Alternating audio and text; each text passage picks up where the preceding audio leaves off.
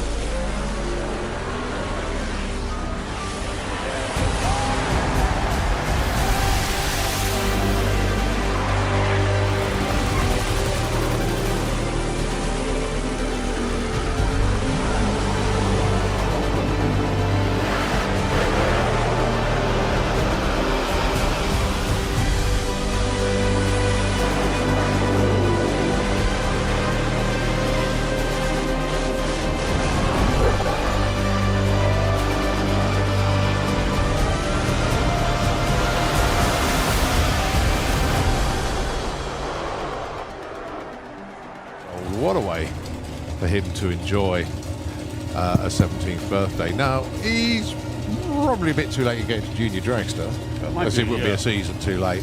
But you never know, this could be the start of something. But a birthday present, yeah, and Daryl's, he's with us. He's knocking on the door.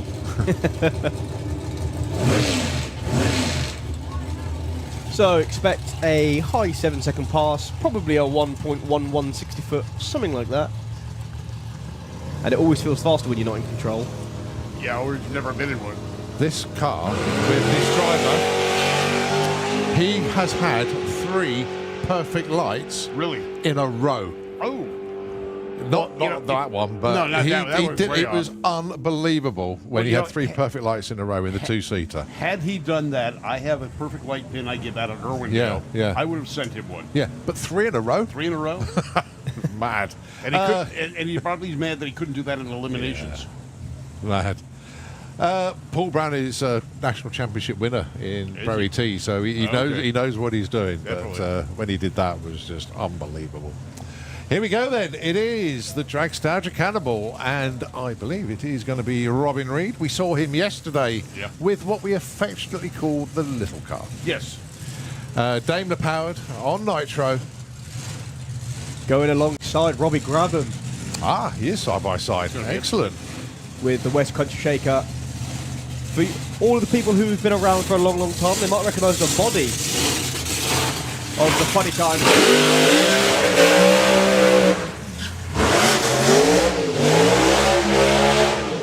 Take a deep breath.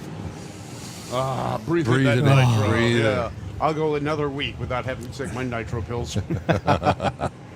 So Robbie Grabham then with the Avenger has a best of 7.10 at 198 miles an hour in this configuration. They've done a little tweak on this one just to steady the car down. They've extended the rear spoiler. You just look at the little flicks on the back of the airfoil there. So as Dave said, we've extended it so it stops it wandering around at the top end. So let's see what it will do. Robin Reed, though, he got a run in yesterday, went into the low 7s. Educate me. What is the funny car body? It's a Chrysler Avenger. Okay, so it's obviously UK Chrysler. We don't get it, yeah. It's a very distinctive body. I think there's only ever 2 of them actually produced. Okay. Well, this body. Right. But yeah, you certainly won't see one of these anywhere else in the world. No, not in the world. So your first pair. Oh, it's going to be tight. Well, until the top end. Robin pulled away. Nice one from Robin there. 706 at 189 miles an hour. 964.87 there for Robbie. They both left the line very sharp indeed with 0.6 lights. And so Robin Reed opens his account with a 706. Yeah, I can see Robbie Grabham's team looking a bit perplexed on the start. He doesn't usually lift, so him doing a half pass is a bit bizarre. But a cracking opener for Robin Reed, 706. Again, the aim of the game is consistency in the Cannonball. I talked to Robin for a little while we were having the precipitation in the air, and he was telling me all about the car. I'm still amazed. 2.5 liters and running that quick. And that's the slower one of the two. Yeah. The big car also has a Daimler engine in it. 637. He's been with that one. Unbelievable car. 209 miles an hour. So there goes the Reed team. And I don't know if Robin and the team have gone this weekend. They make lovely little model dragsters out of spark plugs. And they put little nuts and bolts, and Robin makes them. He sells them from the shed as such, brings them to all the shows. So hopefully, if you pop into their pits, they may have some with them. We move on though. It's Bob Hawkins with Time Traveller number 2.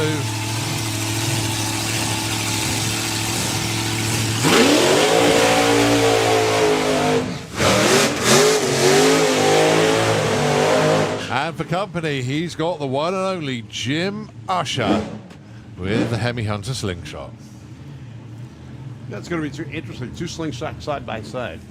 Well, the combinations in these two cars are very, very similar. Both supercharged big block Chevys. Okay. However, yes, one of them's on nitro.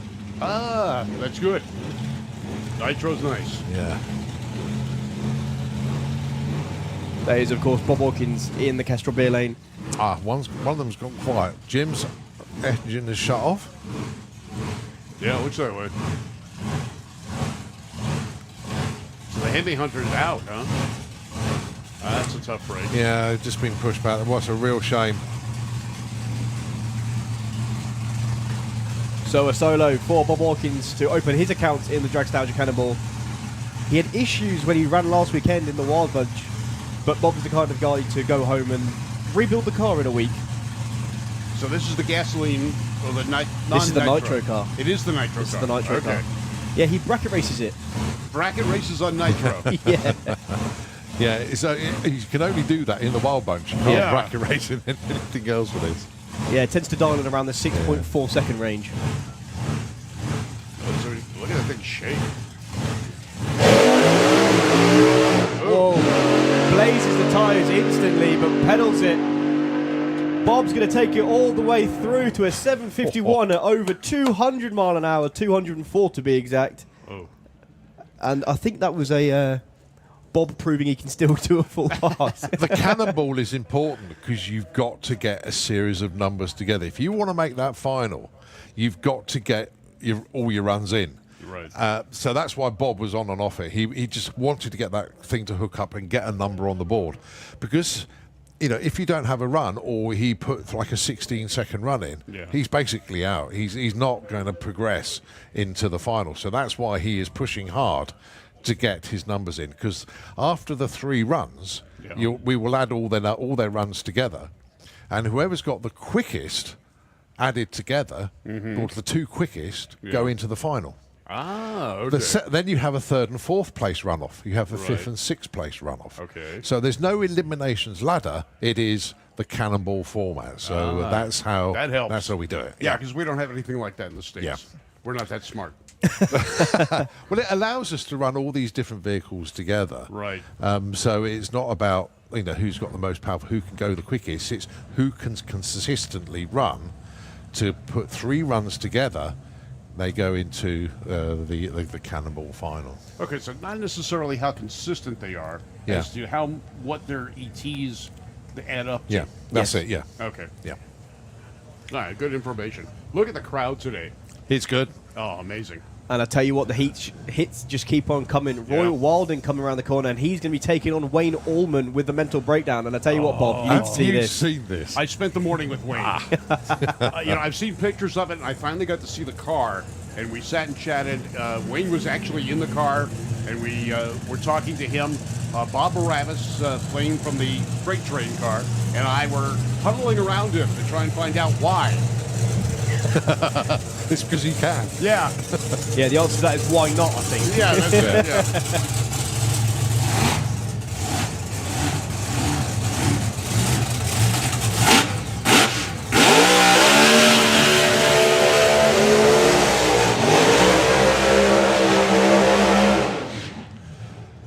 Well, hot rod this Bob. time last year, Wayne Allman hadn't been over 200 miles an hour.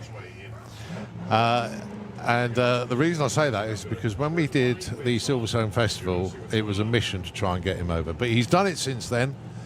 It is just the most incredible vehicle that you're ever likely to see to grace a drag strip. Wayne basically built this himself. It's an all-steel front end that it started life and has created mental breakdown. One of the most unusual vehicles that you're ever likely to see. Going alongside Roy Wilding with the Chariots of Fire Slingshot.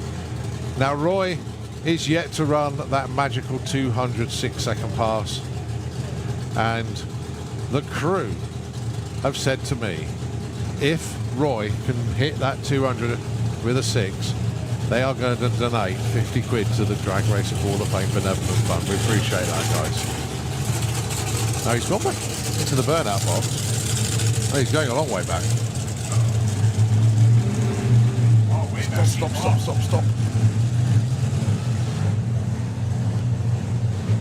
So a solo then for Wayne Allman. Yep.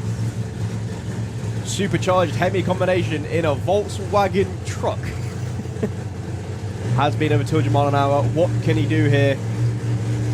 Love to see it again.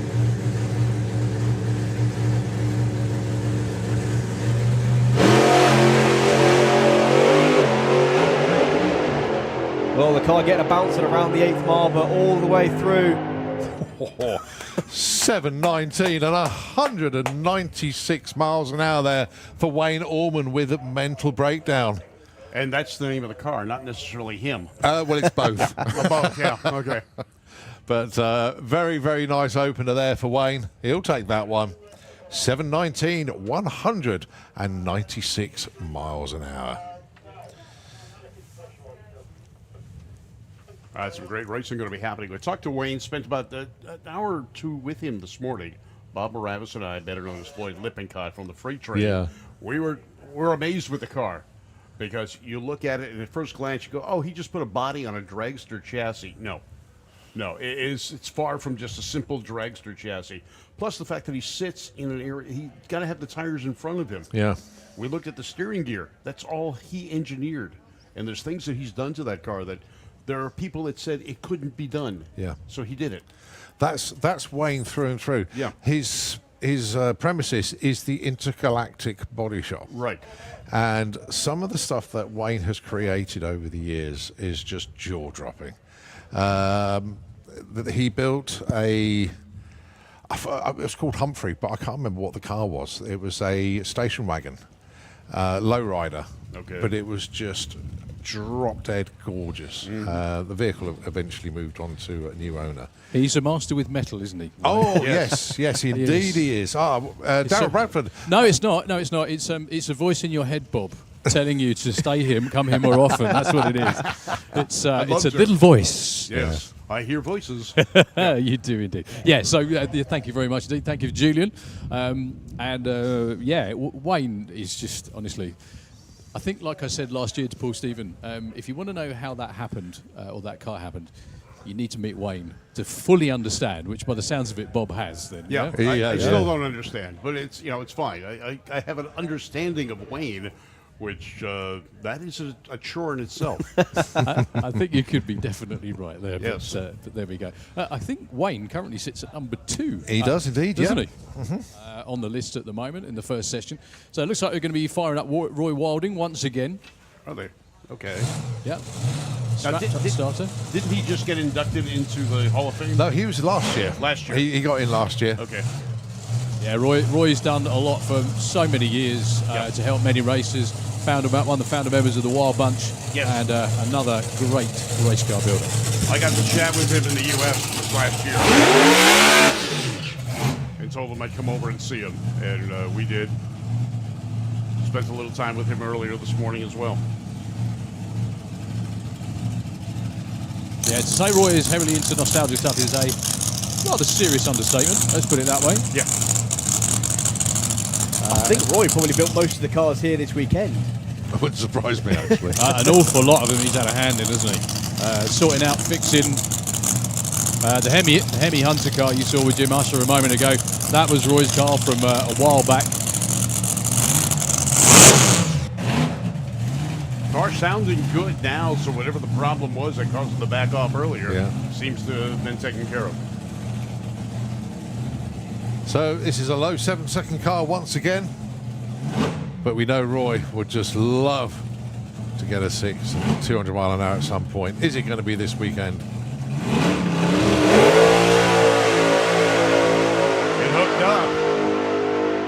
There's no problem. That thing went dead nut straight down the track. 762, 186 miles an hour for the Chariots of Fire slingshot for Roy Wilding. Yeah, So- Roy normally runs with the supercharged Atlas. Does a very nice job with that indeed. I think the lure of the Cannonball got him, didn't it? Well, same for Jim, same for Bob as well. But then Bob Hawkins has been in it for a little while now, hasn't he? Yeah. He's been flirting with it. So we have another pair coming your way. We got more another nostalgia slingshot around there with Joe Bond, and it may even be Joe next. You guys can see better than me. It is indeed. The car is running. This is the quickest slingshot in Europe. Oh, Ran down into the 6.2s a couple of seasons ago. Back with the full body on the car now. He ran That's with a half a a good body point, for a yeah. while. Going up against Adam Clayton with the firecracker. I'm going to get out of the way. yeah, I Not a would. bad shout. So, very, very similar combinations. Just one's in a long, skinny thing, the other one's in a short Italian thing. Yeah. Reminds me of a girl I once knew. That's another story. Okay.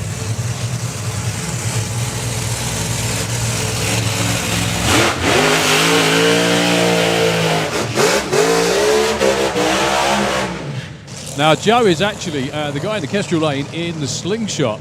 Joe has been around drag racing all of his life. Bond and Hannes, his dad, actually was the first person I ever raced. Doug Bond, way back in the alcohol days, was the first person I ever drag raced against.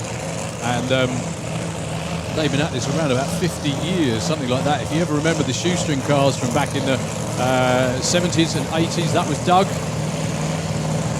And now his lad takes the wheel, and a great job he does of it as well. Taking on Adam Clayton, good to see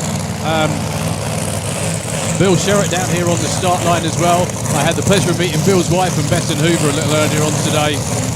So let's hope Adam can put in a good full run this time.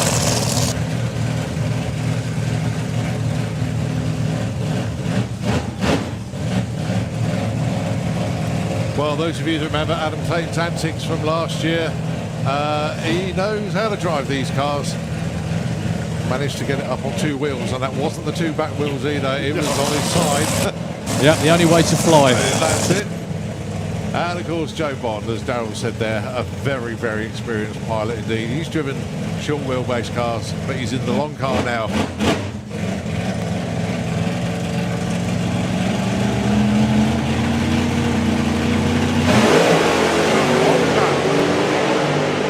Well, Joe taking a bit of a wander over towards the wall. Whoa! Hold on tight, Joe Bond. Give that man a round of applause. That thing was on 2 wheels through the finish line. Still goes 6.40, 193 mile an hour. And I'm going to put my heart back in my chest, I think. Well, Yeah, I think that's I a can good see idea. 2 sets of parachutes in the middle of the lane. Well, wait till Joe's wife and his mum get hold of him after that one. Deary me. It's like what Don Pradone once said about his wife. Was Lynn okay? Yeah, she's worse than he was after an incident like that. Deary me. Joe, all kinds of all over the place. There was a lot of bouncing going on in the shutdown area as well. I think Adam's car expired just before the finish line, didn't it? Yeah, 883 at 125 there for Adam, but a huge plume of smoke as Adam went through the finish line. But Yeah, we call those pucker runs. yeah, Yeah, you tend to pucker your tailbones up. Pucker yeah. means slightly different thing in the UK. But Okay, no, yeah. it does. Yeah. So, Okay, I get it. see, that's why I need an interpreter. I wouldn't call it interpret. It's just a different version of the language. But Yeah. Anyway, Joe did a really good job keeping that off. Give him a teaser round of applause, folks, please. Especially Joe's mum, Jane, sitting on the back of the pickup. She survived another one of her son's runs. Well done, Jane. and everybody else as well. So you don't want too many of those. No. Goodness me. Well, unbelievably, if Joe had run a 640 a few years ago, we'd have been jumping up and down on the star line because it would have been one of his fastest ever. Yeah. And he just did that at only 190 mile an hour. Yeah, that's because it was on two wheels through the finish line, I think, really. That was a little bit more lively than you'd ever want it to be. You never know. That was a slalom car. Yeah, Joe, I think Joe gets bored. That's the problem. He's used to driving alternatives and he thinks, you know what? Here we go. Just move the steering wheel a little bit. Yeah. So we do have some clean-up to do, obviously, in the slick tricks lane. I'm going to wander around, see who I can pester. If that's all right with you, fellas. Definitely. If I can nip round the corner. No idea how long that's going to be. Hopefully not too long anyway. They're straight on it with the tractor and the clean-up. So we will be as quick as we obviously can. No, don't follow me. I don't want a camera following me. It's my weekend off from being on TV. Deary me. Anyway, so yeah, I'm just going to have a wander around here and see who we can get hold of. We have the Moon Eyes car around here as well. We also have Dos Palomos. I guess they're going to be on the end of the session, something like that. Now, the only downside to this is everybody I probably want to talk to is actually strapped in the cars. However, there is one man I'd like to get a word with. I hope the microphone makes it round this far. Paul Harris strapped into the Monza, right next to Venom of Tony Betts as well. But one man, hopefully he doesn't mind me talking to him quickly. Well, if he's strapped Christian, in, he can't get away. How you doing? No, Christian. Yeah, but we can't hear him either. That's the other slight problem. I'm down here with, if you can see on the live stream as well, Christian Zulaf. Christian, welcome back to Santa Pod. Well, thank you for welcoming us. Thank you. No problem. And thank you for coming back after. I mean, last year was a bit rough, to say the least, wasn't it? Huge open, and we made it down to track and down in the sand pit and rolled over. So we're happy to be back with our Model A, all still, and we're hopefully get a good runs. So this car is very, very quick, and you ran down in the 7s yesterday. What's the quickest you've been with the car? Actually, our quickest run was yesterday, the 7.7. And we're still trying to find our chassis to do the right thing. That's why we got the great help of John Webster. And we're hoping to get our path forward and do our great runs. Yeah. Most importantly, were you okay after you had the accident? Because if you don't know, the poster car for last year's Dragstalgia was your car. And yeah, you went for a trip in the field, and it was a roll in the field as well. Were you okay? Yes, we were okay. We had down a 6.8 right after trailer. And I got in the seat of this Model A right 2 weeks after that, so to keep going and not be scared, and it worked well. And does your wife agree with you that it was okay? Well, I don't know. You have to ask her. No, okay, fair enough then. But this is Christian Zulaf, everybody. You can see him on the screen at home. You can hear him around there. And Christian, it's always a pleasure having you back. Thank you very much. Thank you.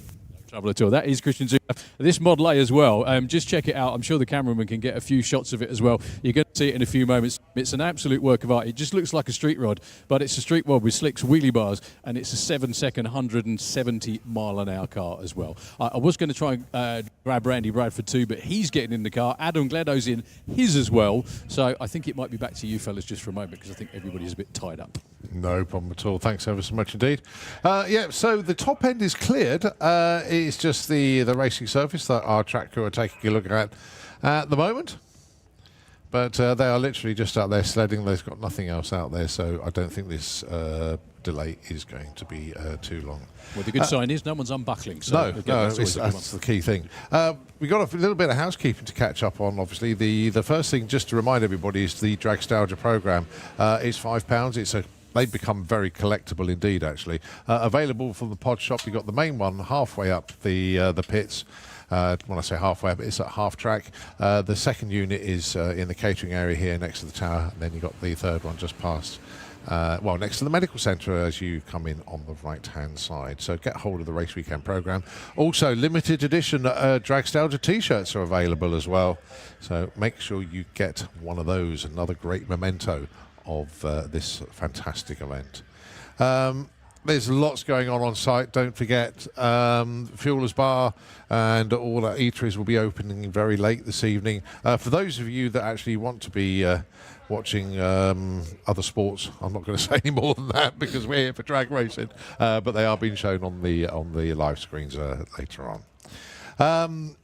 The British Drag Racing Hall of Fame, we have had our announcements today of this year's inductees, and really good to have a chat with 3 of the 5.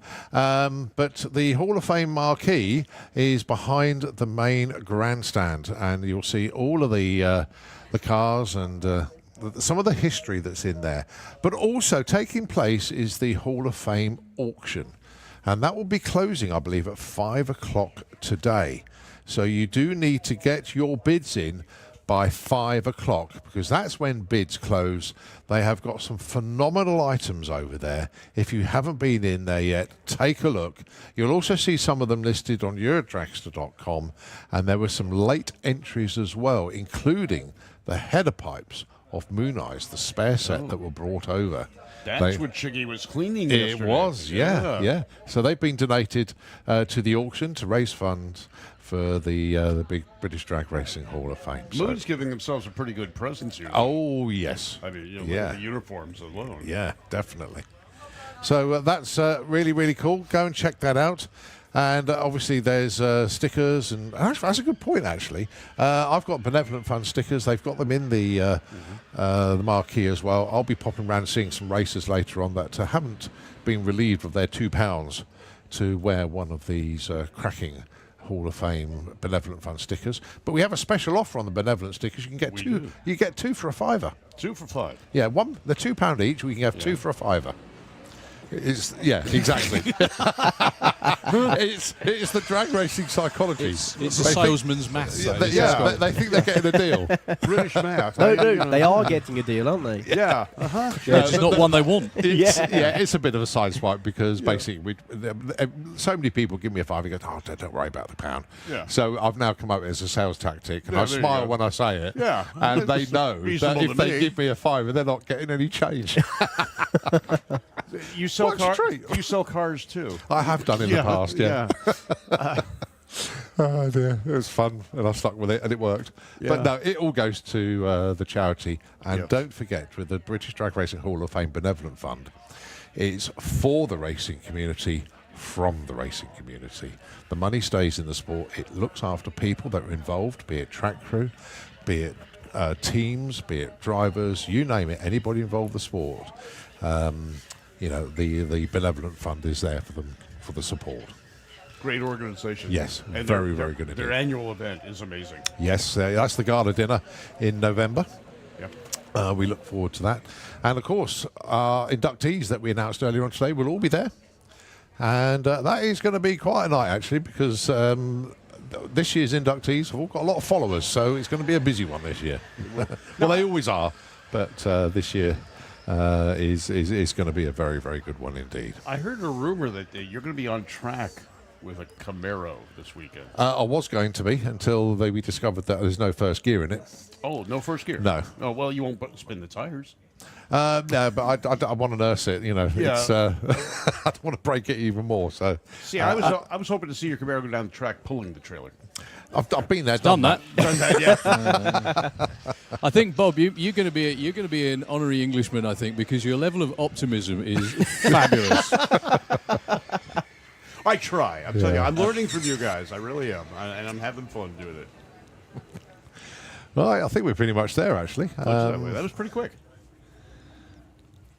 We are indeed. The first pair out, I think, are going to be the funny cars. Tony Betts and Paul Harris. Paul Harris put in a really strong run yesterday. The car sounded different. It sounded stronger.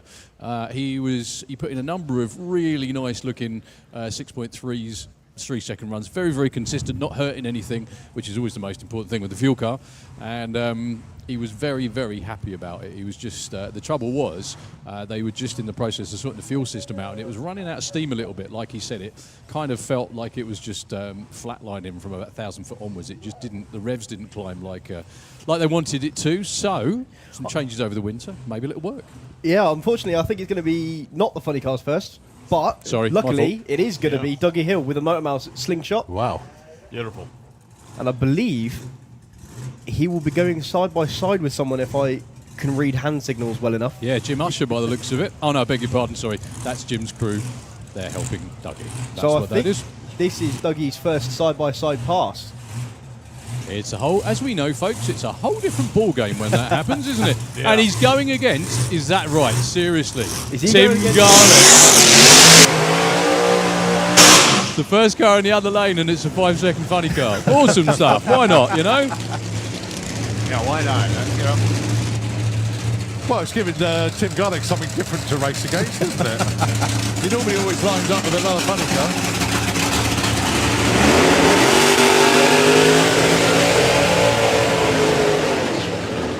Yeah, these are ground-pounding cars. We're feeling the building shake every time they do their burnout. Yeah. It's amazing. Yeah, that's why I come stand down here in the middle. Is this Fun. Yeah. Lots of fun, lots of fun. Tim Garlick with the Apache is the defending champion. How many times has he won it, Colin? We'll have to have a total. I've actually lost count, but he is rather successful at the Dragstalgia events. Yeah, managed to fend off Havoc last year in the final. But he's going to fend off Dougie Hill for the first run of the Cannonball. Dougie looking to go deeper into the sevens. His PB at the minute is only on a half pass, and that was a 780. Tim, however, can go into the 5-second zone with the Apache funny car. I'm not sure he's going to do that this time because the name of the game is getting down the track many times in a row. But we'll see. We'll see. He normally does it with consistency. I wonder what's going through Dougie Hill's mind right now.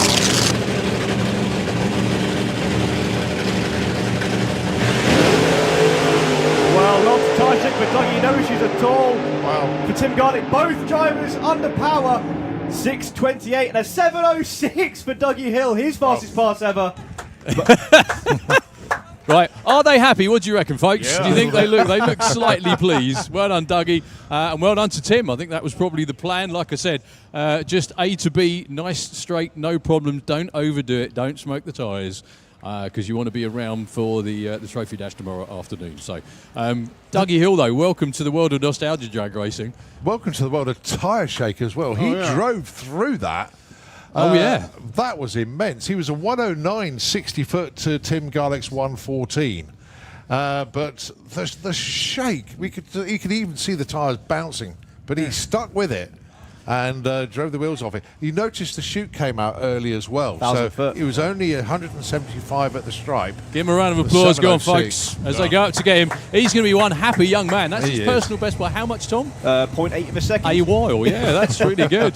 Well, the car is a proven high 6-second car, but you know the car doing it and the driver doing it. Well, the another personal thing. best of the car is only a 690, and that was a 7.0 with the shoots out of 1,000 Shootout, yeah. foot. Wow. And low on, well, slightly low on speed. Not bad, but slightly low. Okay, Here come your funny cars.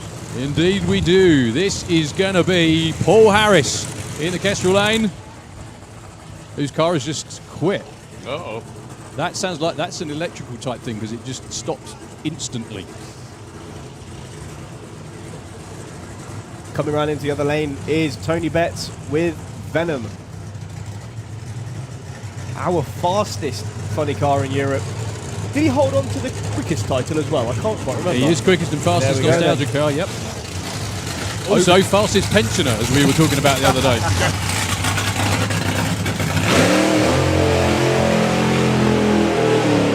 They are pushing the other funny car off. They signaled to the officials only one.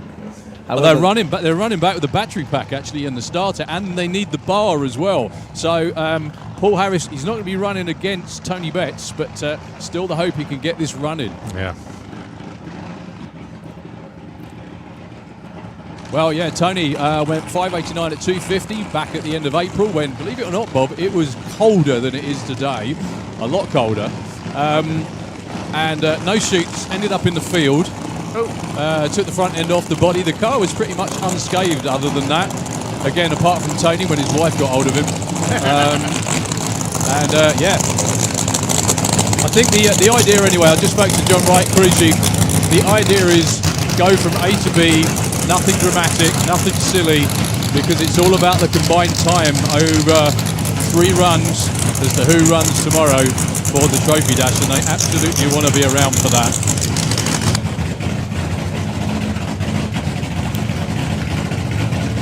Funny cars sounded healthy as they get ready to go.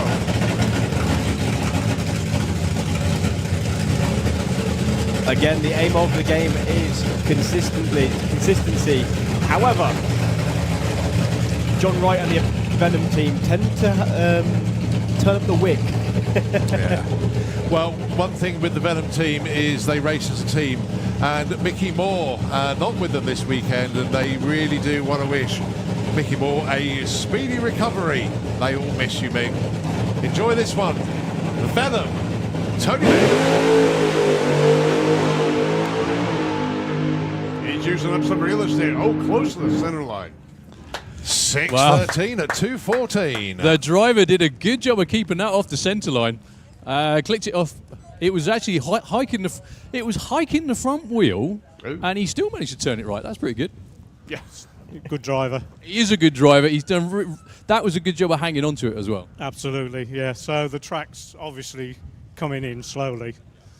Next time it'll be better. You take that from the master. But well done, sir.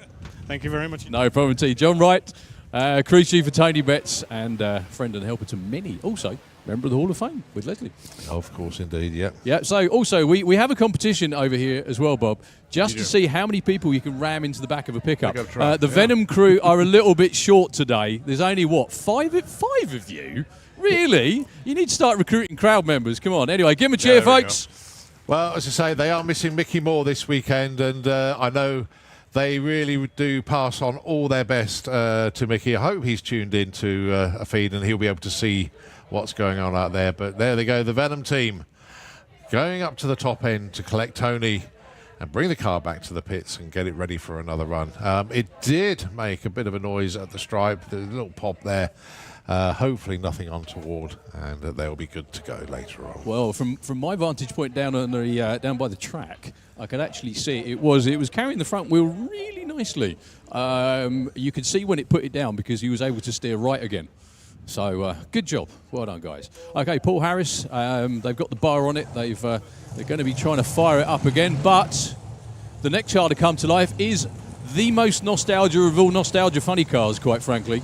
The Time Warp car of Wendy Baker and Paul Stubbins. And again, Bob, this is a car that even though the chassis underneath it's brand new, the only reason they have a new chassis is an exact copy of the John Botera chassis from the 1970s that they ran up until only a couple of years ago. And they thought, you know what, this thing's, 40 plus years old. It could be about time to renew it. It's perfectly period correct, including all the parts and pieces in the engine as well. It's going to be coming out alongside Adam Gledo. Adam I've known from his junior dragster days, and the only car he's ever wanted to drive is the one he's sat in right now, the Motorcycle AA Fuel Autumn. I love the body work on this thing. T-body made into a wing.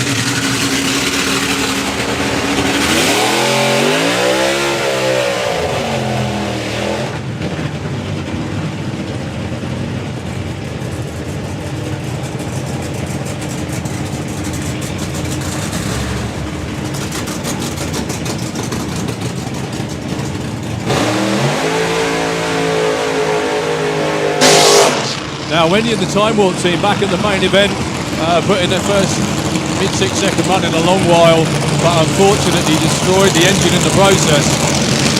You guys might have to take it out here because Adam's car is loud.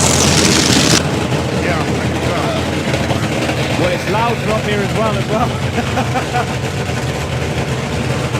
Is that going through here? It's not often you get to see the header flames during the day, Yeah, you really feel it. but you really can from the Motorcycle car.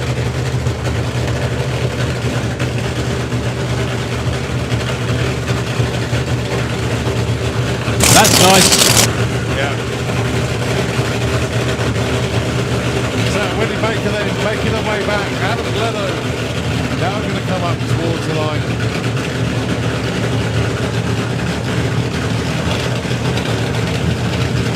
Without question, it's the loudest car we had running. The nitro, definitely exciting.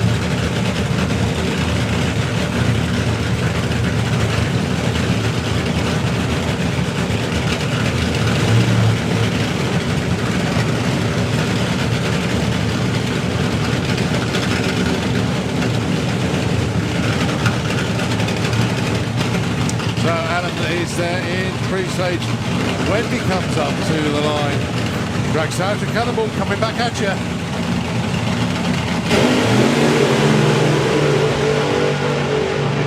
Well, I felt the pop from Wendy's car, but Adam Glino under power up to about 1,200 foot, goes 861 at 138 mile an hour. Yeah, that's all about they're just trying to tune the car to get it to run better, run quicker. I must admit, it's got to be one of the loudest cars I've heard for a long while. Wendy's car, unfortunately, went pop around about 60 foot out. Very quickly, Bob.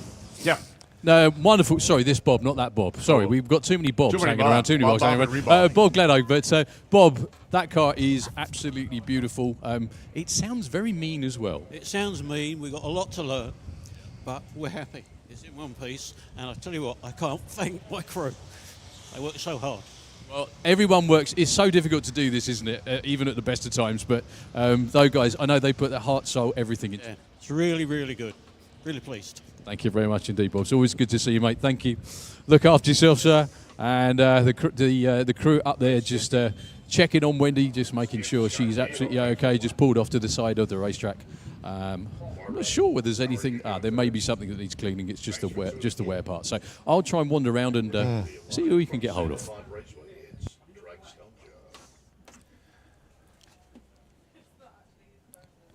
So yeah, just Adam has totally cleared the top end of the racetrack. Just having to make sure that the time walk car is okay. Wendy is just climbing out the roof hatch, or will be coming out very, very shortly indeed. It's a huge shame for them after all the engine work. They blew it to bits running that 6 just over a month ago, and that was the first pass since it was rebuilt with mostly new stuff, and that's not the way you want for it to go. Wendy's fine, the car looks completely fine as well. That is the most important thing, always. It looks like they've got some sort of an issue out there. There's a little bit of smoke from extinguishers. Yeah, it as you say, it was about 200 foot out, and the pop was quite audible.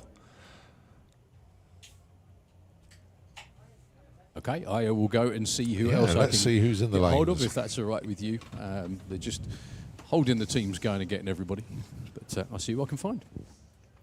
Well, I can see a pesky little altered in the pairing lanes at the minute. Oh, yes. Or 2 of them, maybe. Yeah. 2 of them. Hopefully 2 of them. They're supposed to be racing together. Oh, yeah. Also, the brand new stroke old Hound Dog car as well is going to be tagging on the end. That car of Christian Zulaf, which I just spoke to him a few moments ago, just a fantastic machine, absolutely fantastic. Also, right behind them, don't go anywhere at all. We've got Gasser Circus qualifying coming up. We've got Nostalgia Superstock, so take a seat for an hour. It won't take an hour. It'll be about 15 minutes they go through it. I'm only joking. About 70 cars in Nostalgia Superstock. It's going to be absolutely fabulous. So I'll see if I can find anyone that's hanging around. Also within the range of the microphone as well. That's the other potential issue that we have. Well, if you turn around, Darryl, there's Rob Lauren.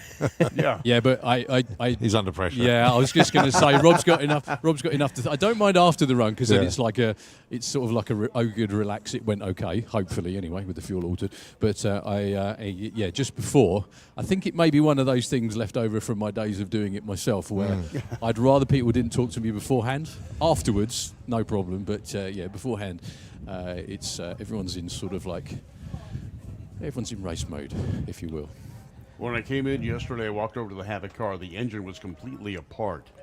And they said, well, we're just doing maintenance on it. But maintenance included taking it down completely. It's back together now. They do look after it pretty well. It's its annual trip out. He did get to the final last year. Maybe you were there, Bob, actually, in Bakersfield when he won at the Hot Rod reunion that year. Yep. I'm just trying to think when it was actually now. It's probably a good 6-7 years ago, maybe, something like that. I think there or thereabouts. So the car itself was originally born in the mid-2000s, and it was originally just had a blown alcohol Chevy in it, which again is not slow, but it's not a nitro car. And I think it was one of those cars that was always destined to be a fuel altered. Yeah, if you're going to run nitro, you might as well run a Hemi. There are some people, well, you know, there's plenty of people that run nitro small blocks and all kinds of stuff. I mean, but nitro, I do love nitro Chevys just for the noise, to be honest, because the noise of nitro Chevys is somewhat more, I don't know how it's more aggressive than a Hemi, but it is. It always just sounds that more angry anyway. So once again, unfortunately, folks, clean up on aisle Kestrel, which hopefully won't be too long. Like I said, everyone's strapped in the cars, chaps, so I do apologise. I can't find anyone at all to chat to at the minute. I think everyone's in the grandstands or up on the balcony. Well, the teams are going up to the top end there. The Motorcycle team heading up the return road. Resplendent in their new team wear. Looking very good indeed. Just got a message in from Gemma Guy of things to come. Sometimes you wish you hadn't seen things, but there we go. Yeah, I'm sure we'll see those on the track later. It's not an entrance into the most effeminate-looking male contest like we normally have, is it? Maybe. Possibly. Could be. How did I know? How did I guess? Seriously? It's from my tone of voice when I said, "Oh, dear." That's what it is. Well, you know what's coming. Yeah. Also, our first ever winner, I think, of Best Backup Girl was a bloke, wasn't it?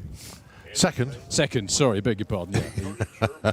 No, it was Kirsten that took the original title, if you remember, and then Steve Hudson in the year that when we announced it, he was the only person on the grandstand in the rain. Oh, I'll never forget that. Oh dear, crazy. So lots of work going on with the Paul Harris Monza. Not bad work, just getting it ready and prepped to get going again. The issue is when you run nitro, you can't just switch it back on again. You've got to take the plugs out, bar it over, clean all of the fuel out before you can then get it going. Ready to race once again. Good news as well, the body is back down on the time walk car, so whatever issues they saw underneath the body have been rectified.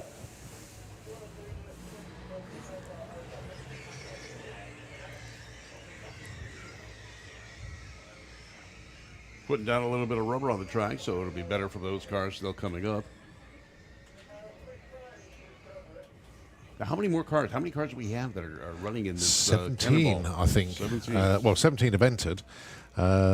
So far, we have had 11 that have put numbers on the board, so there is potential another 6 to come.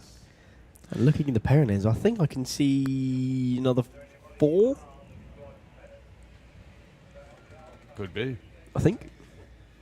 So we have some people that haven't made the call for whatever reason. Potentially.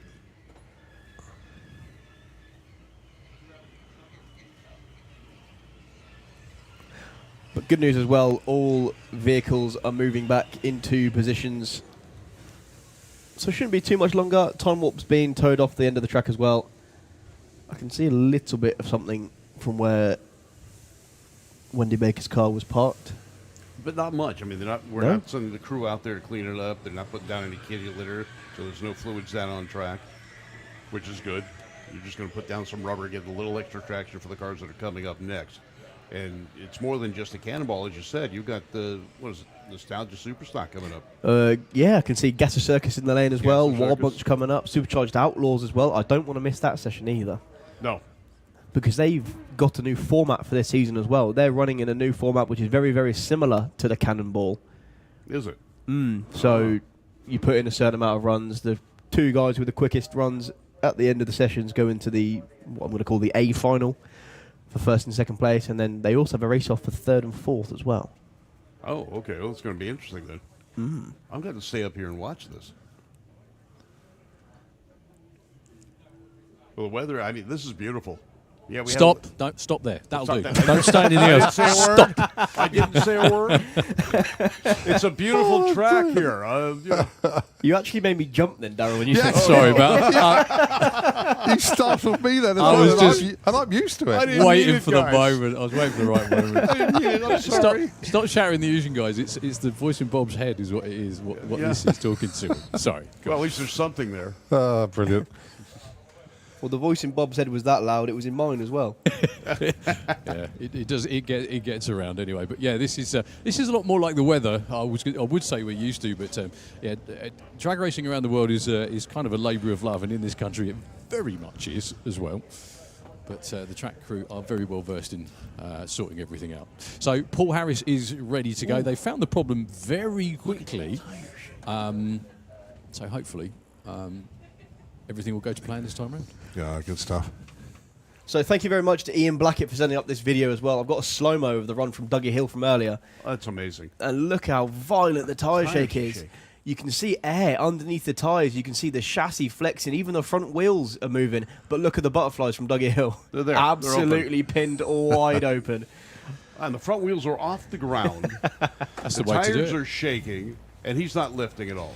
Well, Pedal to the metal, go for it. the very funny thing is, it reminds me of one of the last times I ever drove an alcohol car, where I had the same thing, and it shook so hard. And I said to my crew chief, who shall remain nameless, what do you want me to do if it shakes or anything like that? He said, well, we've got to get qualified, so keep going and don't hit anything. So I said, okay, fine. I said, okay, fine, I'll do that then. Kept my foot in it, and a millisecond later, everything just went bang. And that was the end of that, basically. Rods, blower, the lot, basically. Rear end as well, I think, went on that one. But there we go. So, yeah, there is, even the worst tyre shake, normally with an alcohol car, you can drive through. It's fuel cars, it's a bit nastier, believe it or not. So, but Dougie doing a great job. I mean, that's his, first proper run in the car, and he managed to drive through that as well and keep his foot planted in it. That man, he's also what? Go on, guys. You tell him. You tell everybody what other job Dougie does as well most weekends here.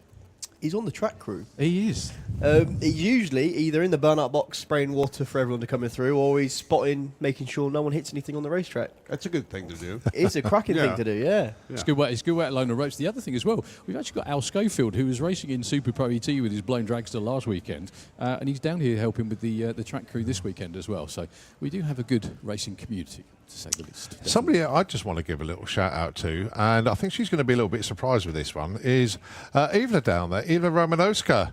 Hiya, looking up the tower. This young lady was our backup girl of the event last year, and looking absolutely superb again this year. Takes a lot of care and effort into the outfits that she comes up with. She had a little photo shoot on the start line earlier and has changed from that outfit into another one already.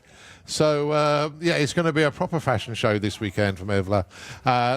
Highly appreciated, and I'm sure a lot of photographs will be appearing all over the internet because the backup girl community is quite strong. Yes. And Evla does feature very heavily on that. So, Evla, thank you ever so much indeed for putting in such a huge amount of effort, and it is certainly recognised. Well done. Well done. Okay, so headphones are being put on, which means we're pretty much ready for Paul Harris to get going. The tractor is just doing a little bit of work in the Kestrel Range towards the top end, but it'll be making its way down very shortly indeed. One person I have found to talk to, sorry, Cole, Yep. just very quickly. Jim Usher, who doesn't look quite as good with his legs out as he does in his fire suit, or his helmet on either. Jim, part of the Cannonball for this year, but, go on. Yeah. Hi, Santa Pod, how you doing? Oh, that's boring, isn't it? I said, hello, Santa Pod, how you doing? That's better. You are awake then. He's got my job. Right, off you go. Yeah, but Jim came around in the Hemi Hunter earlier today and he didn't even get as far as a burnout, I don't think. Yeah, no, I did the burnout. And then... That was yesterday as well. Yeah, yesterday we had a small oil leak, got rid of that, that was sorted. Today, different story, did the burnout, stopped it, car went lumpy, and she never does that. Oil pressure dropped, never does that. So, driver instinct, something wrong. Back it up as quick as you can, shut it off. Don't argue, don't listen, driver's in charge, get it done. So, backed it up, shut it off, disappointed, to say the words, always thinking the worst. Oh, we've done the crank, we've done something like that. Got him out of the pits, took the rocker cover off, I went straight into it, fire suit on, everything, crew's not even there, I got the spanners, get it out. The inlet rocker is laying on the side of the head. Oh. Pulled the studs straight out the head. We just spent an awful lot of money having that repaired, so it didn't do that, and it's failed. But luckily for us, it was the inlet, so it went onto 7 cylinders. If it had been the exhaust, I wouldn't have known. But you lot in the crowd would have done, because, yeah, it would have gone bang. So we saved the day, but we're out for the weekend, really gutted. You know, we've got one of drag racing's history cars running, you know. Jerry Andrews is here somewhere, Dave Stone's here somewhere, and, you know, it's that car. It's in custom car this month. Buy it, look at it. We are that team. They are that team. It's history. We're making it. We'll be back next year, bigger than better. We love you all. God is best. John Force, get well soon. We love you too, brother. And thank you. Totally unscripted that was, folks. Give him a cheer, play everybody. Jimmy Usher. The one-man entertainment show of Jim Usher in full force there. Well, I think the only thing, he just needs a bit of enthusiasm, and you know, you might be able to pass maybe one day, you know. Anyway, track crew still doing their thing in the Kestrel Lane. Is that the sun? Somebody press pause on the weather quickly. No, go away. Shoot.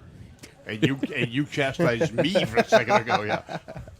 No, but we just say press pause on the weather. Pause. So it's just stop it right there. Would be. I'll have to remember that. Rather terrific. So, Bob, yes. very quickly. So you have been. Sorry, I'm casting aspersions. You were around for a lot of the formative stuff in Southern California. Yes. I mean, your places like I'd have loved to have gone to, but never got the chance. Somewhere like Orange County. Did you ever get to go to Orange County? I raced at Orange County. Even better. I got to race there before I started working in the industry, and it was fun. Now, back in those days, I had a 1954 Mercury, and that was. I thought it was a cool car. I thought it was fast until I raced the Volkswagen Beetle that blew my doors off. That happens here as well sometimes, you know. And was Orange County just looked like such a cool place to be honest with you. It was in a great area, it was in a great place, and I know that because of where it was, like Southern California was a hotbed of drag racing for many, many years. Still kind of is, but you know, lacking a few racetracks now. But people like Don Prudhomme, Tom McEwen, loads of other funny car drivers, racers, dragster drivers, all came from that area. So, you know, any time of the week or weekends, even on like average weekends, you get a whole bunch of cars turn up. And just give us an idea who might show just for like your average Saturday night show. For an average Saturday night show, you would have John Force. That was his local track. Now, when John started racing, he was using a lot of used parts, I guess you could say. He had a reputation, and the officials at Orange County International Raceway would call him the leaker, because he always would leak. At one time, he got the car together. It didn't leak. He got to the final. He won. He was one of the top drivers the week before. The following week, 64 funny cars, and they didn't even mention a word about him. Wow, and what about now? Yeah, no, what obviously about now? we know what about now. They regret not saying much about him. I'm sure they do. It's his career is just it's a very long story that we all know, and like Jim said, we all wish him the very, very best and hope he gets well soon. Yeah. But racing at Orange County, so there was so much stuff. Almost seemed like everyone had a front engine fuel dragster, and that was really. The parts were easier to get, but they didn't use specialized stuff in those days, did they? Not nearly as much, anyway. Well, we call it bubble wrap. You didn't buy something in a bag or a box ready to put on your car. You had to engineer it, you had to work it, you had to put it together. But you also didn't have guys tearing an engine down between rounds. The cars would stay together. They weren't running, obviously, as fast as they do today, but they were running consistent, and they were running constantly. You'd see a big field, you'd have a 64-car field, which wasn't uncommon regardless of what class you were racing in, and you'd be there for all the runs you needed. You didn't tear down between rounds. You just did some basic maintenance. You checked things. That was it. That sounds idyllic. That's kind of like the idea of this weekend too. It just hasn't gone that completely to plan today. I think they are just putting the last touch up out there in the Kestrel Lane. Anyway, Yep. So Orange County. Tell me about the other tracks as well. So Palmdale was a place, LA County. Yeah, LA County. We mentioned yesterday. So you were there. That was where you really started as a track announcer. Was that right? It was 1974. I started there as the track announcer. It was Antelope Valley Raceway or AV Raceway. When Bernie Longjohn came in to manage the track a few years later, he changed the name to LA County Raceway because Orange County was closing down. So we capitalized on the name LA County Raceway, and it became the place to race at that point. Then Riverside Raceway closed down. Pomona stopped running on a regular basis. So LA County Raceway was the place you went to in Southern California. There was no other tracks operating in SoCal on a regular basis that were quarter mile. There were some eighth mile tracks, but that was about it. So basically it was really the urban sprawl of LA that kind of sucked everything up, wasn't it? I mean, LA spread over a huge area, but it got to everything in the end, yeah. Well, you're about 50 miles north of Los Angeles at the LA County Raceway. You're outside the city of Palmdale. And it was in the middle of no place when I started working there. But after a while, there were houses being built close to it because the property was cheap. And I hear engines sounding up. It's time to go racing again, obviously. And it's the funny car. Yeah, the funny car of Paul Harris blew to life then. It did actually. Yeah. You might give it a tiny bit of fuel left in it, but obviously they did hand crank it over to evict all the nitro that was in there. But maybe just a tiny bit was in there still. But he's running. By the looks of things, he's going to be on a solo. Yeah, because the last two cars are the two cars that a lot of people have come to see. Well, we've still got the Hound-Dog car around the corner as well.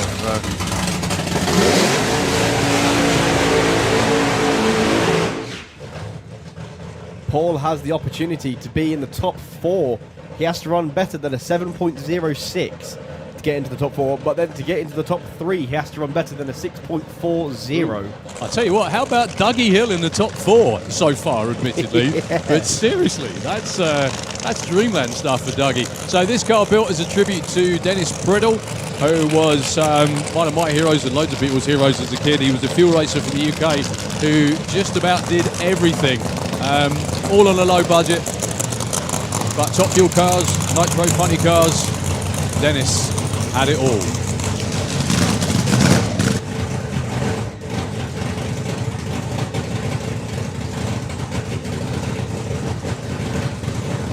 So the crew flocking to the car, doing all of the final checks, doing work on the parachute. I can see. I think what's happened there is the wire has pulled out of the parachute as he was taking the pin out, but the crew caught it. They're just trying to get that wire back in. They've done it before. It's one of the most difficult things to do on the start line. Very, very fiddly, but they've done it. Yeah, when you've got half an hour to do it in the pits, it's easy. Yeah. When you've got like half a minute, it's not so easy at all. So Paul Harris's PB is a 6.30. I'm sure he'd take anything around about there for now. He still wants to be in the hunt for the Nostalgia Cannonball. Nice clean run all the way through the shoots out would do.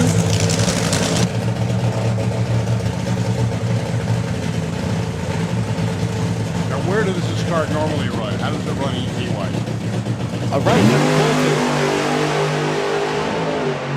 Well, one of the parachutes pulling out. That's the one they were working on. But he's still under power. Goes 651 with the shootout. Wow. Puts it into the number 4 spot, and that tells you what that run would have been. 1.03 to 60 foot. Awesome stuff, actually. Yeah, that was a what was his 8th mile? 4:04.173. That is by far his quickest to the 8th, actually. That would be good for like a 6.1 on any given day. So well done, guys. And the good thing was he didn't have to worry about getting stopped because as soon as he got off it, the chute was already out. You know, that's what you call taking extra precautions, isn't it? Okay, folks, rolling around underneath the tower. Actually, just before we get to that, here they come. Yeah, we're just gonna. Paul Harris's team are going to be going up to the finish line to connect him, and we would like you really, really to put your hands together for everybody in that pickup truck. That's a smaller pickup truck than usual, even with a couple of lawn chairs on there as well. That's a nice touch. I do like that. I do like that. Yeah, there we go. So Paul Harris's crew, well done, guys. That was superb. And that's just the backup team. Okay. Just kidding. You all did a great job.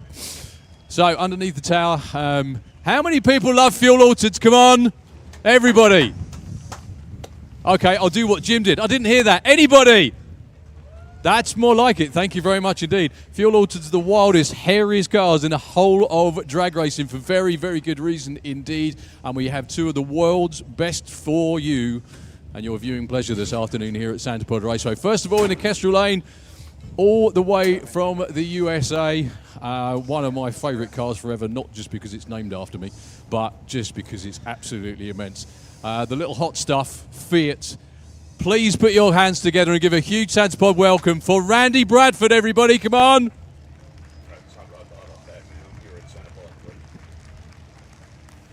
However, if you want to stick it to the visitors, give an even bigger cheer, please, for the Havoc team from the UK. Here we go, Nick Davis, Randy Bradford, side by side. Well, Nick Davis has been doing a little bit of testing. He came out at the race weekend last weekend just to blow the cobwebs out. Randy Bradford hasn't run the car for a little while, fair to say. But he is a man that knows what he's doing behind the wheel. He's got a very good team. But this is special.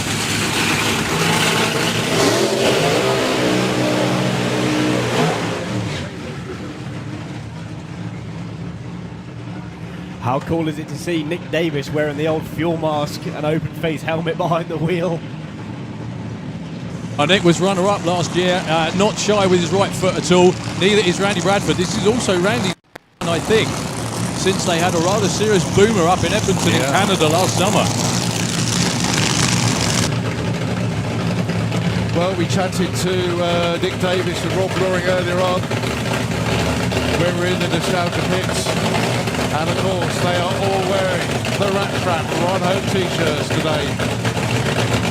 As they remember the man that was so instrumental in getting the fuel altered over to America. Obviously, Randy coming over here as well. A very sad loss to the racing community with Ron Hope leaving us. His funeral is today, but here we remember Rat Trap with Ron Hope.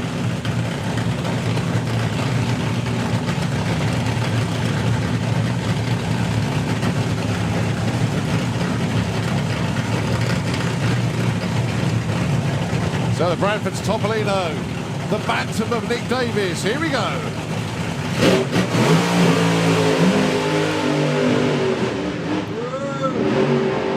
Well, Nick Davis getting very close to the wall. Randy was looking at the wall before 60 foot as well. Still goes 791, 188 mile an hour. I think that's what you call fuel altereds doing fuel altered stuff, isn't it, really? Well, that's 2 half-mile passes, wasn't it? Oh, yeah. Yeah, well, fuel altereds are known for every which way but straight, and they just proved it. Yeah, Oh, dear, oh, dear. Nick getting the yips with his right foot as well didn't help, did it really? But there we go. That was fun. Yeah, I mean, well, the clue was there. I mean, obviously, because it tricked the beams. 176, 60 foot there for Nick. He eventually went across the line, 791 at 188. Randy, 858, 132. But the entertainment level from that pairing was off the Richter scale. We absolutely loved it. And they're going to be back, aren't they? So you're going to That's their first one. I mean, we got plenty more to come from them, but that was absolutely immense. Come on, folks. Absolutely immense. Your biggest Santa Pod cheers, please, for both our visitors and the home team. That was fun. Yeah. I nearly swore as well then, but that was fun. Oh, dear. Now you know why the likes of like Adam Gladdo only ever wants to drive a fuel altered, because you get that sort of thrill and that sort of craziness. A short wheelbase car with it's way too much power. So what? It's just entertainment, isn't it? I want to know who's the guy that came up with the concept. Let's say. Well, we want to go and shake his hand, don't we? And thank him. I've got this big motor. I've got this little car. Let's put it in there. Yeah. Oh, it's the whole hot rod mentality, isn't it? Like we were talking about yesterday, Bob. It's just that's what it's all about. It's just again drag racing, the Wile E. Coyote end of motorsports. Stick the biggest, hairiest thing you can in the most what's the word I'm looking for? Unlikely vehicle, and hang on. So we've still got the hound dog round here. Simon Hayward.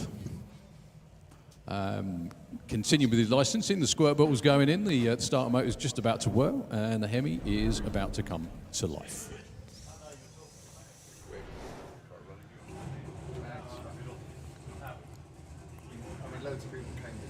There we go then.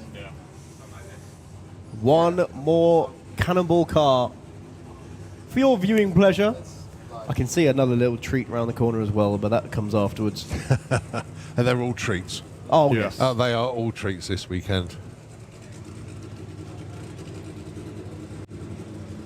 Also got Gasser Circus in the lanes as well for their round 1 qualifier. To follow them, it'll be the conga of Nostalgia Superstock that probably goes from the start of the lanes right the way back to Crossroads. And in fact, we can have a look in the lanes down there. Another funny car coming your way right now. Yeah, this is the hand-on car. Obviously, we've still got Christian Zulaf down there as well.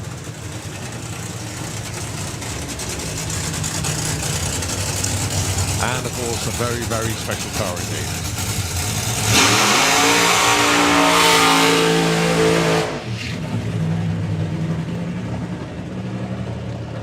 Now, this car reminiscent of one of my favourite cars, which was one of Tom McEwen's way back when.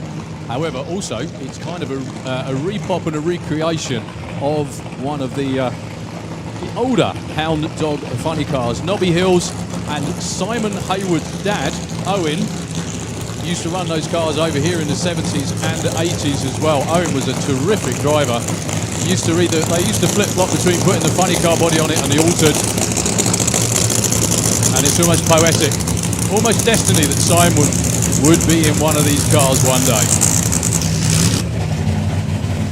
So, Hound Dog car running in Dragstalgia wrong, but you're wrong. They're not in the Cannonball, so I can only assume that this is going to be an extension of a licensing pass ready to run with the Nostalgia funny cars in the future. What does it take to get a license here?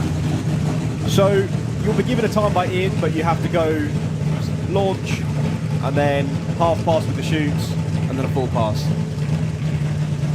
Easier said than done in a car like this. Yeah. Yeah, he's already done the burnout and launch. That's already been done as far as I know.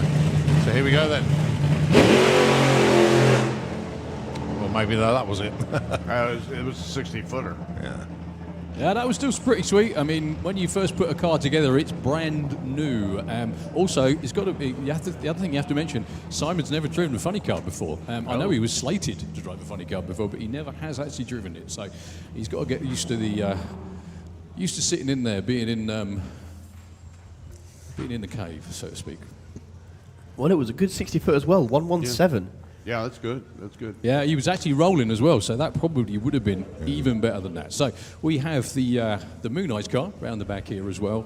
I'm not sure whether Dos Palamos is far away too. Christian Zulaf with the Model A, and then it's Gasser Circus all the way. Yeah. Talking with Tony Thacker, he was up here in the tower a little while ago, and the Dos Palamos car is not going to make it. They have problems with the magneto and unable to get it fixed. So it's a tough break for them shipping it over here from the States to show it to everybody and have it run, and it's not going to make so many original parts Yes. on the car, and you just got to bear in mind the history, the age of everything. Yeah. Although they try and make everything as best as possible, sometimes it doesn't work. No. And you know, it's no.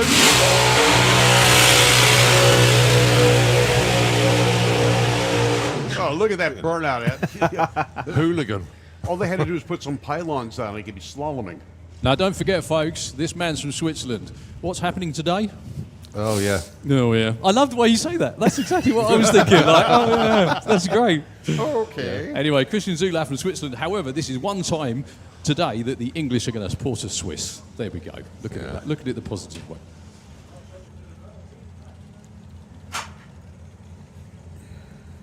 Yeah, Christian ran 7.77 at only 163 mile an hour. I say only, but that's not a lot of speed for the time, and that's because the way this thing launches is unbelievable. Yeah, could also be the way the car's geared as well, but it's still an amazing machine, and that 7.7 he ran yesterday was his quickest run ever. So John Webster, who built the car, helping him out with the tuning. We just now need to convince him to put a blower on it. I think that's the next thing. Absolutely. So, Christian Zulaf. Looking for any improvement, I think. I think straight might be a start as well. Good idea, yeah. So much for Whoa! Hiking the Whoa, wheels up, baby. using all of the lane. He's still got his foot in it, on and off. Coasting now.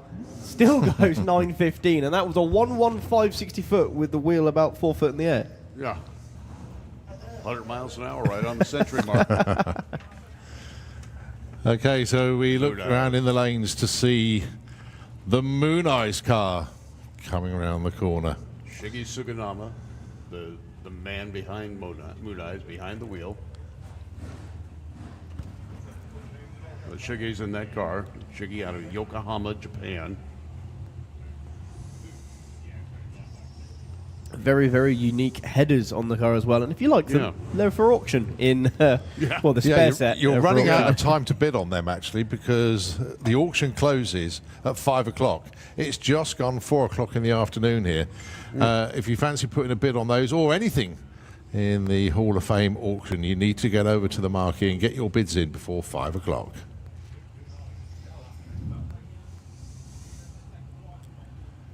So Shiggy, he came out to do a burnout. It turned into a run, and he disappeared off into the distance yesterday.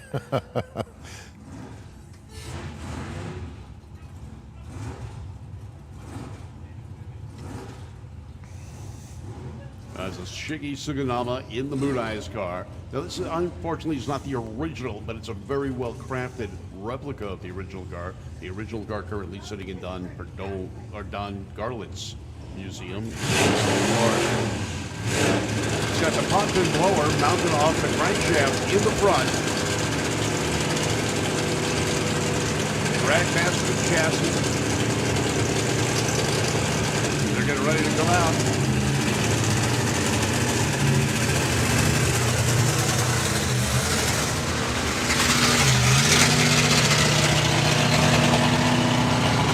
Doesn't stop in the water box.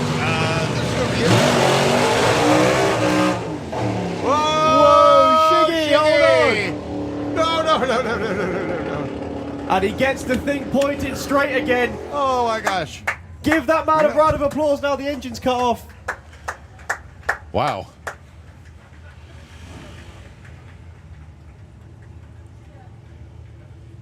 Well, they are certainly here for entertainment this weekend, but that wasn't the variety we were expecting or wanted, but nevertheless. Goodness me. The car stopped safely. Whew. And Shiggy's it's going to take a while to get Shiggy out of that car, and he's going to be, that's again, we talk about a pucker run. That's one of those where you tighten them up a little bit as you're doing that.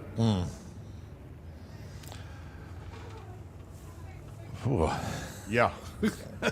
A sigh of relief from everybody here at the tower. and I'm sure Chico and Dale Snoke and the other people on the crew are doing the same thing right now.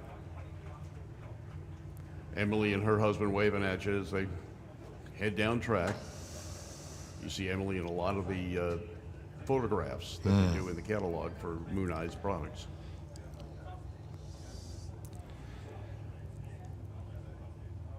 Well, they're just they're pushing the car back down towards the start line. Yeah. I was concerned he didn't stop in the water box to get water on the tires. I don't think that was necessary. Yeah. They just put a new set of the radar pie crust slicks on the back. And they're used to having tires that get better traction. They're regular race tires. These are a reproduction of the old pie crust slicks of the 50s and 60s that M&H had come out with. Yeah. And they're not, it's really almost street rubber. It's not race rubber to get the traction that a race car needs. And this is the first time on track with those tires. So they weren't sure how the car was going to respond to them. Obviously, we see how it was going to respond. Yeah. And it's kind of a good thing because these aren't wrinkle wall. Whereas the other tires that were on there were wrinkle wall. Making a 360 like that with wrinkle walls could have been a little bit more hazardous.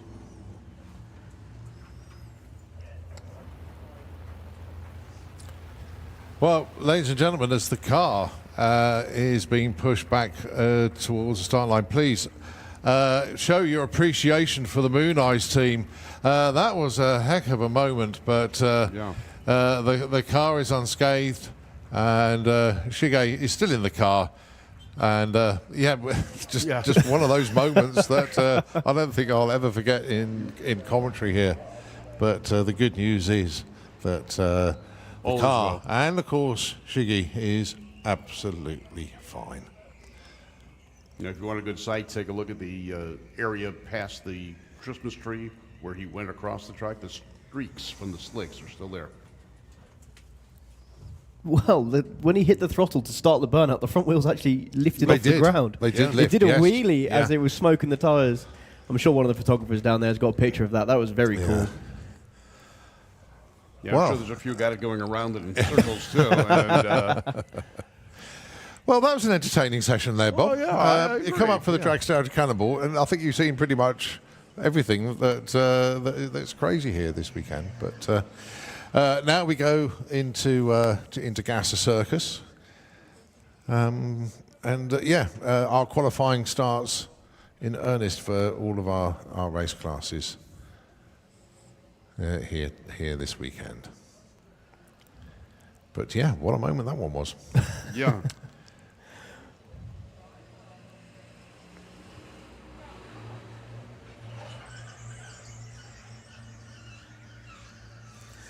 So just getting the car connected up Yep. to the truck. And ladies and gentlemen, when this thing tows down the old return road, please put your hands together for... I would say for what just happened, but I don't know what just happened. Well, Shiggy's absolutely fine. He's waving at the cameras. He's waving at everybody. His daughter just runs to the tailgate. He's put his sunglasses on. He's looking cool in there. Yeah. And I tell you what, he's got some stories to tell from his trip here. He's smiling. He is, Yeah, yeah. So, yeah, I don't know if that's gas or what, but yeah, he's smiling. No, that's life. life. Yeah, yeah. It really is. Come on, show your appreciation for the Moon Eyes team. They've come all the way here from America. Shige, Chica, and Dale, and the rest of the helpers and everybody like that. And the American flag flying in the grandstands there for the team as well. Very, very special indeed. And as I say, we'd like to say thanks for the entertainment, but let's not have too many more of those, please. No, wait. No. No, the one was enough, I think. Yeah, it was. Yeah. It certainly was. Wasn't that the name of a James Bond movie? Once is never enough, or something like that. I don't know. Yeah. Oh, amazing. Absolutely amazing. I'll tell you what, Nitro FM, if you can just take it just for a moment, we've just got a couple of things to sort out here. It literally is just an advert or two, and we'll be back shortly.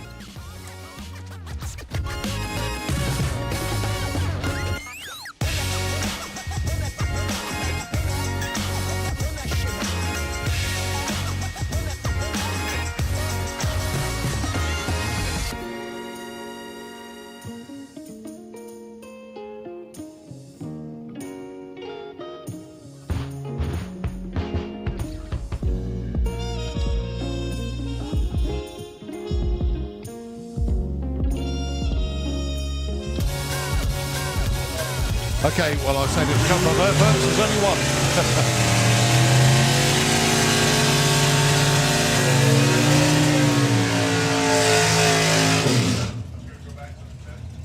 And we're into qualifying for the Gasser Circus. This is attempt number 2 for the first qualifier. Yes, they did get runs in, but they were 7 short from finishing the class yesterday. So all those runs from yesterday are wiped out, so they're starting afresh. And your first pair, Steve Matthews and Nervous Nick.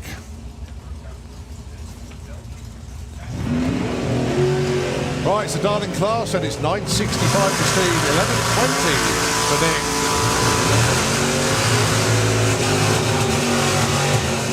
66, look at that. 11.28, well, for the first pet, and he's only 100th of a second off. Ray Turner with Green Onions and Ian Turbeville with Bad Blood 2.0. So Ray last night dialed 10.90 and he ran a 10.91. So he's got to run better than a 10.910 Yeah. to get number one already. There's been one pair. In the other lane, Ian Turbeville with Bad Blood 2. Quick check under the car, but the thumbs up given. He's looking for a 12.50. And as Colin said, looking to run as close to the number as physically possible without going any quicker than it.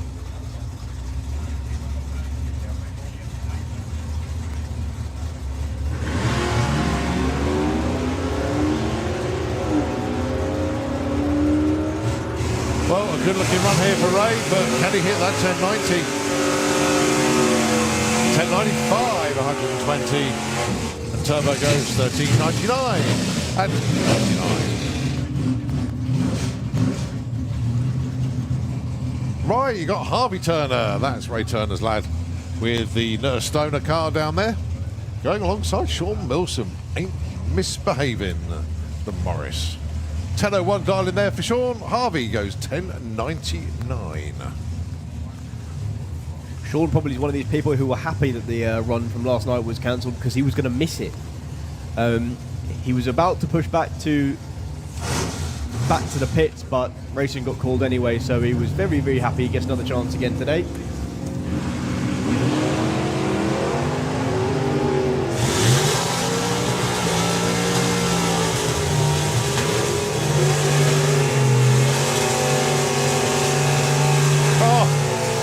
Turner goes into number one. A 10.99 with a 5. Harvey Turner takes Stoner to the top spot. 10.32, just a little bit off pace there for Sean. But as I say, this is only Q1. But this is a good bunch of racers. They certainly know what they're doing out there. They know how to run the numbers. And Harvey Turner just proved the point. Ray Irish and John Gibson, your next pair, the Gas Junkie and the High Roller. I only figured out on Thursday that the Gas Junkie car's got a supercharger on it. You can't see it under the bonnet. Well, 1017 dial in plays a 1090.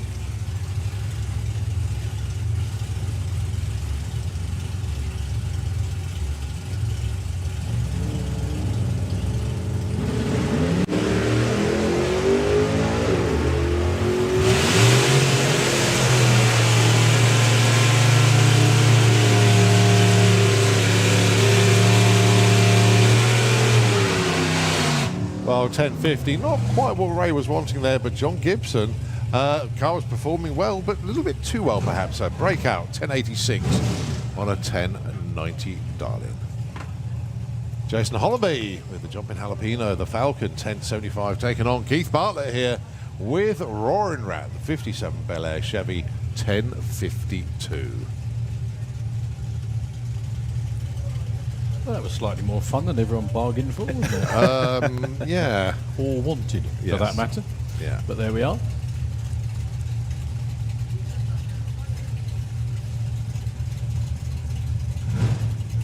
So Keith did put in a run yesterday. He ran last week, made a test run at the end of the day at the Summer Nats. Jason Hollaby put in a couple too.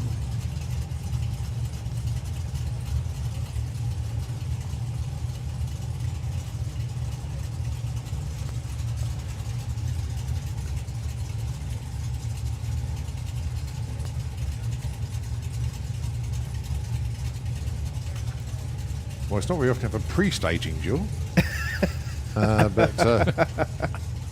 Well, why not? Why don't we have pre-staging? Maybe it's the way forward. Yeah.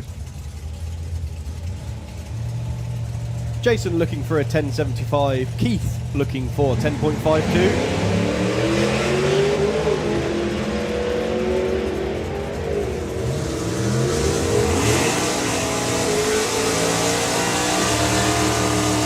Keith Bartlett goes 10.55 on the 52. Nice run indeed there for Keith. Goes into number 3. Jason Hollaby, 300s too quick there. A 72 on the 75. Wow, what's this bright thing going on? Oh, sun. That's it. I'm trying not to mention it. I think we might scare it away. Yeah, if you don't mention it, it might not think, oh, I've got to shine brighter. That's the one. So Nick Hewison and Paul Dominey. Nick with another one of those Fortum vans. I did like that run from Sean earlier. That was proper wheels up, aiming at the Christmas tree type of run.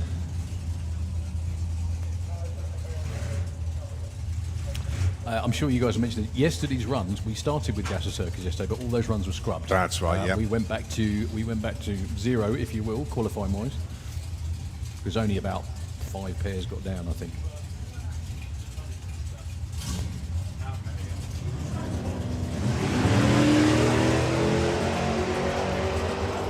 Lovely light there from Nick Hewison, 018. but it's all about the ETs. Let's see if he can run a 990.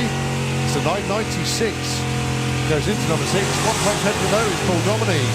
Goes 47 on that 41. Goes number 5. They are on it already.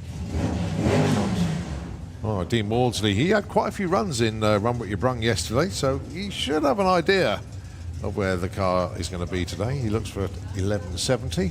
And Patrick Hobbs with a Southern Flied Falcon. 1157.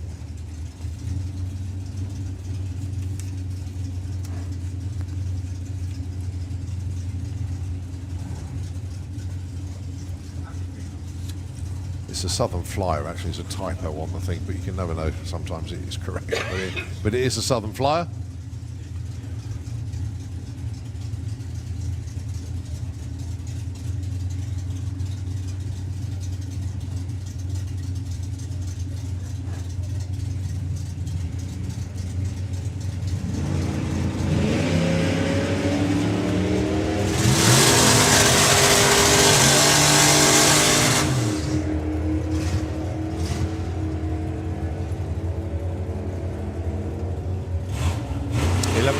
And 1171 from Dean Maudsley on an 1170 dial-in. Basically, all those Run What You Brung runs yesterday certainly turned out to be a good idea. Only 100th off his dial-in, but it only puts him number 3. We've not even finished the first session yet. Well, they're all gunning for Harvey Turner at the moment, who is your current number 1. Let's see how Sam Glenn and Andy Cobb get on. The Austin pickup and of course the Model A.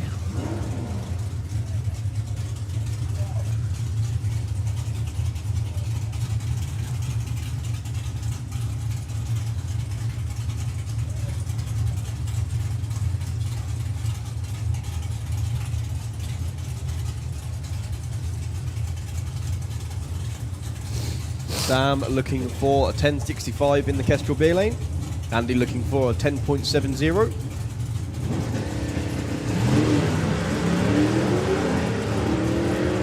Not often you see a Gasser get wheel spin, but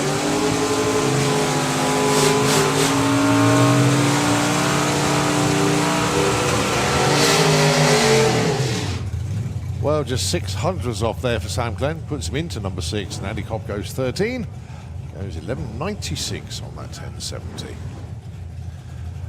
Right, it is Tony Pearson, whose car wouldn't start when it was raining yesterday.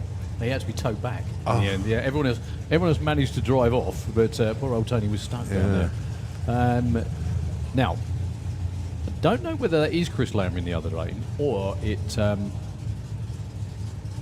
It should be Chris. Should be. She says it wasn't Chris in the seat yesterday when it was clicked off. But anyway, just want to say a very good afternoon to Matt and Jenny, who are tuned in at home. Oh, lovely wheel stand from Tony. Yeah, Matt and Jenny, wish you were here.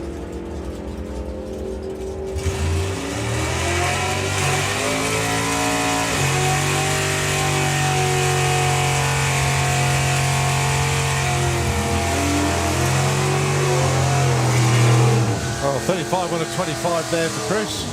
51 on a 40 for Tony, but a nice wheel stand. You always know when somebody's pulled a decent wheel stand because the photographers instantly look down on the back of their heads on their cameras to make sure they've got it.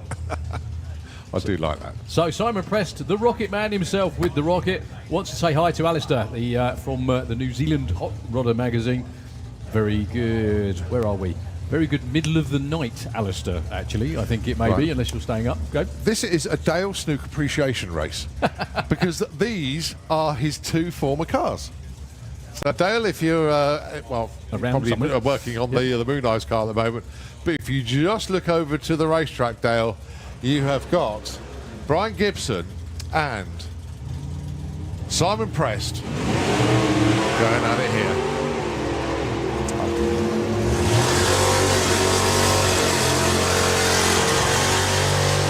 Simon will get there first, looking for 11 flat, goes 11.01 with a 0. Well done, Si.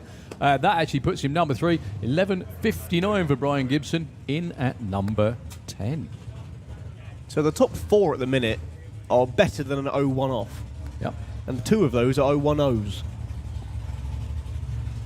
I don't know whether you consider Simon a newbie these days, but yeah, whatever. Good job, sir. Right, Adam Kozinski up next with a not so mellow yellow Chevy down there. Oh, slight adjustment. What's going on here? Anyone looking for a nostalgia superstock fix, it's just coming round the corner. Yeah, and they'll rattle them through. They will. Apologies for not taking part, by the way, because I was booked into race. Oh, everyone's so glad because it means that someone else can win now. That's oh, that's kind, isn't it? Someone else They can qualify, paid, you mean? paid me to say that, but yeah. Yeah, the transmission issues, unfortunately, has put me out for this event. Or the curse of Dragstalgia. It is the about this Dragstalgia event. So, Adam Kozinski with the 55, 11.42. Well, breakdown by less than 200 in a second. So Adam goes to number 19. So it is Harvey Turner that tops the pile for the Gasser Circus in round 1. A very, very nice opener indeed. Great qualifying session. Really, really good. Okay then, here we go then. This is Nostalgia Superstock for a 64 car ladder. This is your first pair. It is. Right, we're just waiting for, I think that's Dan Sanderson down there with the Mustang. I think we're just waiting for one of the dial-ins, aren't we? Or were we just waiting for the blue light on the top of the tree? Oh, there we go. Dan Sanderson dials 1388. Mojo dials 1130. You've got the Mustang and the Plymouth. Nostalgia Superstock barbecue tonight when we do our presentations and awards and generally have a good bit of banter. Well, Mojo is he's just hugging the centre line a little bit, but he's all right. Goes 11.16, that's a breakout. Dan goes, that'll do, 13.93 on an 88. Takes the number 1 spot, and then this is the first pair. Well, he paid for all of the lanes, so he used all of the lanes. Yeah. Right, Bob Mortimer, I believe that is down there.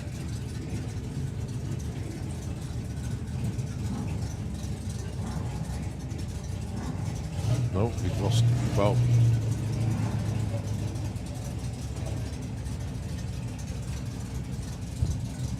got no car left lane.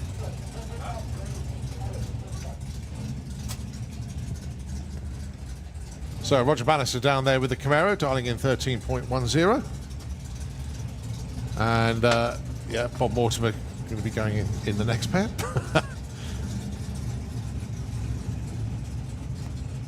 So these are for cars between 15 seconds and was 8.7? 8.75, I think. There we go then. I need to double check on that actually.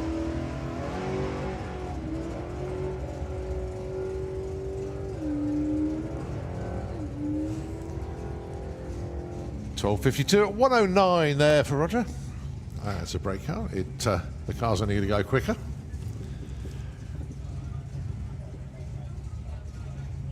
Nice to see Jason Dodd here this weekend, actually. Sorry he hasn't got a race car with him. But I had a little, well, it was a flying visit from Jason. He just walked past me in the pits earlier on today. So good to see him. Sold the car and got a new ride on the way.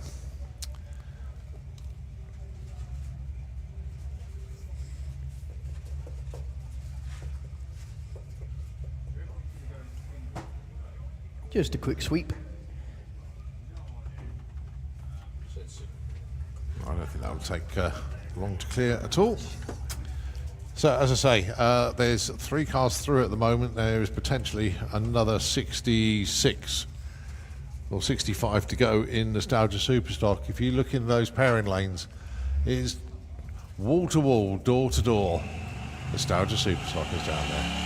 And it probably goes all the way up to the pod shop as well. Yeah, probably does actually. Probably does.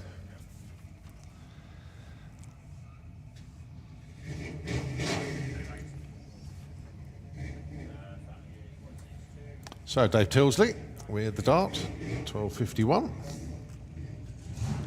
And Bob Gallagher. I said Bob Morton, but didn't I? He's the comedian. Bob Gallagher. Sorry. With the Fairlane 14.90 dialing. I did think he must have got followed a good grip after a change. Yeah.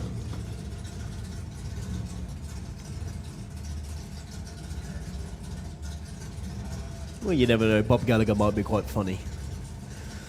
Maybe even funnier. Yeah. Would be odd, would it? Sorry. Anyway. Just a reminder, half an hour to go for the Dragstalgia Hall of Fame marquee auction. All bids must be in by 5 o'clock. Get over there now if you haven't bid. 12.19, that's a big old breakout for Dave Tilsley. But Bob Gallagher is the right side there, 15.11 on that 14.90 dial. Again, this is just qualifying, so the win light doesn't really mean anything for the minute. That's just telling us who crosses the finish line first, but...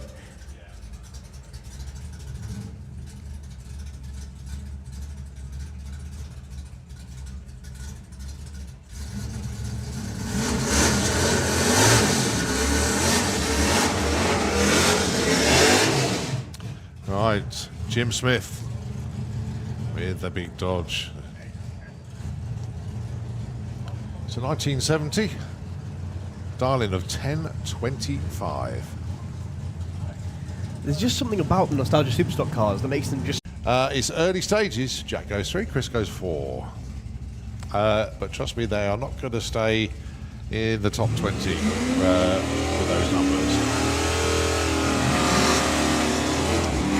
Pink Christmas with a Fallen Angel looking for a... Oh, it is a different car. Well, miscue on the start line for one, 10.98 for the other.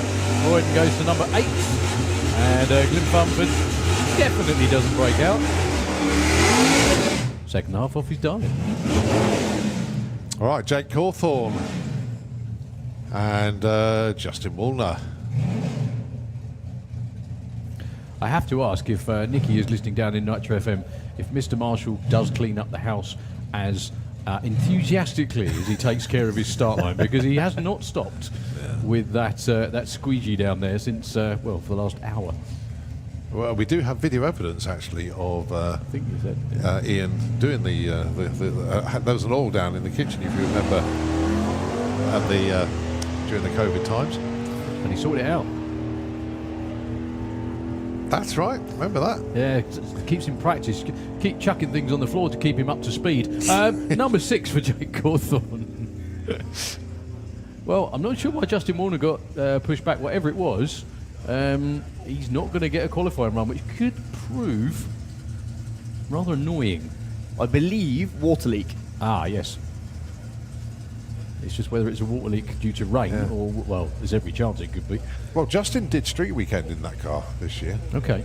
Had a good time. Look, did it last year in the rat rod. Which is totally bonkers. But he calmed it down a bit this year. Took a normal car.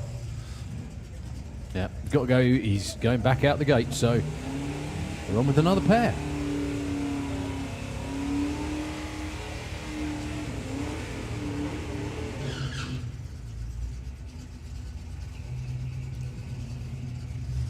John Davison drives the car here from Rushden, a local guy, of course. Oh, actually, he's in Wellingborough. I can't remember if he's Rushden or he's Wellingborough, but he's certainly local. And then comes in, runs 10s.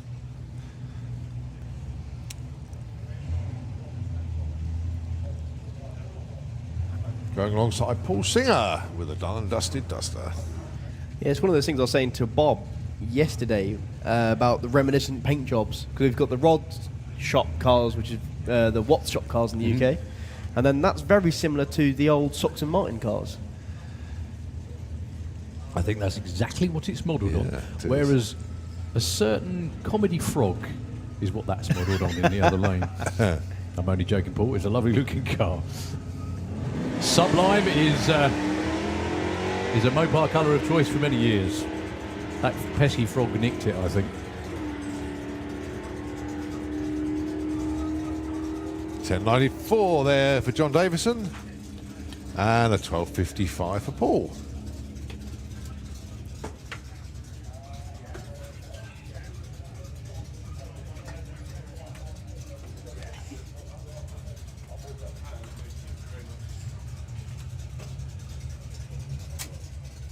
Right, 17 cars through so far. Still about 50 to come. I love the fact that's only about a quarter of the field, isn't it?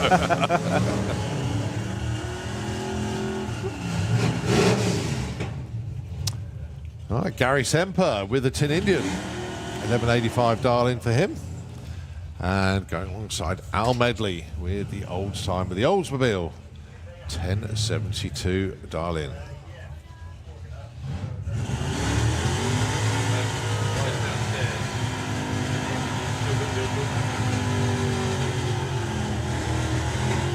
Well, make the most of it then. Tell me a joke, quick.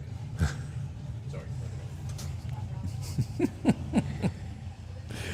okay, pulling forward, we have Gary Semper and Al Medley. I think that little Camaro that was supposed to be going that way is now coming this way underneath the tower. So he will get to make a run by the looks of it. Good stuff.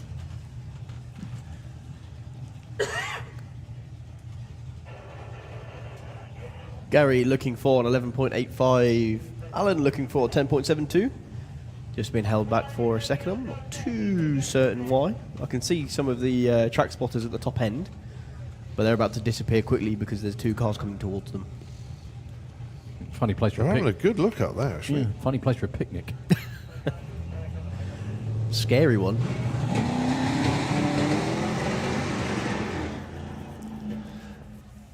Issues in both lanes, unfortunately. Gary didn't seem to go anywhere. And Al's off the power.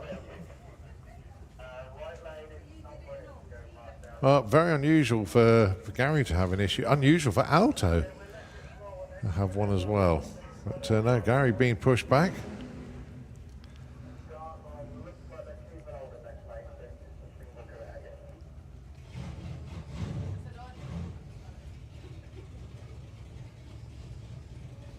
Well, I was going to take the first exit. Yeah, by the looks of that, he's still under power. He just aborted the run.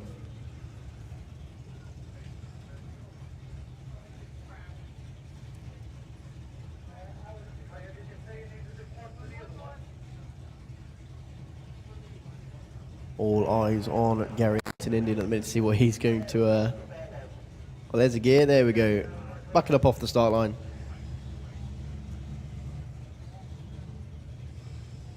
Oh, he's going again.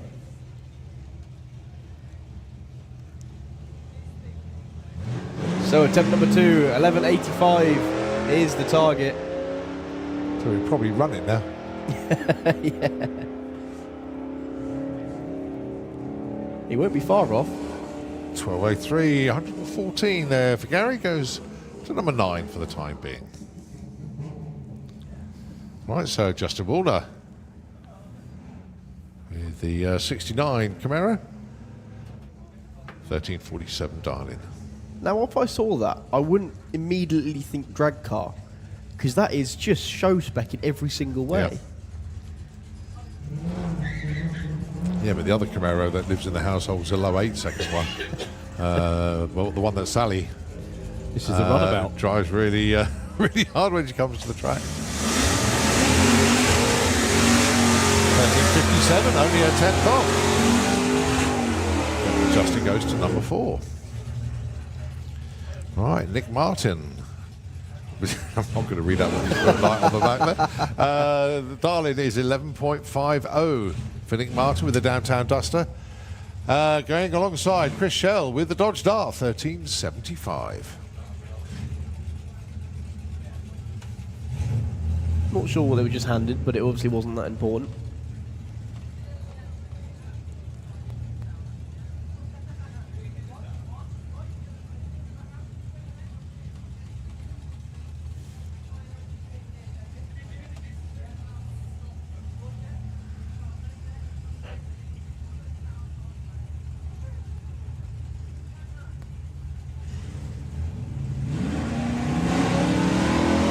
See Nick Martin load up the torque converter then before he launched.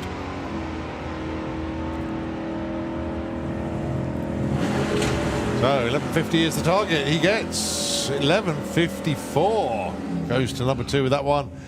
Chris goes just that little bit too quick. 13.73 with a 6 on a 75.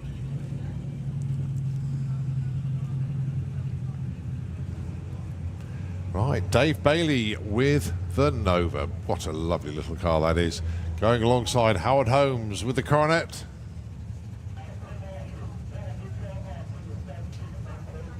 $12.30 plays 11.90.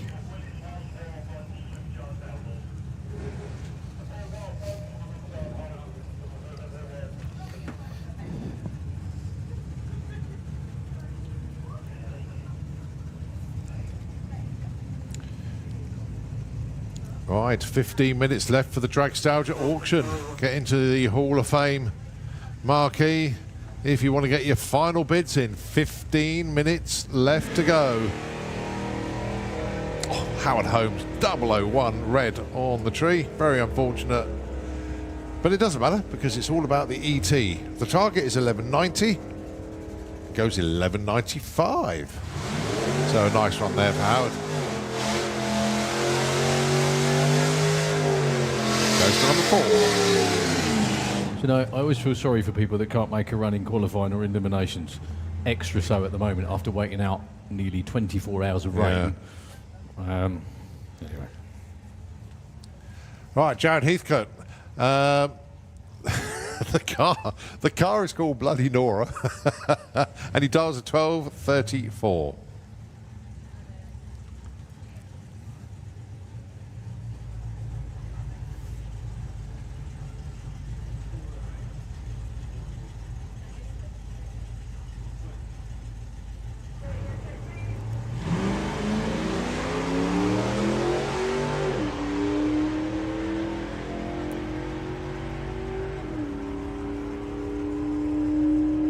So 12.34 is the target. The result is a 12.64 with a 006 red. Trying to cut a light straight away as well. Goes to number 17.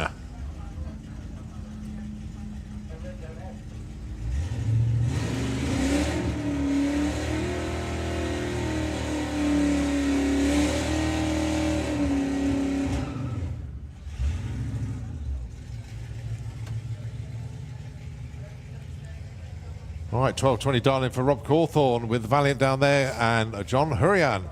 13 flat with the Camaro.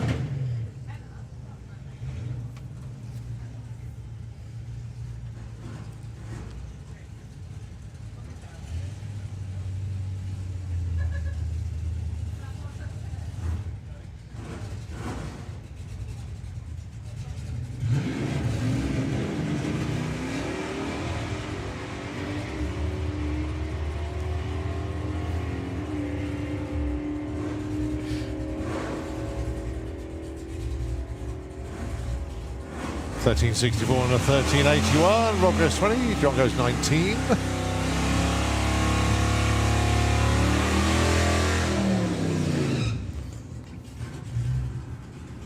All right, Pete Walton makes his way forward in the Slick Tricks lane with Slow Joe, the Savoy, going alongside Stuart Floyd with the Dodge Challenger, looking for 14 flat.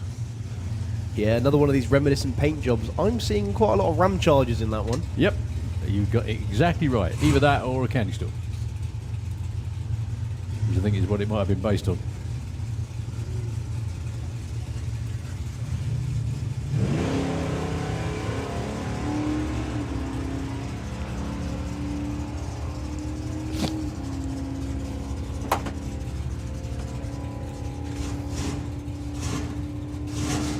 $13.42 and a 30. Oh, Stuart Floyd breaks out by just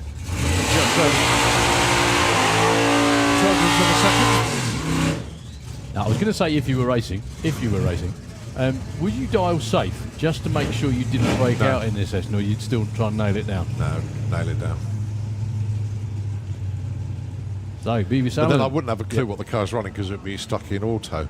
I would probably dial 11.5 if I was running. Okay. Because I'd have to put it in auto.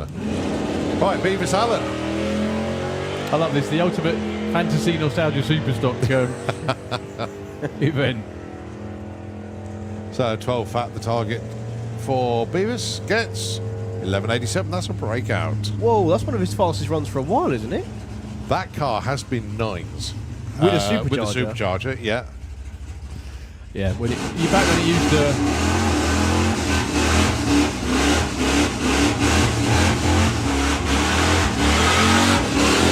Really twist itself in half as opposed to mostly. Right, Phil Hobson with old Scalabolts. The Dodge Coronet, 1224 target for the Watt Speed shot car, or one of.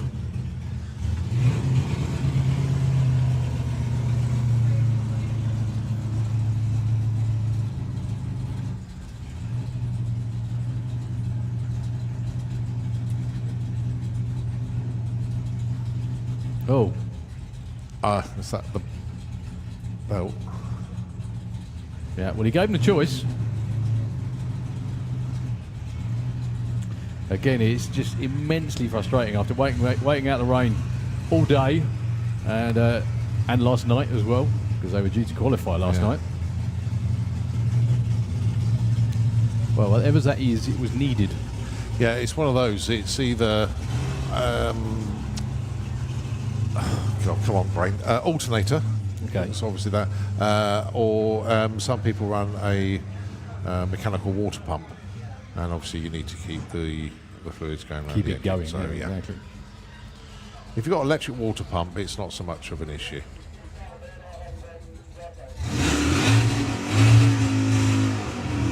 Yeah, because as long as you've got like 10 seconds worth of, well, 10 to 12 seconds of electricity left in the battery, it's fine. Right. But sometimes if you haven't got your water going around the block and you've got a full chat for 10 to 12 seconds, ain't going to do it any favours. No. Richard Granger with the 1970 Roadrunner, looking for a 1085. Yeah, looking like it should be in a car shape, which it kind of is, really, just a very fast one. That launched nice and hard, but no, on and off the throttle. Well, he's not going to break out, being the positive. 1197, 111. Unusual for quite a few of these cars to have some issues today. Well, that answers my question, because Roy Mitchell isn't in Lee Charles's Valiant because it's below us. Oh yeah, well we saw Lee Charles in the pits earlier on, so I knew it wasn't. Oh, okay. But Lee Charles's car is up for sale though. Is it? Yeah. Oh yeah. That's what made me question it, because I knew Yeah. it was.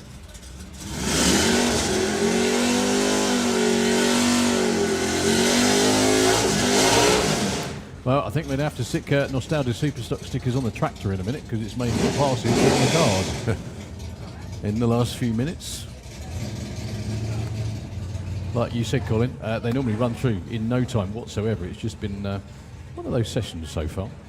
So Lee Charles, previous winner, was he the inaugural? I believe winner? it was. Yep. Not only that, in You've got more your- recently he took door slammers as well. So 987 the target then for Lee.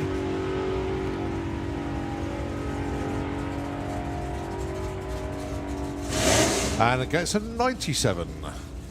You have your notebook of fame, which everything for the last how many years is noted in?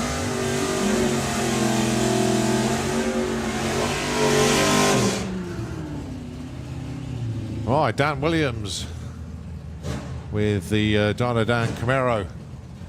Second gen.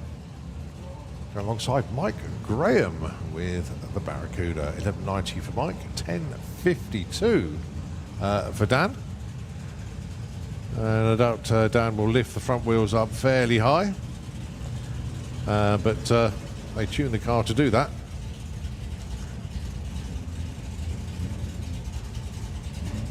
Yeah, Mike just rolled through stage then.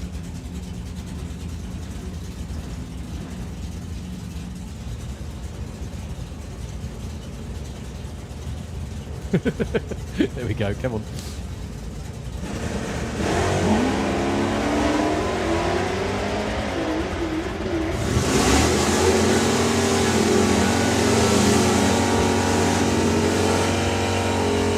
69 there for Dan, 121 miles an hour.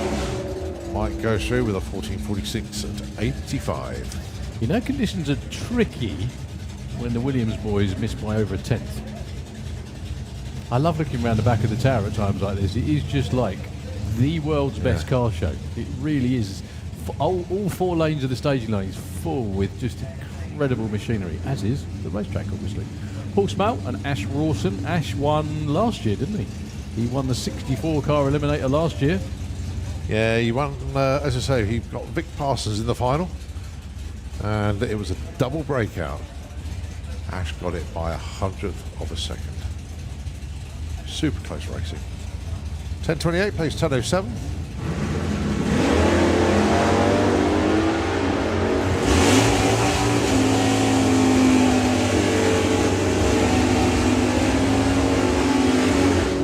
.17, 10.34. Ash goes 5. Paul goes 7. Next pair already up. Rick Denny with the Pontiac, 11.30. Dave Bilodeau, 9.85 for him.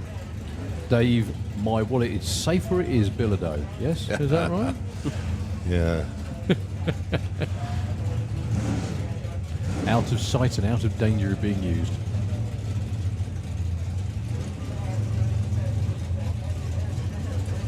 That's a little unfair though. He had to spend some money because he bought the car. Or at least we think he did.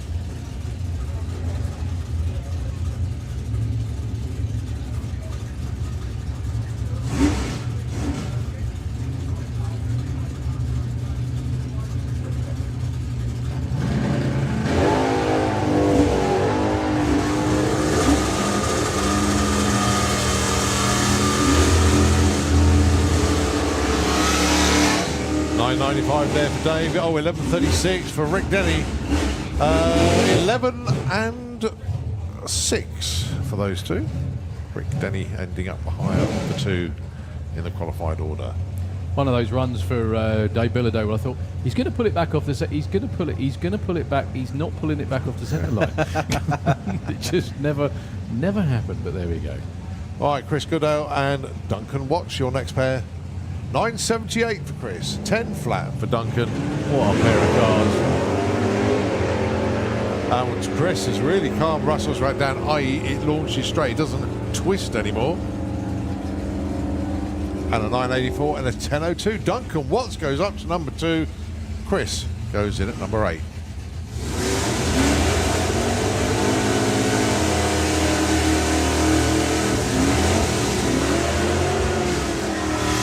And not only that, excellent side-by-side run. Neil Francis and Rob Terrell up next. The Rust Bucket taking on Robster's Revenge. Rob Terrell used to go rounds in Nostalgia Superstock as well. Yeah, he's been a finalist before.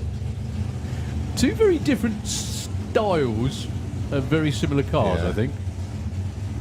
I actually don't think you can get more different styles. No. The silhouettes of them look very the same. Really the same. Until you look at the back window. And the way that Rob's curls round and Neil's doesn't.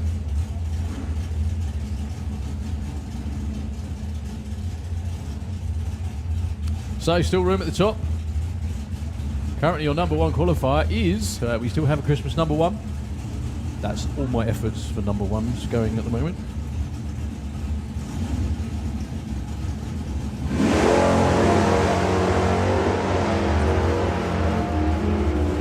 Sounds like Rob Terrell's missed a gear, actually. Got it going again now. 74. Neil Francis, though, up to number 3 with an 11.83. Rob Terrell cruises through the 1074. Gary Cork, Dave Simcock. Your next pair, Dave Simcock, with the Rod Shop inspired Challenger, and Gary Cork with the Dodge. Well, Gary got in quite a few runs in Run What You Brung yesterday, so he should have a good indication what the car's going to run. Dave Simcock, as Darryl said, part of the watch shop. When they're in the pits, they all line up together and they got one of those huge party marquees with those one of the sides to take it off completely, and each car just parks in the garage. They're all together. And nice little pit setup, that. Especially helps because the cars look so immaculate as well.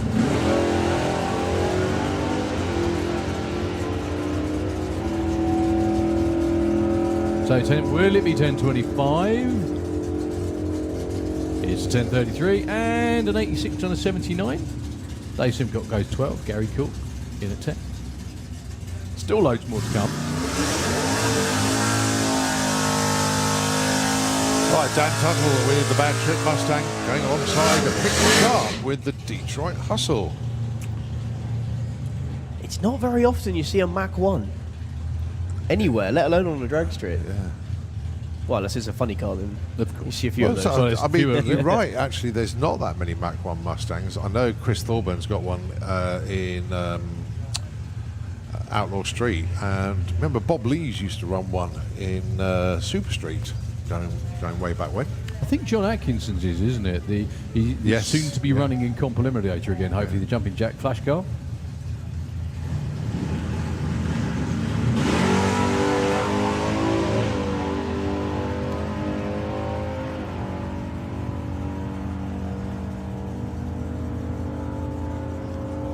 Wow, 88 with a 3 for Mick Sharp. That will put him in at number 3. Number 36 for Dan Tuttle with 14 5th, 45. How are we getting on? We've still got Christmas number 1. There you go. I hate to say it, Tom. I think he was asleep when I said that the last 2 times. 45 That's cars. why I said still. Still, 45 cars down the track. Still more to go. Yeah. Right, Gary Carr, not in the Boiling Point Nova, but I said this was Mark Evans yesterday because it used to be Mark's car, but no, Gary bought it a couple of weeks ago. Why not? So, yeah, he's resting the Boiling Point Nova, saving that for comp. And here he is with the Chevelle in the Nostalgia Superstock this weekend, going alongside Alan Huckle with the 65 Ford. Gary dialing in 12.16, Alan dialing in 12.65.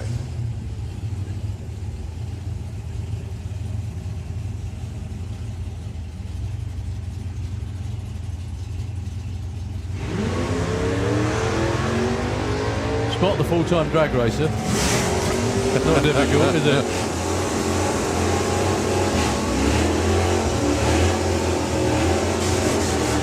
$12.20 for Gary, number 6 qualifier.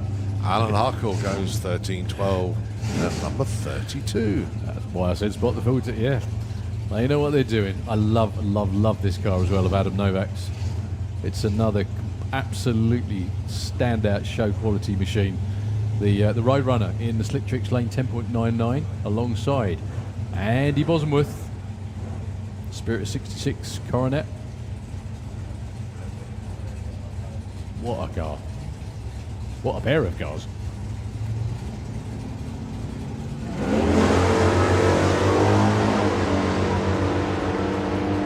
Well, we don't see a huge amount of Adam at the track these days, but that's a nice 0-1 light.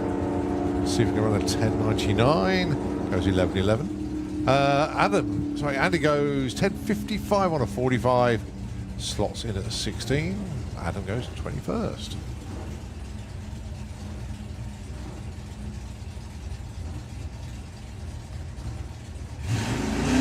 Glenda Thompson and Adrian Portelli. Now then, these two could really shake the order up a little bit here. Adrian 10.90. I'd have thought he'd gone nearer 95, 96, but he knows what he's doing down there.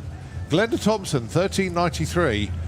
Don't be surprised if Glenda goes top of the pile here, or certainly towards the top end. Let's see. These cars that do don't do miles per gallon, they do smiles per gallon, don't they? Yeah. Definitely. That's again, what a car to go racing with. Amazing.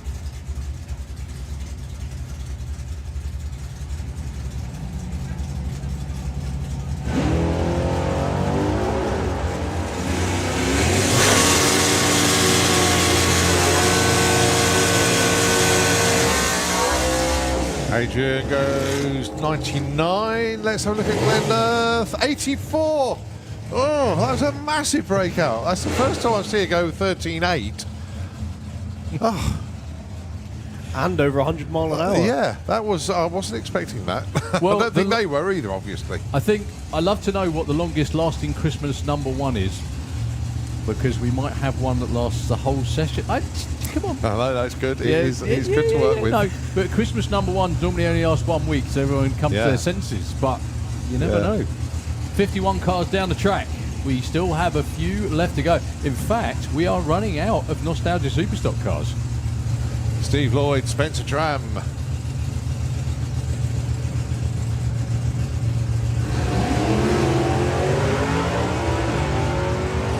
So Spencer looking for 11.01, Steve looking for 11.29. 11.40, 11.25. Oh, Steve Lloyd breaks out by 400s. And, Spencer nearly 4/10 off, unusual. He backed off at the top end. Look at the speed, only 102. I thought the car looked like it was slowing at the top end. All right, Don Scott, 990 dial in for him.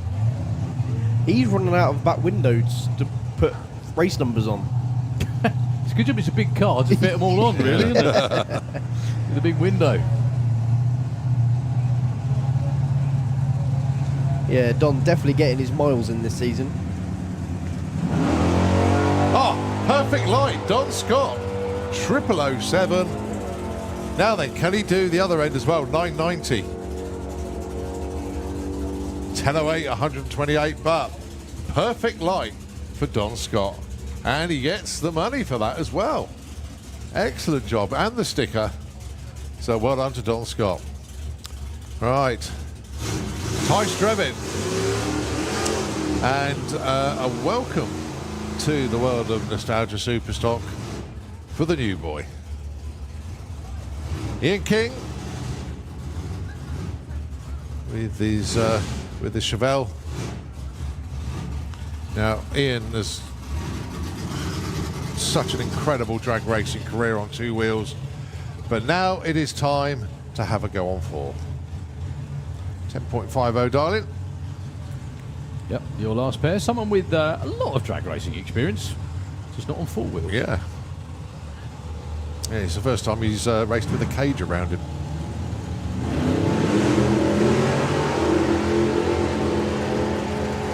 So Ty looking for 11.34. In for a 10.50. 11.57, 12.51. So they go 41 and 43. Has Ian ever done bracket racing before? Oh, we missed it. Well, it's okay. We have, we do have a Christmas #1. We've done it. Drop the mic, and I'll be going home now. Thank you. We'll get my coat. Well done to Pete. Yeah, absolutely. He probably had a complete full of jokes like that his entire life, so we just thought we'd carry it on a bit. However, it's well deserved. You know, being #1 is always a good thing. So we have two-seater, and then it looks like Willis Wars coming up next. Yeah, this is Paul Milton from Cumbria in the passenger seat of the two-seater. It's a 40th birthday present, this one.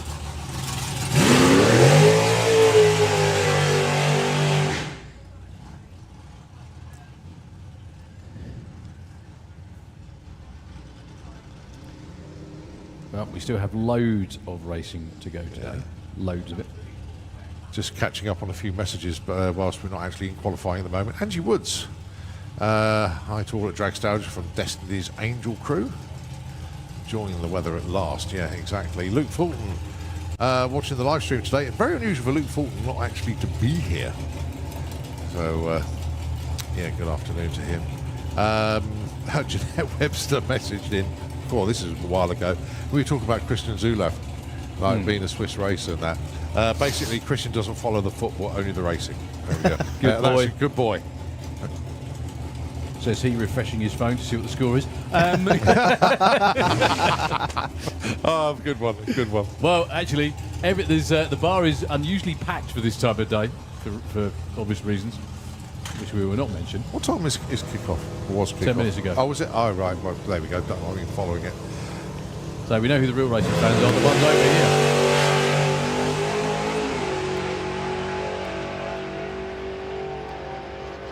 So Paul Brown and Co. at 8:05 at 166 miles an hour.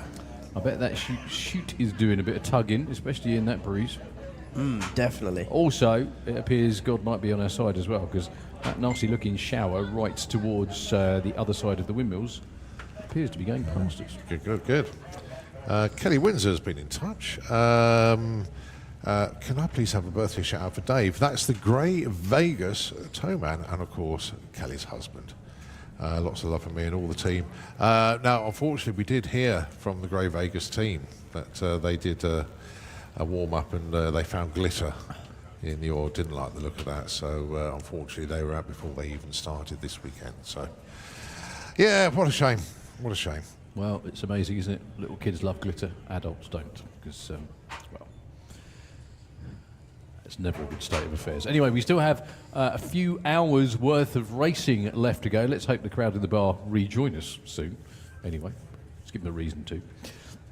So, have we got a run order as well, Colin, or is it just going to follow? No, it's just basically as it was, but we're just like catching up with it. So, obviously, you've got the Willis Wars down there. We've got Supercharged Outlaws and Outlaw Anglia. I can see Wild Bunch of Netherlands as well. Wild Bunch. Of course. And then another go for the Dragstalgia Cannonball. I think that is the plan. That is the plan. Yeah, that's still the plan. Fingers, toes, legs and eyes crossed, as we said before. However, we were, I beg your pardon, due to have round one of Nostalgia Superstock, like now-ish, I think. That ain't going to happen. No, obviously not. No, I fully appreciate that. But we'll cram in as much as we can this evening whilst keeping it fair and fun for everybody. Yeah, that first round of the Cannonball was one of the wilder ones we've had in some time. Yes. I think that was probably about a year's worth of racing in one session, actually. There was all sorts of stuff going on. Yeah, shoots out half-track, cars doing donuts, flying all over the place in the shutdown. It was great fun. It was really, really good fun. No one using the same amount of wheels that they started with. Correct. They still had them on there, they just weren't using them all. Yeah, exactly. Yeah, definitely not. So the Bluebird going out there just to do a little bit of track prep. If you don't mind, we'll hand over to Nitro FM very, very briefly. We've been constantly on it for the last good couple of hours, which has been great. Don't go anywhere at all, folks. We'll be back with Willis Wars very shortly.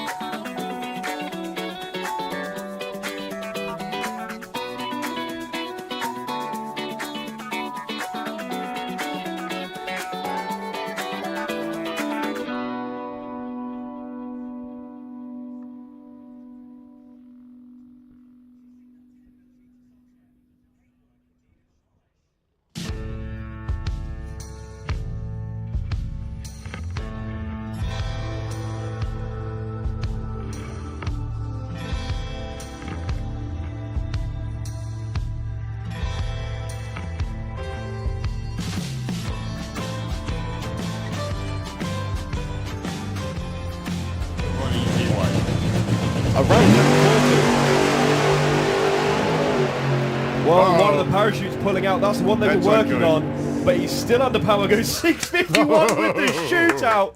Wow. Puts it in. So the Bradford's Topolino, the Bantam of Nick Davies. Here we go.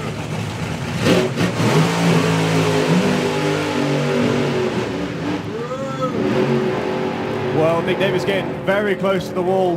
Randy was looking at the wall before 60 foot as well. Still goes 791, 100. As far as I know. So here we go then. Well, maybe that was it. It was a 60-footer. Yeah. Yeah, that was still pretty sweet. I mean, when you first put a car together, it's brand new.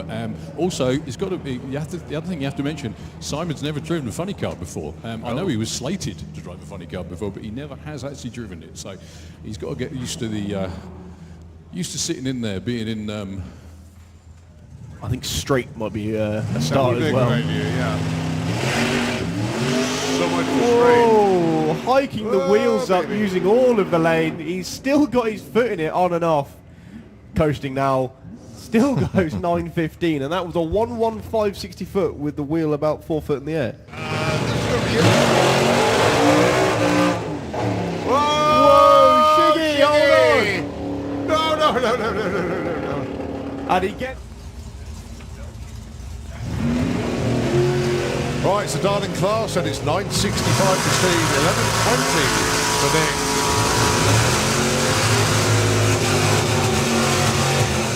66, look at that. 11.28, well, for the first.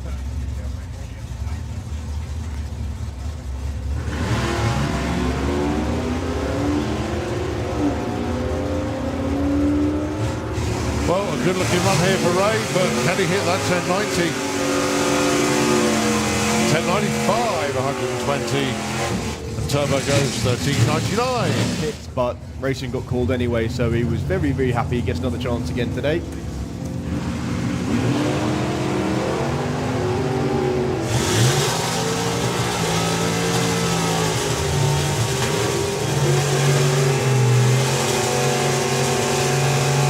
Oh, Harvey Turner goes into number one. A 10.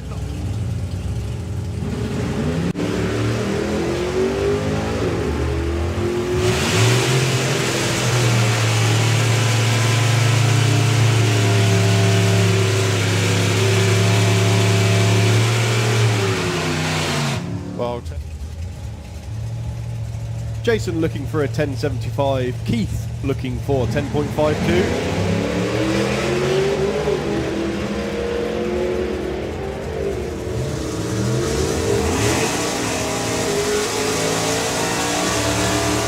oh, Keith Bartlett goes 10.55 on the 52. Nice run indeed there for Keith.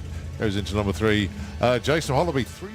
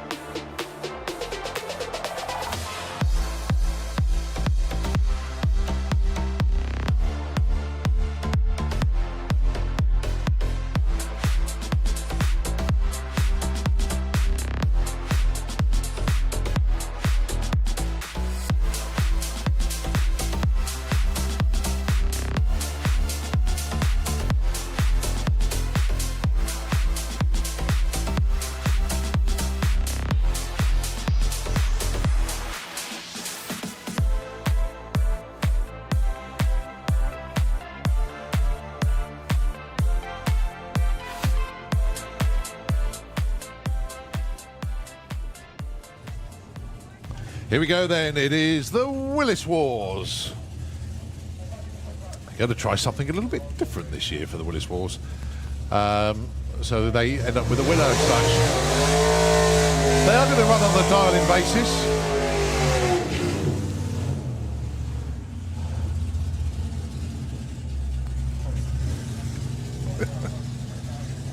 So you got Dan Bates looking for a 10.22. Pike Murray with the Rack and Ruin 41 Coupe looking for 11.52. Just having a quick read of the paperwork we've got for the Willis Wars up here. I'm loving the Bullseye Award, the Bullseye For Challenge. 37, isn't it? Anything with a 0.37 on the end of it, or closest to, I think, wins a ticket to the European Finals. How nice is that?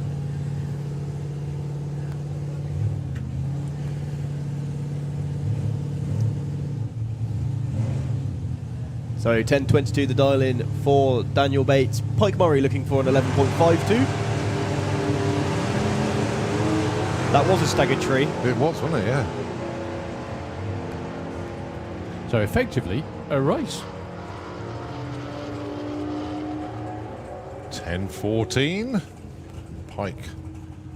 Where does he go? 15:07. Well, good thing as well, breakouts don't matter. Well, to the last run. Yeah. Yeah. Well, that's actually, so he is 0.7-ish of a second off of his dial, but he's too quick on his dial.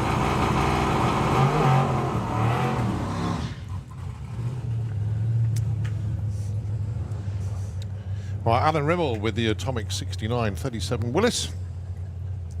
Going alongside Ian Challoner. 10.30. That'd be good if he was 700ths off pace, wouldn't it? He'd get the Exactly. bullseye award, wouldn't he? Very good point.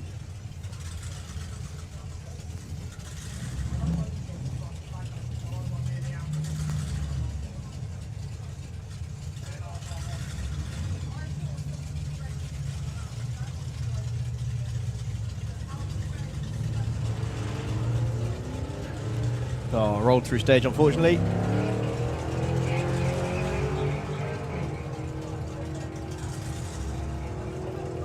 It's still going to be close to the finish line between the two of them. 14.76 and a 12.45. All right, Chris Coburn down there, 12.70. The target for him.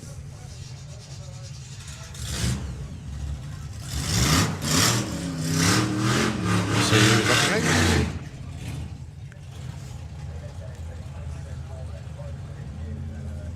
All right, Damien Bacon, the Pork Chop Express, 10.50 for him.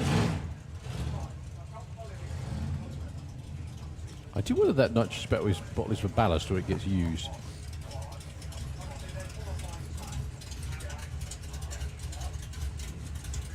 I think we're all watching for the purge now, aren't we? I don't think there ever has been one before that I've ever seen. But, No.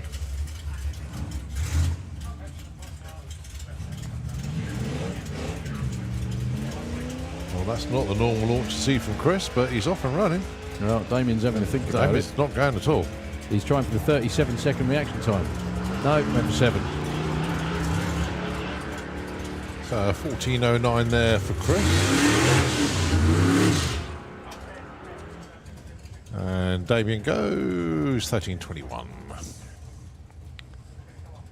So John Dalrymple with the full tilt.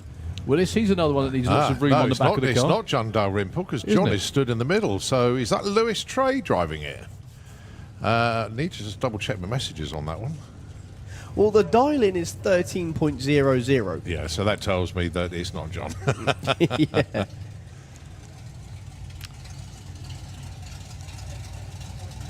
Yes, it is Lewis Trey behind the wheel. There's John. How you doing, mate? Good to see you. So Lewis Trey has a go in the full tilt Willis once again, looking for a 13 flat, going alongside the wonderful Loz, 18 flat with the learning curve coupe.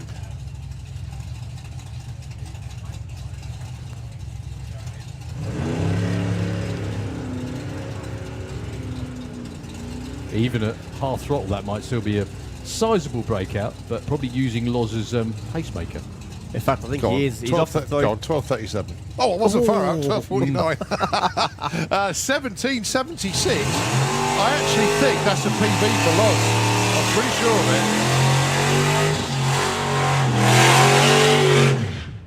it. So, well done, Lewis, there, 12.49. And I will catch up with Loz later on, but I am sure that's a PB. Well done. Right, next up then, Phil Malls.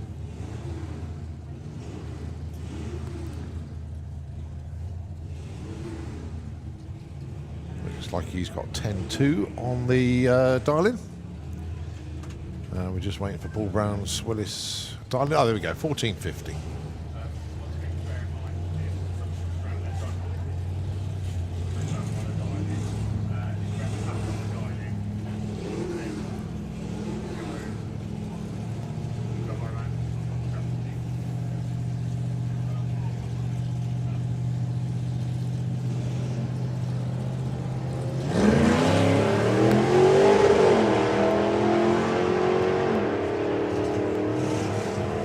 That's a good little race. Are they going to meet at the stripe? 10.09 plays a 14.58. All round the right side. Phil just a little bit quick there on what he predicted. But a nice pairing, that one. Yeah, excellent session for the Willis Wars. As we move on to, I think possibly the only Hall of Fame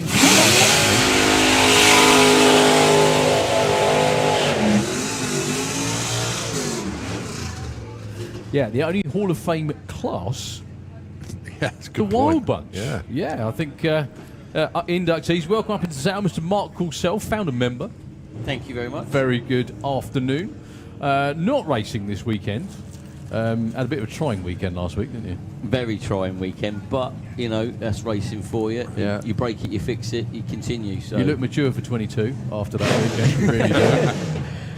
no, it was a trying weekend, but we got there in the end, and you know, to be fair, I'm enjoying watching this. Like Yeah. when you hear what racing, you don't get to see much racing, and to be able to come up here and now talk about cars that I've raced with for 26 years, it's really enjoyable. So. Well, the great thing about the Wild Bunch, it's kind of a, what's the word I'm looking for? It was set up to be a fun class, wasn't it? That's always Definitely. the most important thing. Gavin Meanley and Callum Swinchat on the line. How about wheel spin from the flathead in the Kestrel beer lane? I think Callum's foot slipped off the throttle, actually. 10.79 at 99 miles an hour. That's not what that normally does. No. 12.70 for Gavin. Yeah, so Wild Bunch was set up, how many years ago again? Was it 20? Well, it started middle of '95. First Okay. full season was '96 when I joined, and I raced for 26 years with them. So yeah, so effectively from '96 until today. Pretty much. Well, down there at the moment we have Alan Ford Skip. No, it's Ford behind the wheel, isn't it? Ford in. That's great. It should be a good pass. If he can keep his foot in and go straight, it'll be a bit quicker than Skip because he's a bit lighter. 877. Yeah, well chuffed. Well done, boys. Well done, Ford. Don't worry, Alan, you're still the fastest. No, but Not for long. That is a Not PB. for long. That is a PB for the car.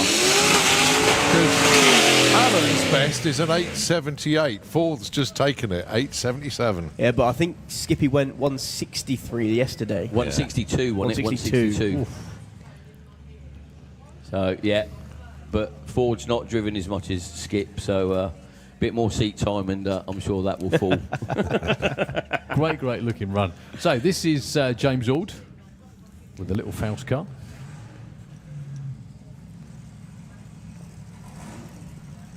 So the Wild Bunch Ride is, like we said, set up as a kind of a fun format. It's very much a run what you brung type of class. Yes. Yeah. Yep. With the emphasis on fun, getting as many runs in as possible, and it's a really good way of people getting their feet wet. Yeah, in racing. it doesn't come down to money as such, because you're all on an equal playing field. At the end of the day, you give a dial in Yep. to Claire tomorrow, this afternoon, whenever it's going to be, and it's you're the best average. And that's how it works. Yeah, that's how it works. So basically, if you do 4 runs and you say 13 seconds, and it doesn't matter if you go slower than it or faster than it. Yep. It's all worked out on an average, and the person closest. So to that, basically, the person, whoever it may be, who Yeah. knows their car best. yeah, it's not about the quickest. It's about consistency. I mean, you got this little thing here, little V-dub, Graham. It's amazing. And then Luca in the other lane. I've been speaking to him today. He bought that car. It was built Falstead. Oh, okay. Went to Holland, didn't get finished. Went to Germany. They finished the car. Luca brought it 2017 with no engine, the roller, and he's put a 350 in it. But it's a 471 blower from an escalator. Yeah. So basically, it was on a 4-cylinder diesel engine Right. to run an escalator. Wow. So he's rebuilt it. He built his own snout for it to take a blower pulley. But the belt is the manifold is an Offenhauser single plane manifold. Look at that for Graham. 967 at 134, 1107. I love that story just for the simple reason that, Blower gets built. Oh god, I'm stuck under an escalator. Oh wee! I want a drag car. There we go. But the blower belt as well is not your traditional rubber blower belt. It's polyurethane with like wire in it. It's like a commercial. I don't know what it would have been used for before, but yeah, the blower belt is like got one of that opaque finish to it where plastic's gone off. I just can't get out of bed a supercharged escalator. Yeah! 4-cylinder diesel. If you want to get there, put a blower on your escalator. That is a stairway to heaven, isn't it? It's lovely. It's the shop. You just imagine the shopping centre. That's it, right? People going flying off the top of it. Oh dear. Now this is a feat of engineering, isn't it? This car, no burnout, and it's still got, you know. How is it geared? Because it never seems to. It always revs. It always seems to be run at the top of the RPM range, all the way down. This is Andy Jackson with the O'Connor rail up against Ian Wild with the Wildcat. What engine's in there? What engine? It's as far as where it's 4.2 Jag,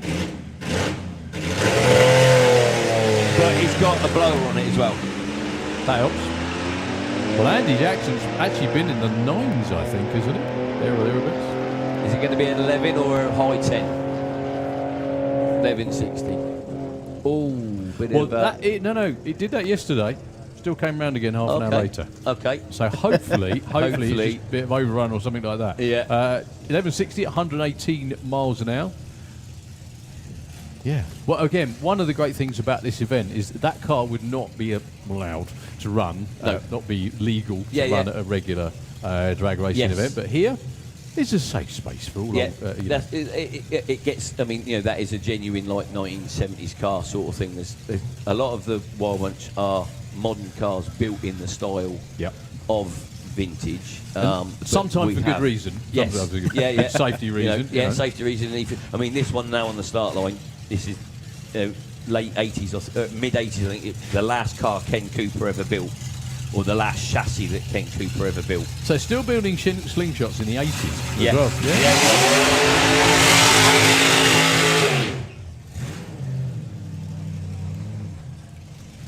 well. Okay, taking on James Griffin with the Holdfast Altered. Another great looking car. Yeah, the paintwork on that it's come out very nice this year. That one with the sun. I must be a bit biased because obviously it's black and orange. So. What is that? The colour of your bruises from the concert the other day? Is that why? what that concert? that we saw a very drunk Richard Hammond outside. So I heard a lot. Good looking if James run. has got the gas on, that should be a 9-second pass. 9:16, Wow. 139. Nearly an That's 8. got to be a PB, isn't it? Or close. Let's have a quick look. Oh, yeah, very close. His PB is 9:15 at 141. So, yeah, knocking on the door. Yeah. I know he wants an 8 this weekend. Into the breeze as well. Makes it that a little bit tricky, doesn't it? Yeah. It's not very often you get a tailwind that helps. Yeah, but do you know what? We had tailwinds for like the first part of the season for it seemed like every race. Yes. And now we've reverted to form, sadly. Yeah. But there we go. Paul Tarry with the Triggers Broom. If you know the story of Triggers Broom, you know probably why it's called Triggers Broom. I think the chassis from this is an old chassis. We've actually got the encryption we on do the Triggers. Yeah, somewhere. I think is it something to do with the pages or something like that? I can't remember. It could. I think it was. Might even be Sneaky Glowworm under there. Is that right? Originally I beg your pardon. Built in 1972 by Ray Hoare. That's the same age as me, which is nice. I mean, James Ald's his rear engine car, that was a 72 as well. Yeah, that's Good a year, mate. Class stuff. 71's better. 71 is obviously. One sec, let me get out of the way for this. Wouldn't go that far. Sorry, anything out of the 60s is just so not yeah. Drag racers will do anything, even to red light, I even be would born say at the wrong time. vintage, but the wife's in the stands. So. steady. She's looking. Of course. Oh, mate. it's also live streamed and recorded. Yeah. So if you say anything, you've had it. I mean, I was just about to give a plug for MJC Property Services, but I Bless don't you. think I'll bother now. Bless you. Oh, dear, oh dear. No, joking aside, Mark Russell did my doors, hang my doors for me at my house. And cracking job. Thank you ever so much indeed. Thank you very much. Yeah, we brought you all the way up here so Colin can say thank you. Thank you for the doors. Yeah. That's okay. If it plugs the business, it's good. Yeah. Right, the other Gledo in competition this weekend is Mick. So the car's new, but Mick has been around a long time. Mick isn't, yeah. Well, I know, but he's been around in racing a long time. Hell of a hasn't he? long time, yeah. He's a very nice chap. The car as well is built like a junior fuel car. It's lovely, isn't it? Yeah. It's built more like a modern junior fuel car, if you know the ones you see in the States quite a bit. Yeah. There's not much that Mick hasn't driven throughout the years in racing. And then Dan Wilson, our current champion, Wild Bunch champion out. Now in Netherlands. is that a repop or is that the original car? I'm not sure. I know he got it from. It was the car that. What's his name in Supercharged Outlaws with the speed Brian shop? Watson. Brian Watson. Brian Watson had it, didn't he? So I don't know where it came from. It was the interest-free car. It's that's the way cages were originally done, which is kind of a It's good very idea. like the early Allard cars, isn't it? Doesn't hang about either. No. It's usually about a mid 10-second, 10-3, something like that, isn't it? Nice looking run in both lanes. Actually, Mick's going to get there first. With a 982. 130. That's it. 39 for Danny. Good run. Yeah. Yeah, like I said, he's a constant 10-3 car. That's why he's, again, like I said, it's about consistency. It's not necessarily being the quickest car in Wild Bunch. So, the rat catcher of Terry Clifford. I have a feeling this might be the rat catcher. It is, yes. It's the, yeah. It was the original rat catcher. A few extra tubes in it to make it, because it is MSA legal as well. That car is, wow. Yes, it will. Okay. Yeah, he used to race at MSA. Since Snake Eyes is out, they swap parts. They haven't actually got enough parts to run both cars, so they're getting there. But Something tells me this was the She-Devil car? it was before Terry brought it. Yes. Yeah, Steph and Dave had it, but this is the first. I think this is the first weekend that Terry's running it on pies. So very old school. Up against Bobby Wright with the altered. I said that quickly. The Bob Wright in the altered, that is came over from the States. It's an NHRA legal altered, that was. Back, Wow. I'm thinking it's like an 80s one, but Yeah, unfortunately no time for Bobby as he rolled through stage, but an 11:33 for Terry. That's not far off where James was yesterday in the car. I think when Terry used to race, the quickest Terry run with normal slicks is, I think it's like 9.3 or something like that in that car. So This is John Sharrod with Never Say Never T-Bucket altered. the ex-Sam Freeman, who's down there now, directing traffic, or should be out front hopefully soon. Well, if he could get that Run, far, Sam, there you go, run. Colin.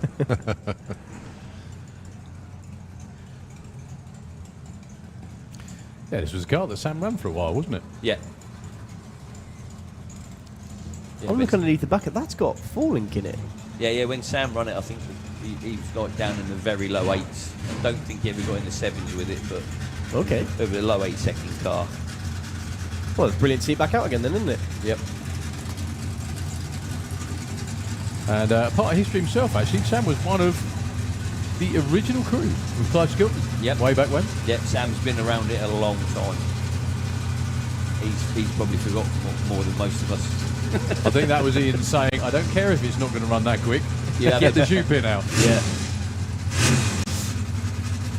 You never know. They are there for a reason, and you never know when you're going to need them either. Yeah.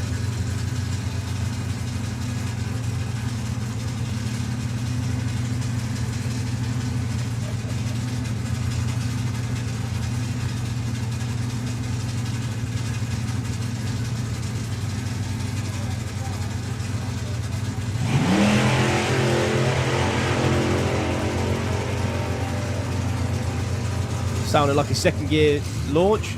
moving about the lane a little bit, but that's what Altereds do. Goes 940, 111 mile an hour. That noise can only be one and two cars, actually. Wow, what a fantastic pair. First entry of anyone wearing it. Wow. So, yeah, Tim Evans with the... tell me about the power plant.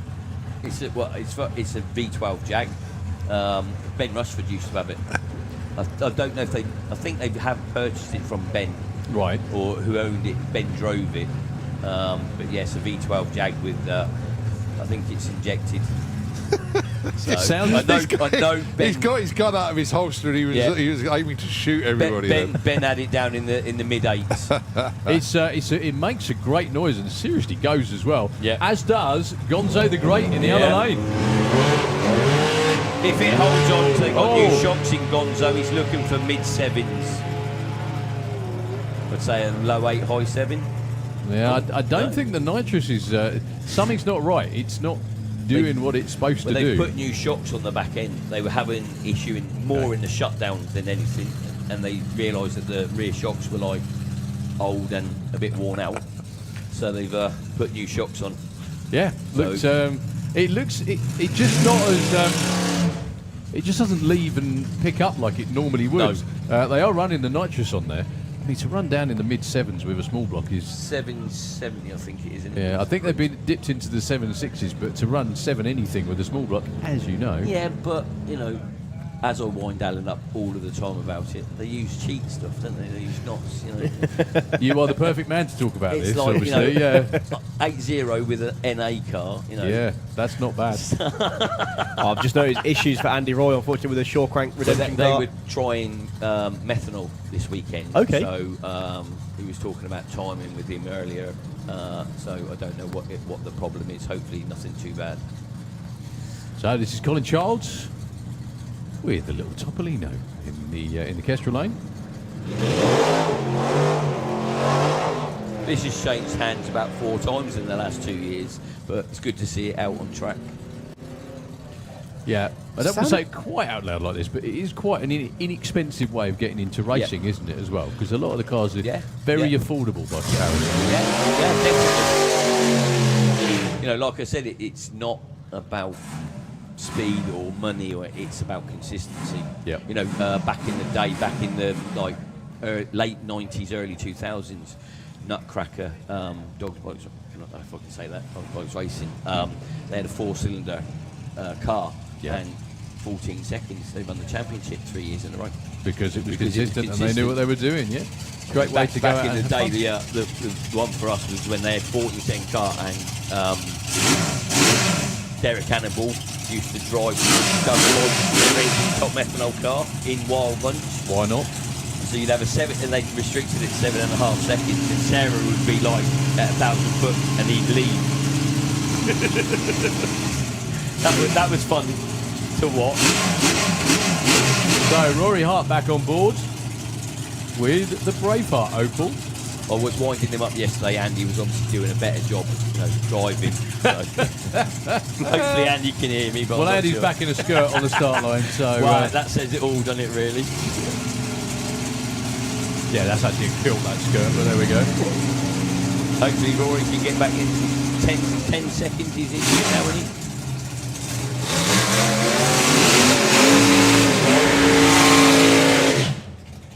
As close as 11.03 at 119. So Chris Hartnell and Elliot Jones. Chris in one of his 2 vehicles this weekend, both called Backdraft. This is the Slingshot, of course. I have offered if he can't get round in time, I'd ride the bike for him, but What did Lynn say to that? I haven't told him. You have now. I've told now. You have now. Just a quick check on the Raging Cajun Altered. In fact, I don't even know if it's still running. Can see Ian having a look. Ooh. Well, it's still running because it's moving, so...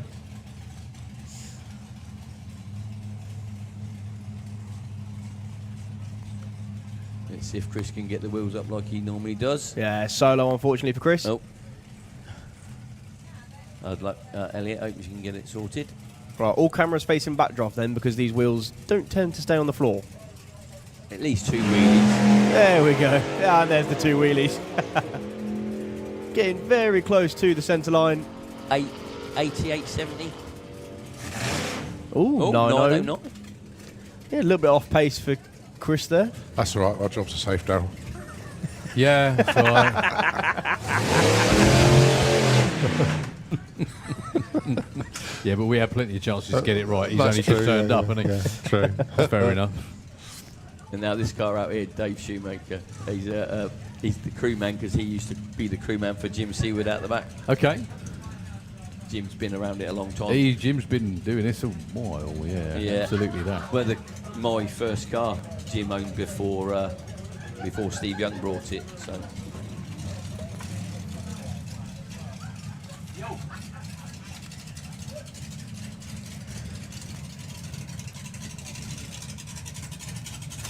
So this is just a time trial for the Wild Bunch. They go into their competition rounds later on, either this evening or tomorrow. But Dave Schumacher with the crewman. One thing you'll notice, Mark, is it doesn't tend to go straight. I'm not watching it from behind, so this will be a first for me. What were you saying? I think that's quite reasonably straight. There we go, over towards the wall. Yeah, brings it back nicely.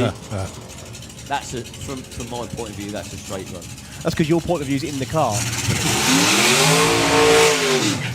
10:49, 127 mile an hour. Hey, it's good to see Crusher's car back with the new owners. Yeah, that's Mark Houghton bringing out the Saltown Shaker. I'm sure is Keith here somewhere. I'm sure he is. I've seen him. I saw him yesterday. I haven't seen him today. So, well, yeah, apparently he might be on the bank. So, in fact, Keith's car is the car I was backing up when I won Best Backup Person a couple of years ago now. So, well, I would say Gerald, but obviously. Yeah. Well, I wasn't in a dress when I won it, so let's see what Mick can do in Frankie's car. Yeah, that's Mick Taylor in the Banshee Altered in the Slittrix lane. In fact, this could be a pretty good race. Yeah, if you notice, obviously, like with Frankie and Mick Taylor's car, the driver is offset, but it's a genuine early 70, 71 car. It was, and they did it for weight transfer. So it worked. It's working well. Let's see what Mick can do in the car now. First go up the track. Okay. I think they brought it to testing tune a couple of weeks ago. I don't know how they got on.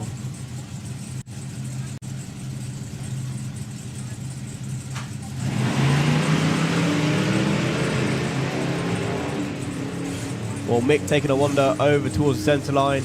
That's going to be a close race. And in fact, that's an arrow straight run for the Saltown Shaker. 10:38 and a 10:74.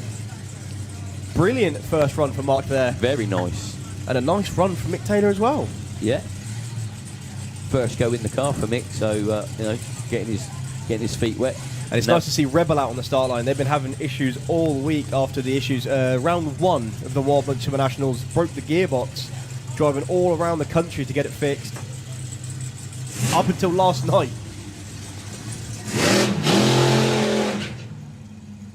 That's Rebel in the Kestrel beer lane. Rob Brown behind the wheel.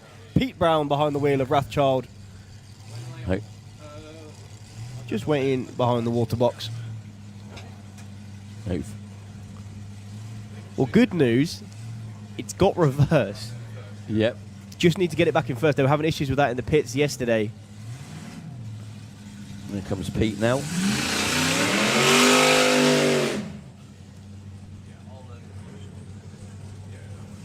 Is that Steve Cherritt in behind Rebel? Yeah. Haley obviously commandeered him in the pairing lanes and like, oi, get out back a Rebel. And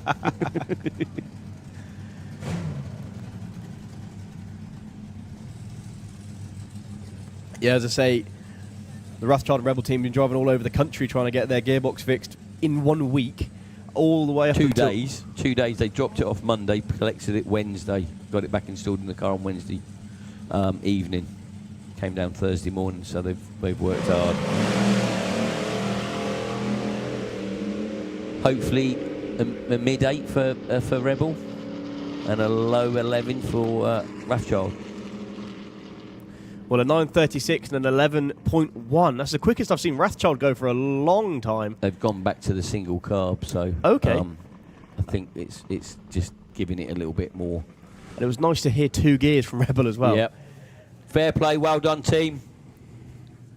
Well, thank you very much, Mark, for coming up. Have we got? Oh no, wait a minute, we've got one more. Who's this one? I'm not sure. Is this was this Craig? It had a topo body on it. I'm not sure. You know what? I'm not certain. What's the WB number? Well, it's Wild Bunch 383. So let me have a guess on the engine size.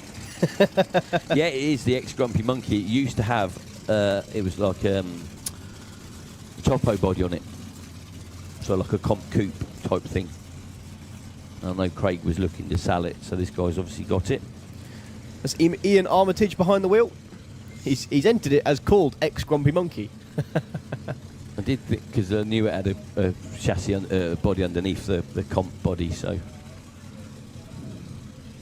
Well, it used to run down into the mid-9s with the Topolino body on it. Yep. See what it can do. Dressed as a slingshot this time.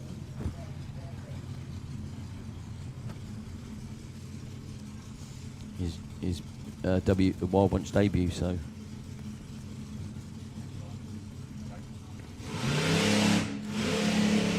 Well, he isn't scared of the loud pedal, I can tell you that much. Fair play. I'm just waiting to hear second gear. I'm going to say no. Or it was a second gear launch. And he's feathering. But 1774, nice opener for the ex-Grumpy Monkey. Trying to fire Elliot back up, so it was obviously something not too bad. And here we go. So the close of the session will be Elliot Jones in the Raging Cajun.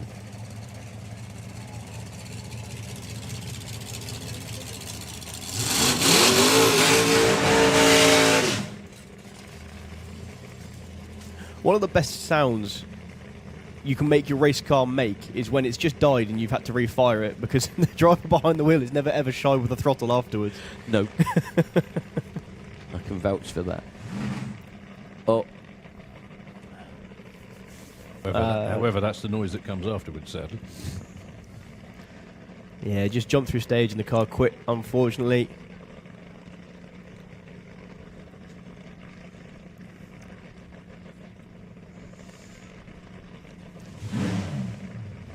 Gets it refired whilst being pushed back. That's a clever trick.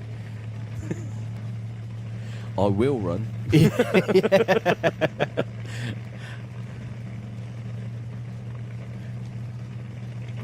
Ian just having a quick squeegee in front of the car. Right, Elliot Jones then with the Raging Cajun. Third time lucky.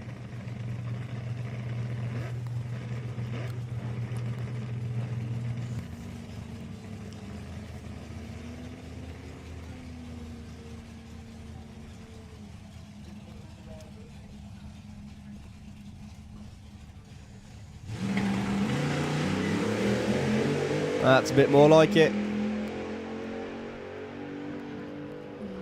That's all 3 gears as well, so it should be a nice 9 second run. Oh, 10:15, 129 mile an hour. However, it got to the other end, which is always a bonus. Was the main thing, really, isn't it? Absolutely that. Thank you very much indeed, chaps. We're about to move on to Supercharged Outlaws. Mark, pleasure, sir. Thank you very much for your time. Thank you very much give us your for words inviting of me up. wisdom. Thank you. No problem. Bye-bye.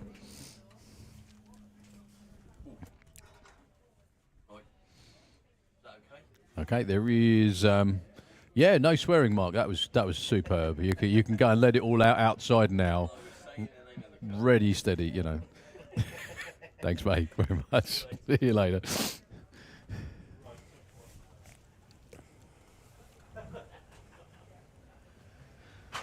Okay, the sun is out again. I am just stating a fact. I'm not saying it's going to stay out. I'm just saying that the sun is out again. A little bit of a sweep in each lane, and then it is Supercharged Outlaws. Nitro FM, if you wouldn't mind for a couple of moments, please. That would be great, and we will be on with all the blown cars very shortly indeed.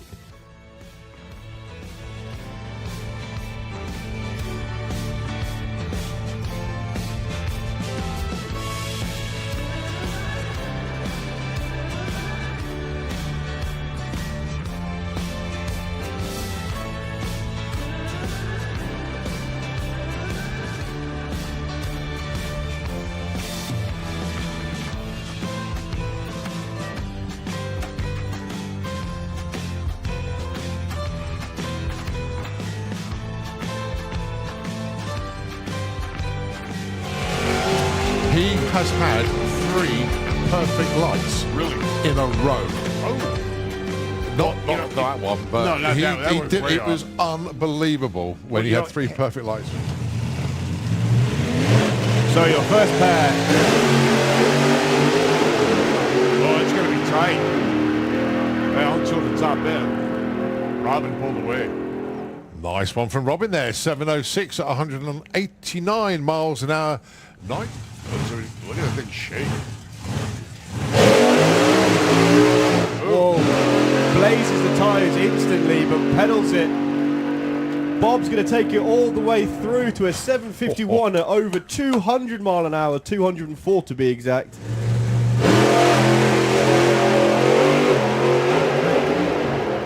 Well, the car getting a bouncing around the 8th mile, but all the way through. 719 and 196 miles. 200 mile an hour at some point. Is it going to be this weekend? It hooked up. There's no problem with that thing. Went dead nuts straight down the track.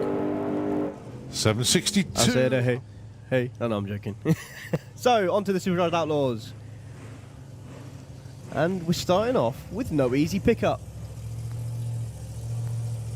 In fact, I think we're going to have a Watts versus Watts race. Looks like the plan.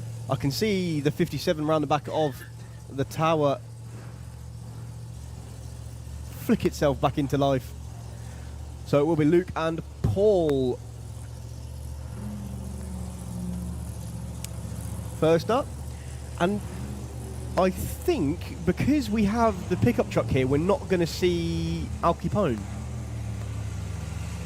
That's a very good point. They have a choice of too many cars. Yeah, exactly.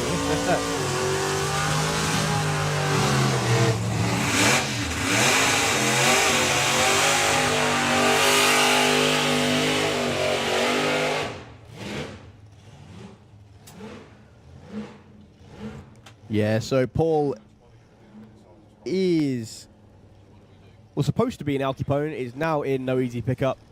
But how about this for a race?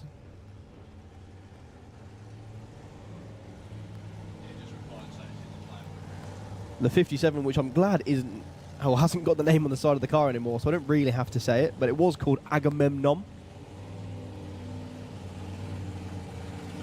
And one of Daryl's favourite names for a car or truck. No easy pickup.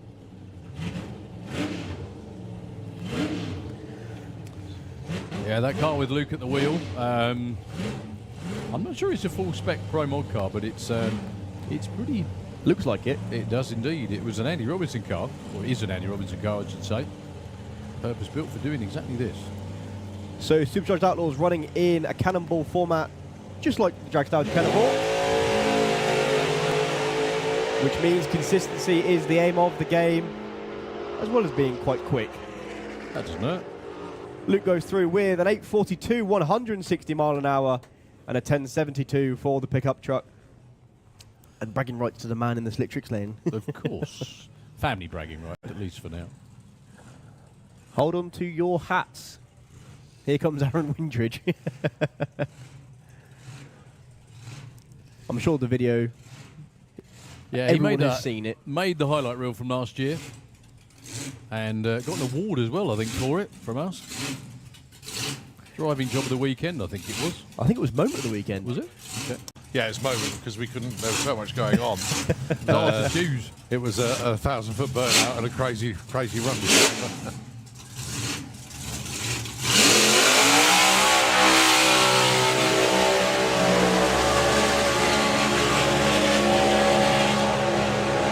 Whoa! Aaron Run. takes it to 330 foot, still smoking the tyres.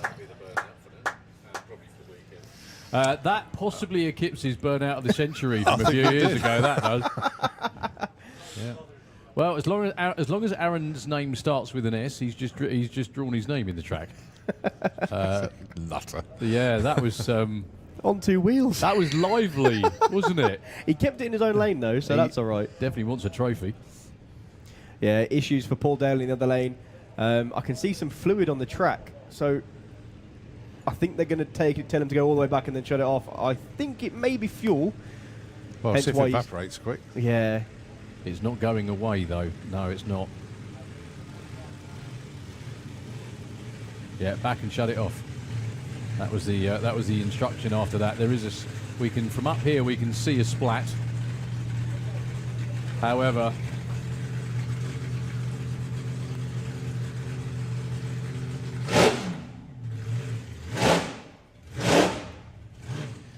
are they ever actually going to tie the back end of that thing down?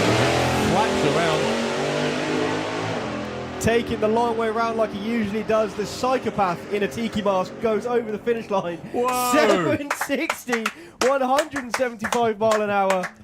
I don't think anyone's ever defended a moment of the weekend title. But that was a good effort. Very That good. was possibly the best effort at it I've ever seen. Yeah, you can put his brain back in now. I know you leave it in the back of the truck. Yeah, don't that's you? why they don't strap it down, because he could just get it out the back of the truck. with Get him. that man a straitjacket, dearie me. That was utterly superb. Well done, Aaron. The one-man entertainment show, which is Aaron Windrich. So, give the team a huge round of applause, please. They've got to go up there and deal with the bloke that just did that, so good luck to him. No, I'm sure he'll be perfectly calm and normal. That was superb. That burnout was, if you look up Larry in the dictionary, there'll be a picture of that. If you look at the run in the dictionary, also a picture of that too.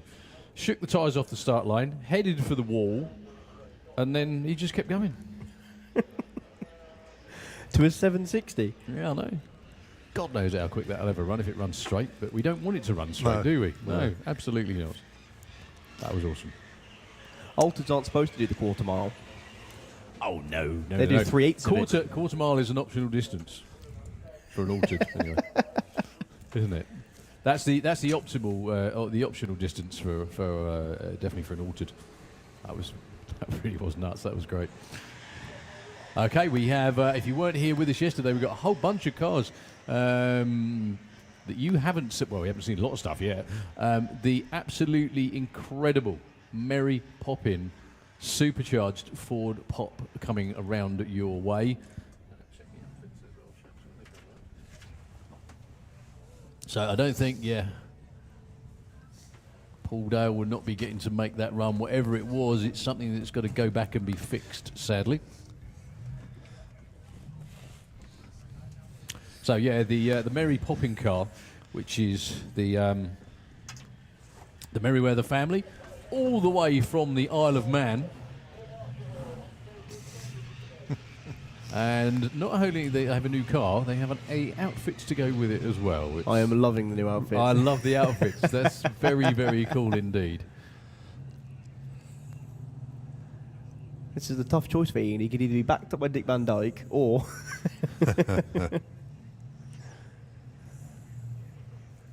So just waiting to see what comes at us first. Because as soon as we try and guess, it always comes out in a different order.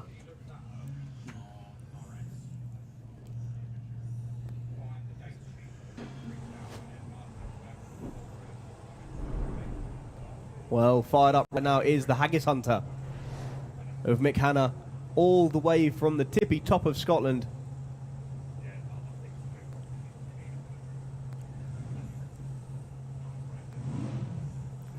He's another one of these people who doesn't know when to lift off the throttle.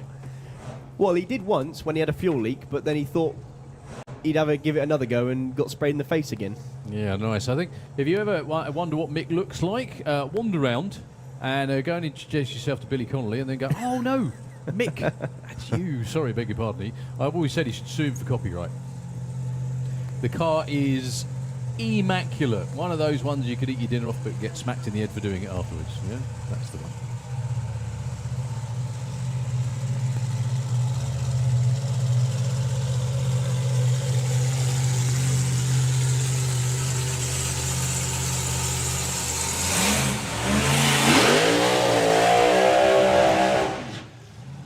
Well, saw Aaron's burnout tracks and thought, I can do that.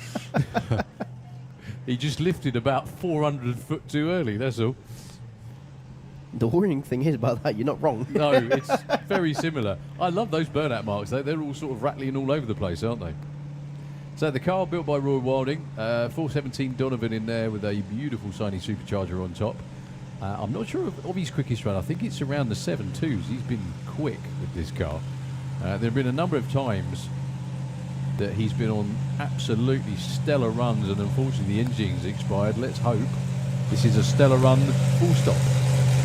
I do love the front engine cars that have the shaped bodywork over them as well, especially around the parachutes. It looks the part.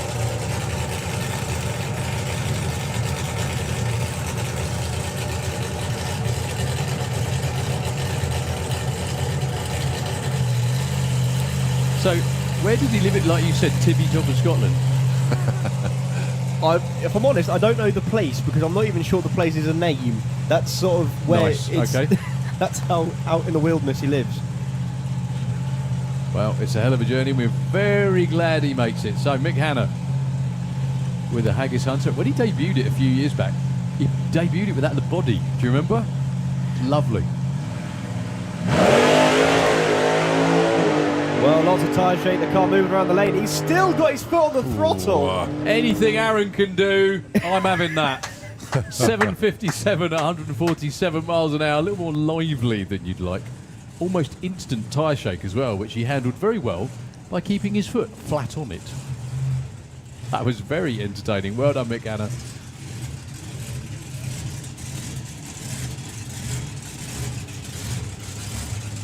Jim Tucker and Ian Merriweather up next. What a side-by-side pair this is.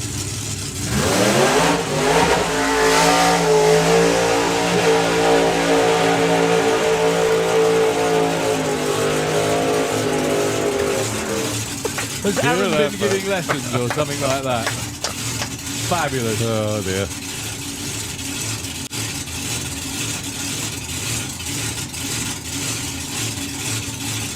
The worrying thing about that is I don't think Ian could see past the tree because the thing's filled with smoke.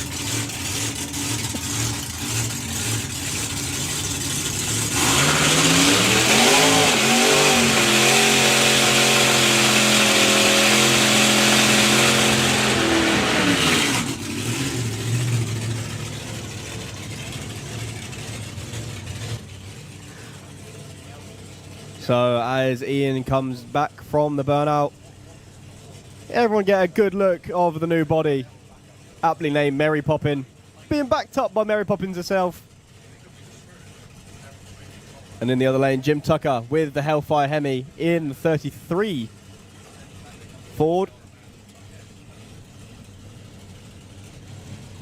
The only thing I can think is that someone in the Supercharged Outlaws has put some money up for the biggest burnout. Well, the longest one, but they're actually going to get the measuring stick out, really, because Aaron was sideways at the same time Ian stepped off it, so it's hard to tell, really, isn't it?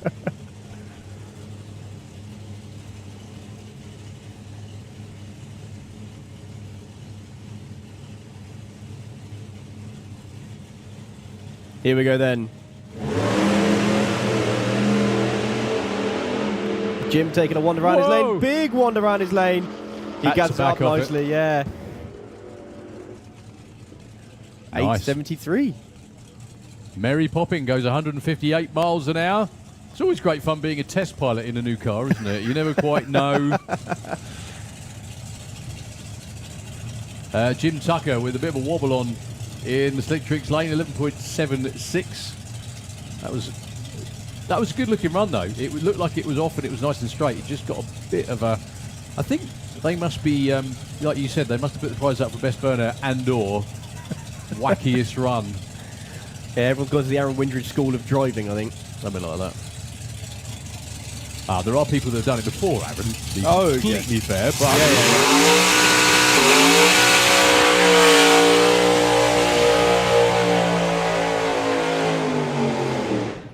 Keith Freeman having a good stab at it as well.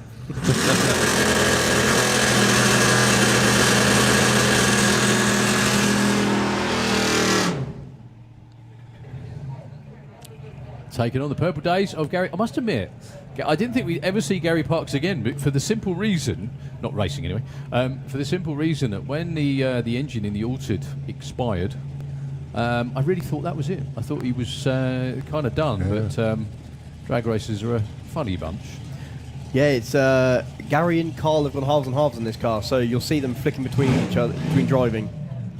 Yeah, we'll have a name board held up when Carl does it. Good This idea, is what's actually going to happen. Oh, is it? We will have a name board held up for Carl when he's driving it. If it's not, the name board isn't there, it's Gary. Give the Mary Poppins team a round of applause to go back to the pit. That was one hell of a burnout. And run. That is a really well turned out team as well. Very, very good effort indeed. Okay, Gary Parks with the Hillman. The supercharged Hillman. I must admit, I always thought something like saying like supercharged Hillman would be the highlight of my day. After supercharged elevator, not so much. That escalator. Escalator, sorry, yeah. Oh, elevator, that'd be great. That's a much better launch from Gary there. Good run for both pair of nines. 90, yeah, look at that. 966 at 136. I think that may be one of his quickest runs ever for Gary Parks. Very nice looking 939 at 145 for Keith Freeman.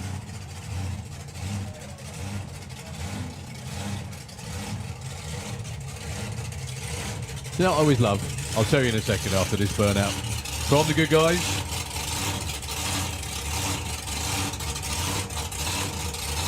He's going to be alongside the stiff shifter. Wow. That wild-looking Pontiac with Joe at the wheel.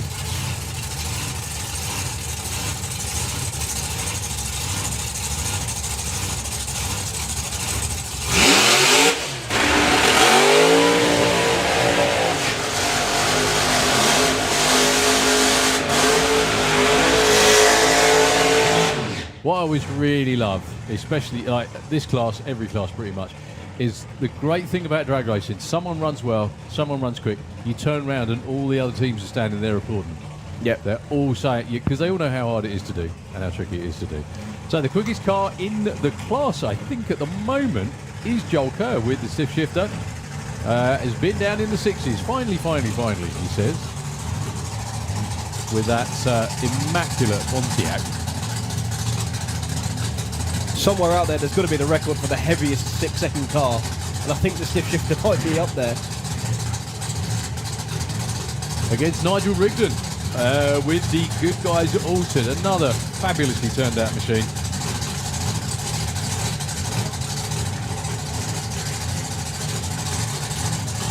Yeah, a car with a lot of history in the Citrix lane. Has run under many names.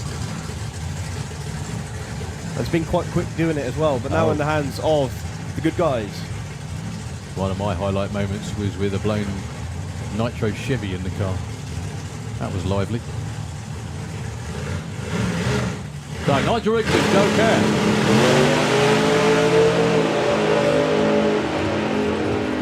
What a run from Joel.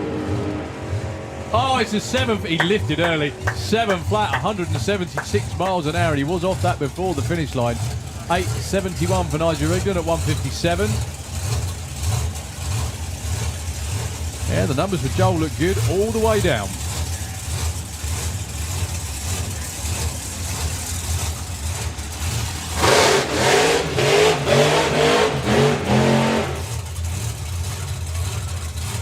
The return of Andy Fadster in the Kestrel Beer Lane, bringing out the Twister.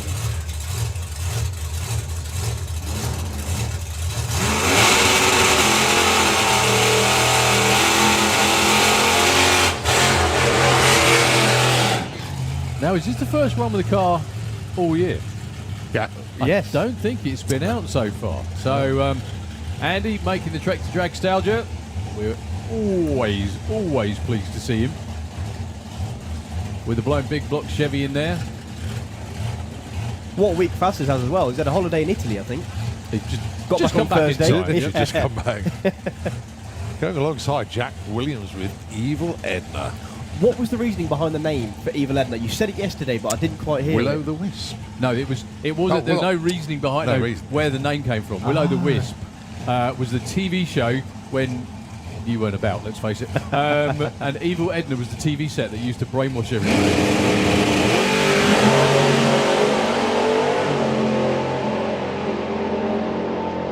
Well, a good-looking runner pair here. Jackson get the finish line first, 7:54 and an 8:03.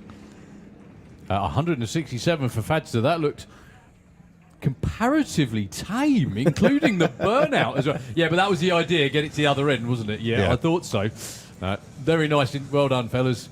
Very nice indeed. 182 mile an hour as well.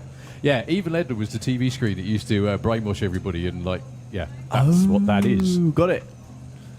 So, after many years, in fact, of building, we are just about to see the on-track debut of the Cooper Brothers brand spanking new Foolish Behaviour Altered. And what a car. This is what, for me, drag racing was all about. Basically, it looks like a cartoon car. It looks like an engine with a small amount of car attached to it. It looks like a doesn't Hot Wheels. It is like a Hot Wheels car. It's fabulous. So Matt, all of his family, his boys have been involved in building this, and I dare say his missus at times as well. He's roped everyone in. This will be the on-track debut. And it is immaculate. So don't expect any world-turning results just yet.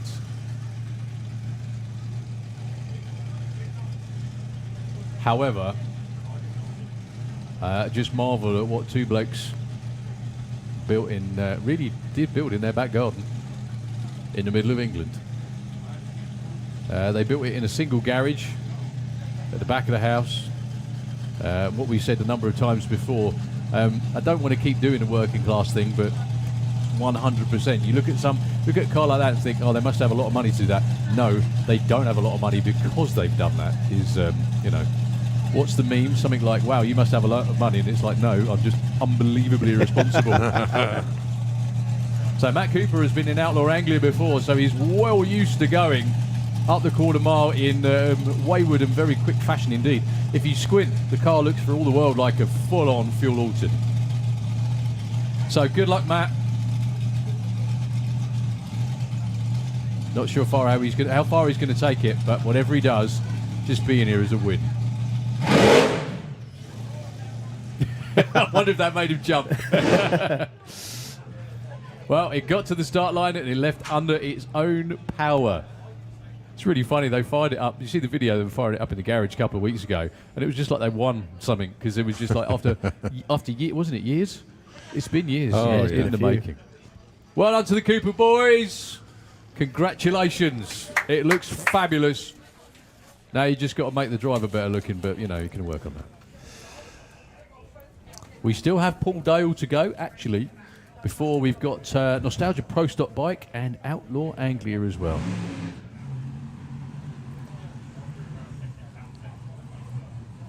And maybe someone else who I can't see. I was going to say, that isn't Paul Dale who's just fired up, but that is definitely a supercharged engine. Unfortunately, my eyes aren't quite that good. Well, they can't see round corners. Yeah, mine neither.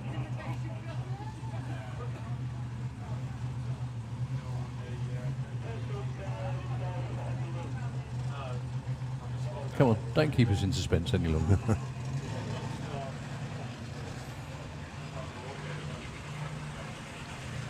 It is Brian Whitfield. Ha! With the high spirits car. A year ago, he won the best appearing car. The car never left the pitch because it is absolutely amazing. The old school altereds. We're going to be coming to a racetrack near you soon. This is the first to hit the track with a blown big block Chevy.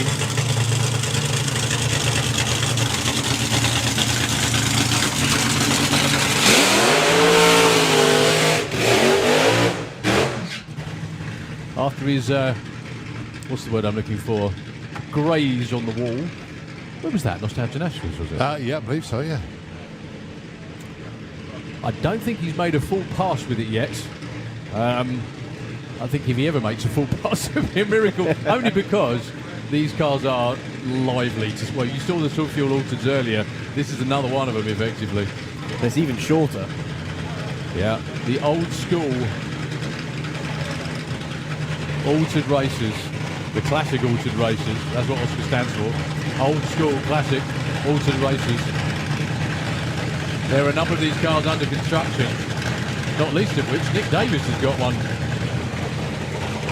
Yeah, hopefully we see the debut of a few of them next year. Obviously, John Webster's is coming on very, very nicely indeed.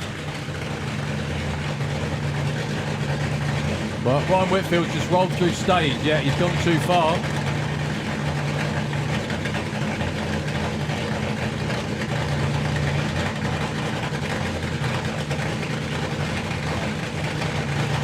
Now, Brian's been around drag racing a long while. Yeah, the brakes aren't holding it. I don't think... I think he's trying to brake.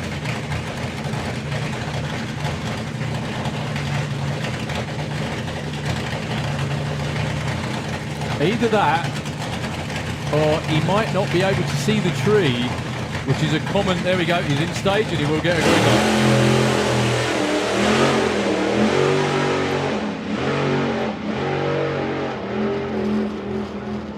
Well done to Brian Whitfield, 869 at 160 miles an hour. He pulls the chute through the finish line. Well done, guys. Awesome stuff. Absolutely brilliant. Well done. 3 attempts at staging, but, you know, he got there. Okay, yeah, Paul Dale's not to get make a run, unfortunately. We've got two-seater and the old school Stockers. See,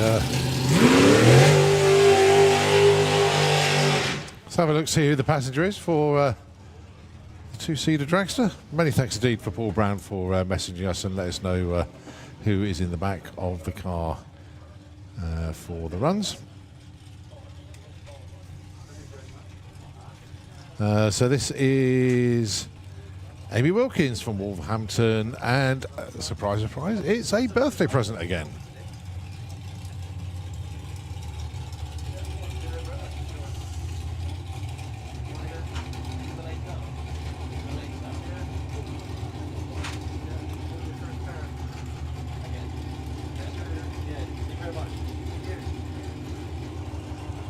So the two-seater dragster low 8-second passes. Order of the day here today.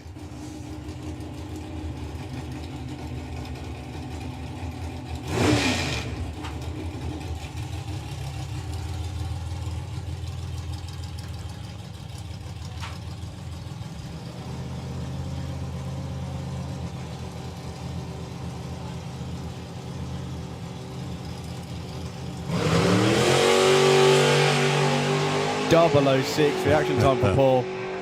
He's good. 811, 164 mile an hour pass there.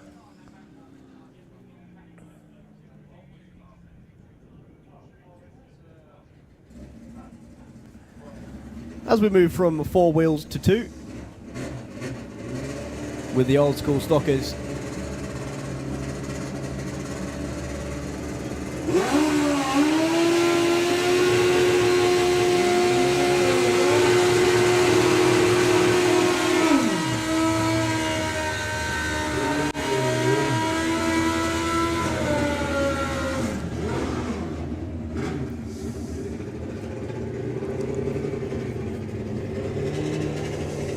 One thing I love about this class is the mix between the 4 strokes and the 2 strokes. And they all run there or thereabouts, similar numbers. All right, Alan Ward and Sean Biddlecombe here. Biffo, to everybody that knows him down there with the ice cream van in the Kestrel Lane, and of course Alan Ward on his Suzuki in the Slick Tricks Lane.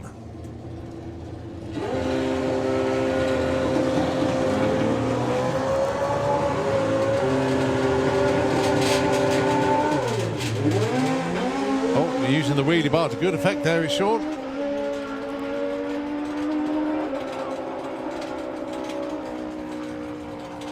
And that's a 10:35 and 11:46.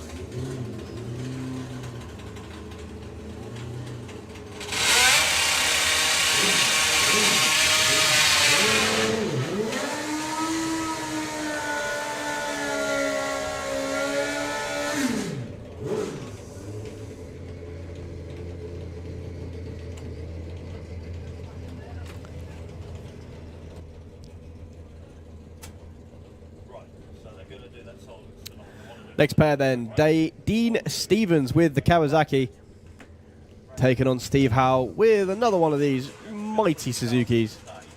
This is what I was on about earlier with the 2 strokes and the 4 strokes. The 2-stroke in the Slick Tricks Lane. Yeah, can nudge into the 8s, was in the low 9s yesterday in Run What You Run testing.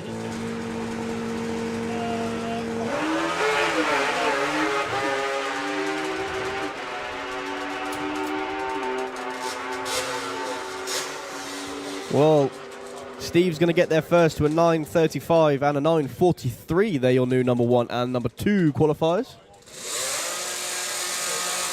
This is a heads-up class, so it's all about who can go the quickest. None of this Cannonball stuff that we've been on about. As simple as drag racing can get, I believe.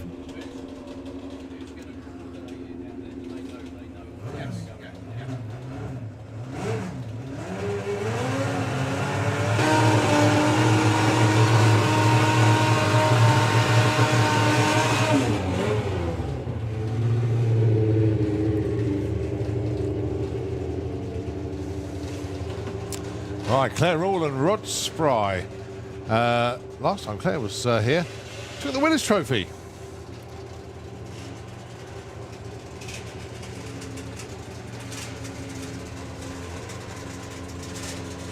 So Claire should be in the 8s. Rod ain't going to be far behind. Oh, below the wheels went off the line there for Claire.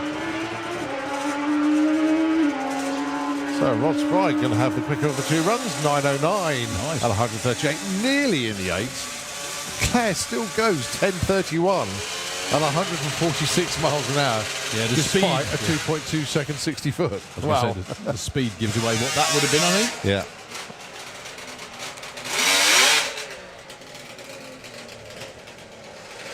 Okay, Peter McGuinness and Chris Spry this time round. Peter in the Kestrel Lane on the Kawasaki over there. And Chris Spry, what a similar machine, just with 4 instead of 2 cylinders.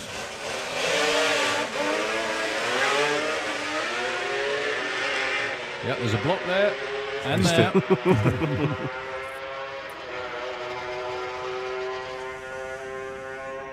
Pair of mid-11s, 11.53 for Chris Spry, and Peter McGuinness goes 11.69. We still have a few more of the old-school stockers to go before we get into the NSA, followed by the looks of it, out of Anglia.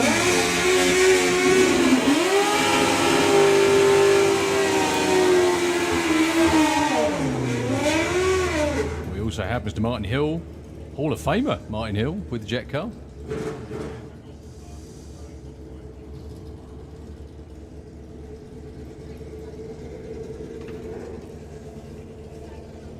So Richard Peachy and Freddie Smith, next pair. Both of these got runs in yesterday in the Run What You Brung session. That's right, Freddie had more than one run yesterday.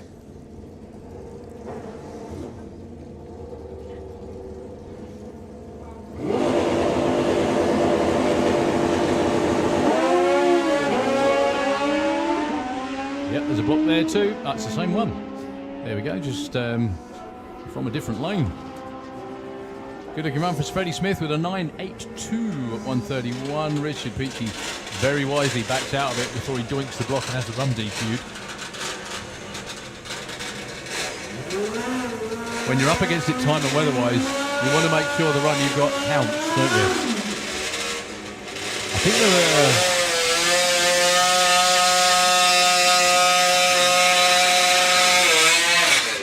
I think there are 15 or 16 bikes, so I think everybody will be on the sheet, provided no one gets a run deep. Actually, 14.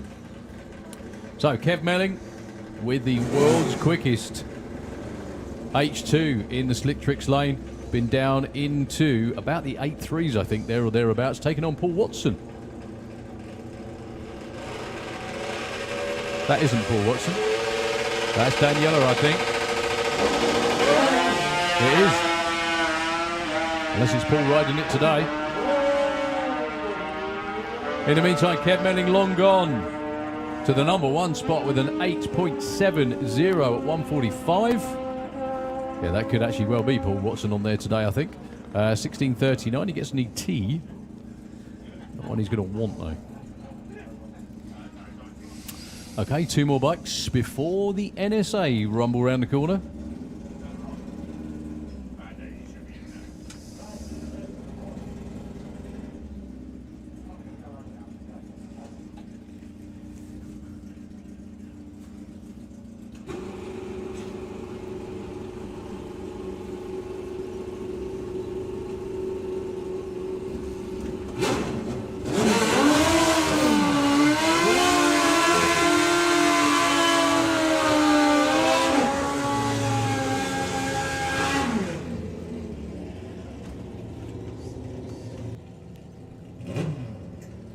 Kestrel beer lane then.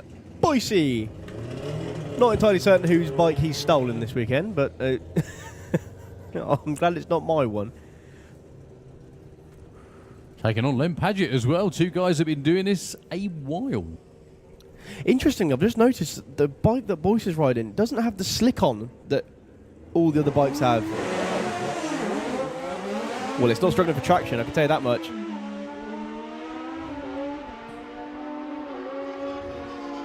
Fair bit of smoke out of Len's motor, but doesn't seem to bother him at all with a 994 at 135. Boyce goes 11.40 at 128, and he managed to stay on, which was the major win from that one, I think. Okay, we are... We've got Martin Hill with the jet car. We've got the NSA bikes around there as well. Just nipped past 6:30 on what now is, thankfully, a breezy but beautifully sunny evening. I know it's not particularly warm, don't get me wrong. I get that.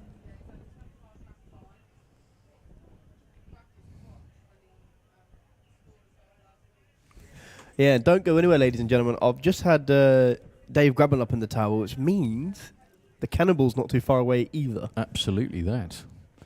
So, on the rollers at the moment, that's the way they start them, folks, especially with the old bikes, is they can't bump start them like they used to do with the fuel cars. So they had the rollers. They used to have the rollers in front of the barn behind the tower. It was one of the great places to stand as all of them fired up and came forward to run.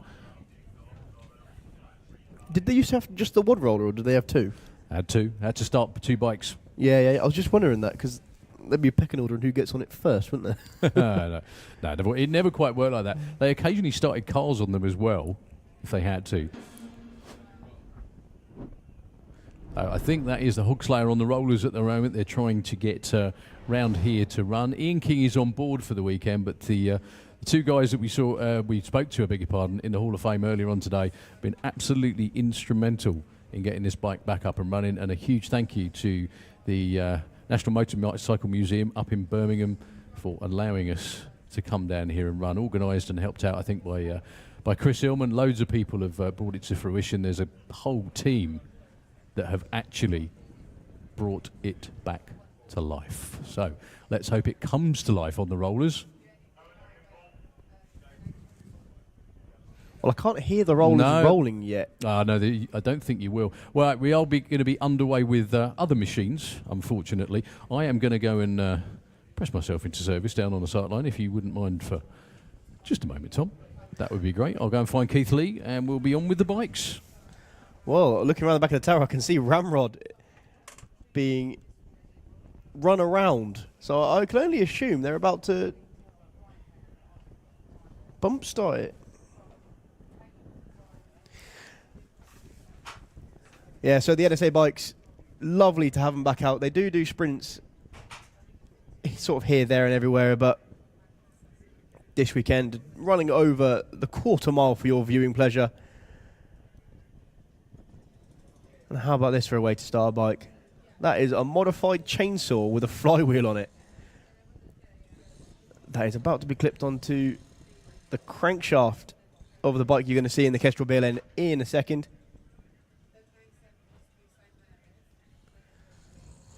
Well, they are just firing up the first machines around the back of the tower.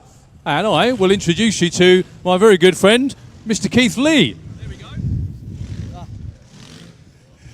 Cheers, Darryl. Well, Santa Pod did a brilliant job.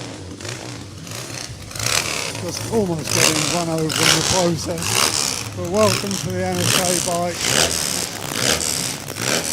And moving out now on the slick trick train, one of the oldest machines here this weekend. Was originally running in the late 60s.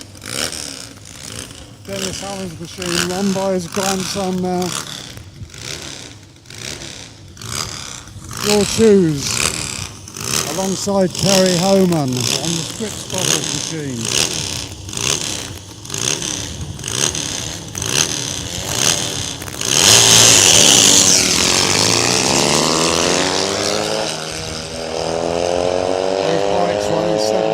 Triumph Motors. And a good run there from George Shoes, 11.7. I think that could well be his quickest run so far. Terry Homan, 12.1 seconds.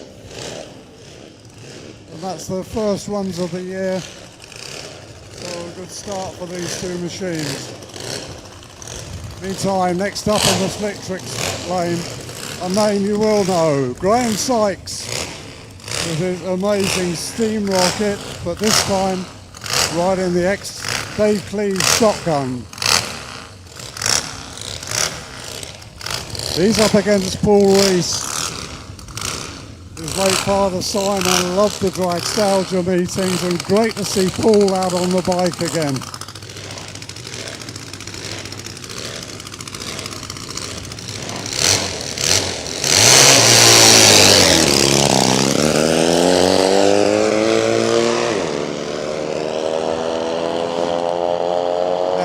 Clean run for Graham Sykes.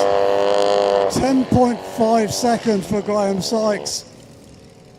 A good run though, 134 miles an hour and a 14.24 for Paul Reese. He's still very much getting used to Simon's old bike.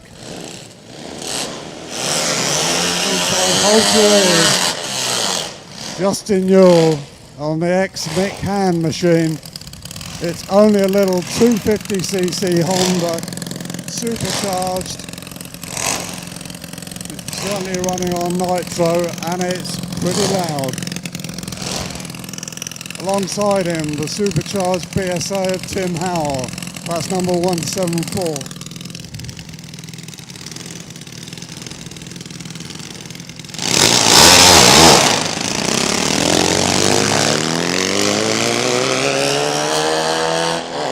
Honda really is a handful for Justin, but it's pulling well at the top end. Going through in a 12-second run, 115 miles an hour. Tim Howell having a little bit of a problem at the top end. Meanwhile, all the way from Holland, our good friend Jan Hody. This machine, I must admit, is a personal favourite. It's the loudest thing on two wheels and one of the smallest. It's only 500 cc's, single cylinder, and it is awesomely powerful.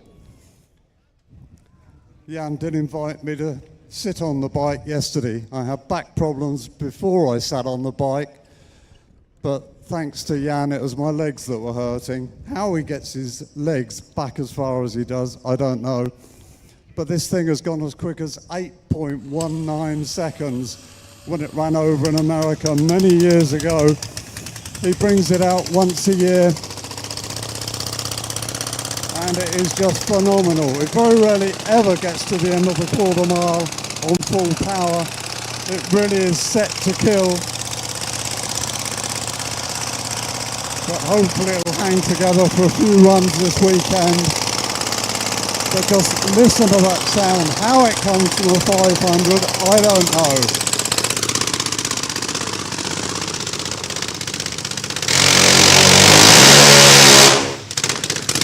Just a quick burn out there. Norris van der Zijden, one of the most respected top fuel mechanics in the sport, helping him out. Got a revised clutch on this machine now and new fuel pump, so just watch it go.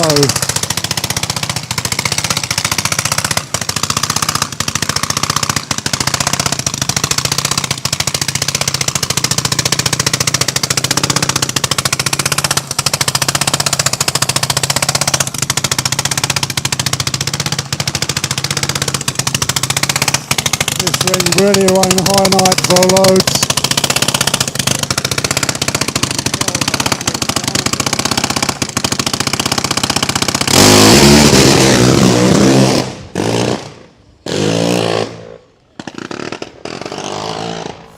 Did I say that machine was a handful? That's a brave man there riding it. Well, there's a fine line between That brave is and just something else. unreal. While I'm here, I'd like to welcome all our friends from America, John and Jody Gregory, Frank Stout, get your mouth together, Lee. It is just so nice this weekend that we've got a Hog Slayer running. Hopefully that'll be along shortly. But meantime, we've got a pair of double-engine Nortons. In the Kestrel lane, we have the ex-Mickey Butler Super Cyclops with a pair of 500 Triumph motors, alongside Gary Norman, a pair of 850 lone motors in that one. Gary put in a practice run yesterday and it really did sound strong.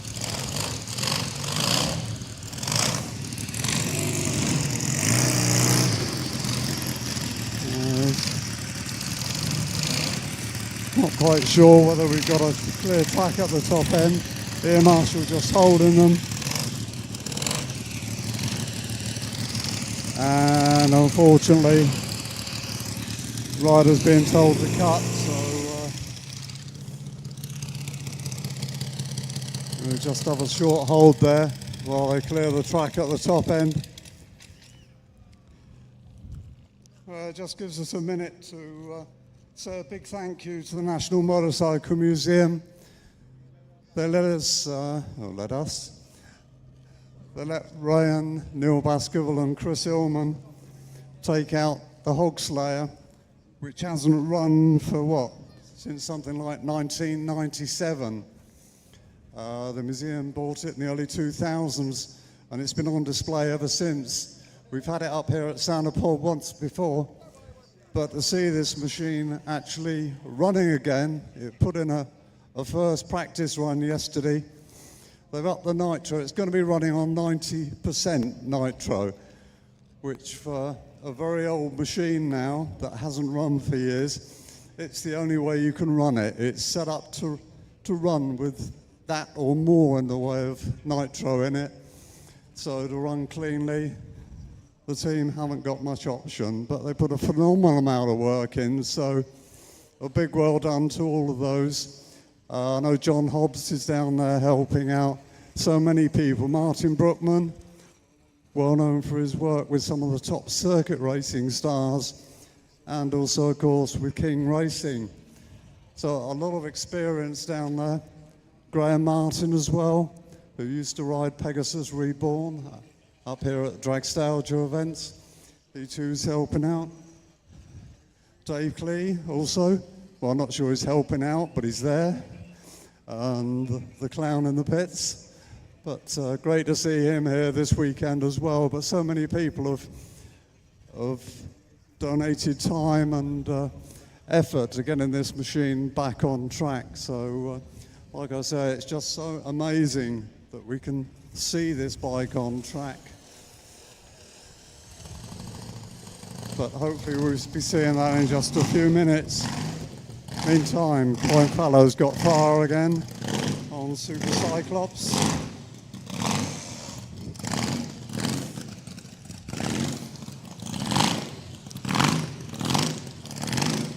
Hopefully Jan's bike is okay and we'll see him again tomorrow.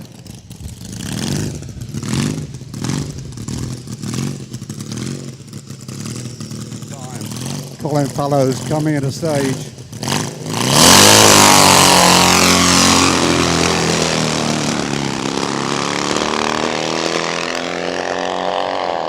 Clutch up, it'll work hard off the line. Only running fairly low amounts of nitro in this machine, 12.33 seconds, 117 miles an hour. But it's getting very hard to get spares as well for these bikes, so you've got to find balancing act because you really don't want to break them. Just take a wander back and see if they're about to fire up Hogslayer. This is not an easy machine to get going. They're squirting petrol in the thing, but it's been quite a problem to get enough fuel running in there to get the bike actually running.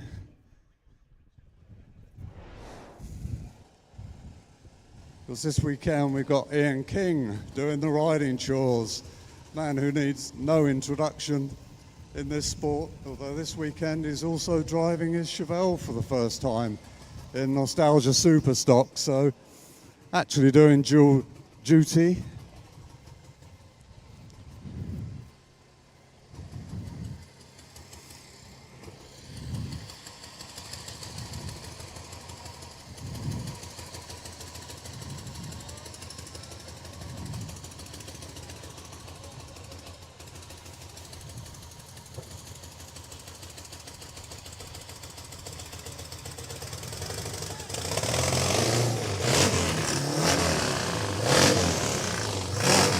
Mind you,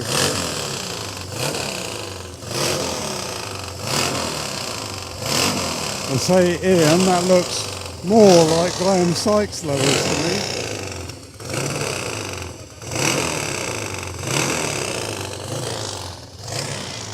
Indeed, this was the plan originally, that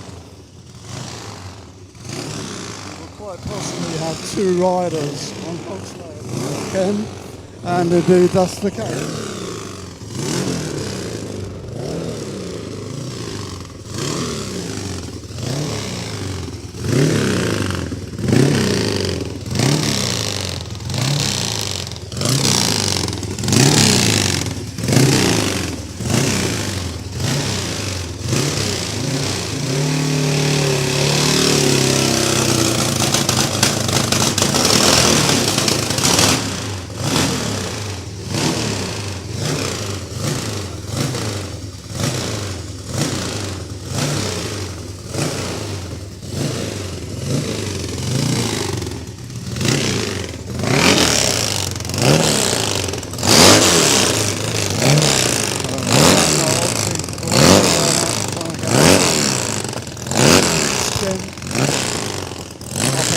Tower.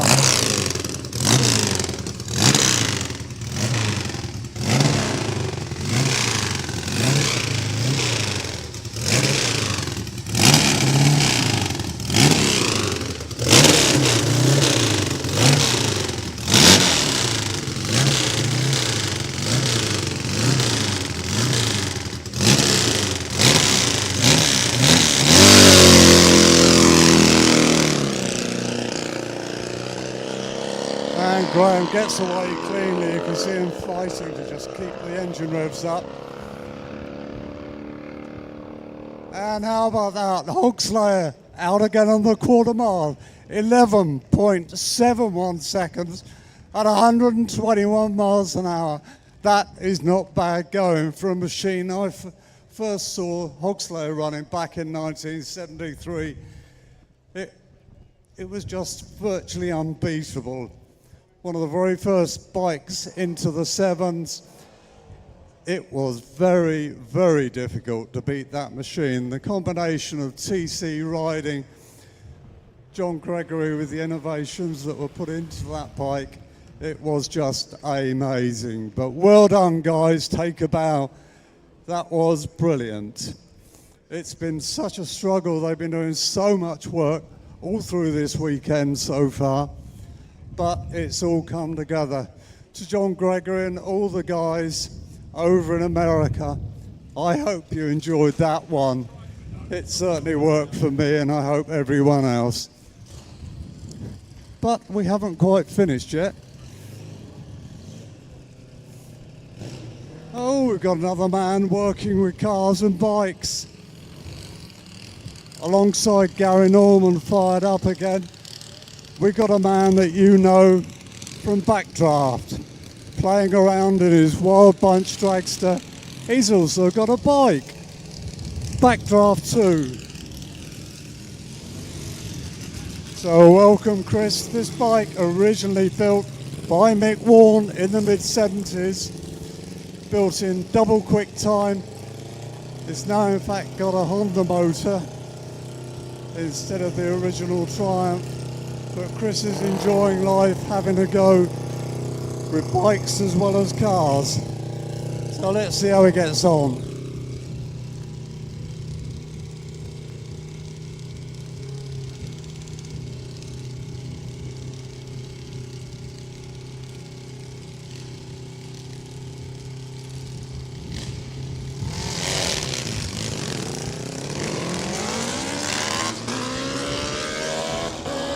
Chris still very new to this bike, but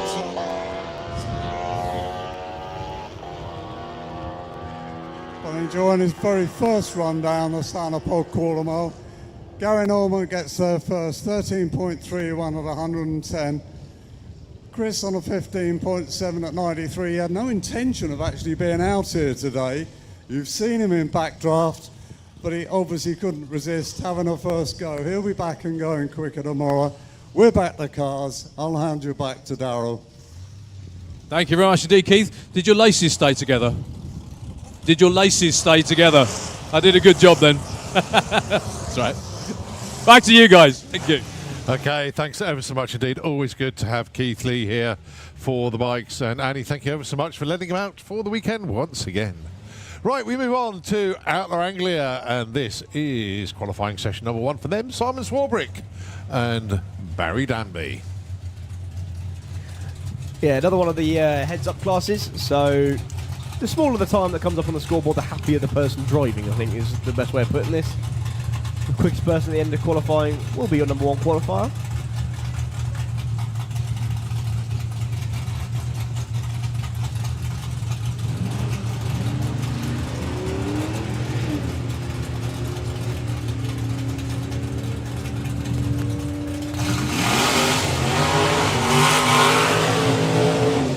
Oh, Simon goes 12.10, 12.34 for Barry.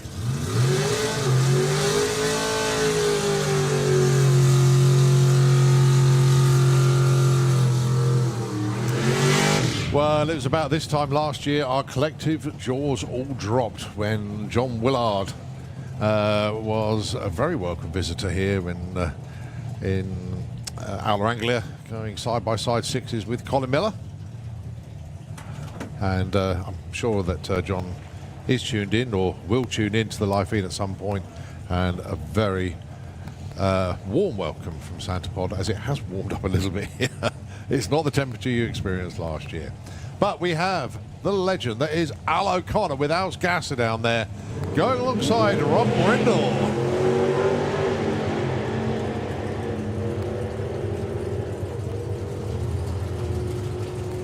So Rob goes 9.01, Al goes 10.20.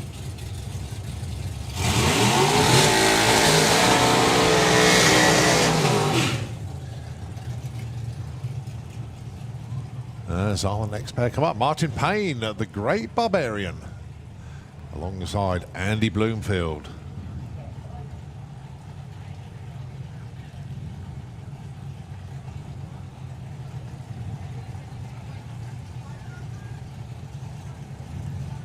Just looking at the width of the rear of these two cars, it's like the really shrunk tight.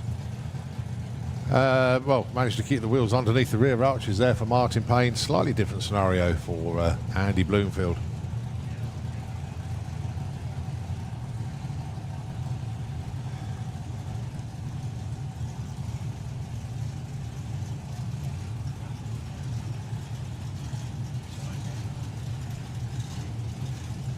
I really feel that wind picking up now. There's looking It like is a actually, you're right, headwind yeah. a little bit. Headwind more than a crosswind at the minute. Andy taking a move right over towards the wall, and again. Well, they're both moving around their lane, actually. In actual fact, Martin's actually backed out of it. He's still moving, but it is going to be Andy that gets there first with a 13.43. And Martin goes 15.28. But you're absolutely spot on, Thomas. That headwind is quite stiff breeze out there now. Bizarrely, I think if I had a high-sided car like a Ford Pop, I would want a headwind, not a side wind, because you don't want to get blown around sideways too much. I'd rather have it head-on, if you like. So let's see how Ben Montgomery and Gary Hill get on. It's the homebrew Ford Pop with a 350 cubic inch lump in there. I think we're going to be on hold just for a second. Oh yeah, was that one of them stuck at the top end? I think there might be another issue than that. Okay. Not entirely sure what's going to be going on though. So we will be on hold for a little while.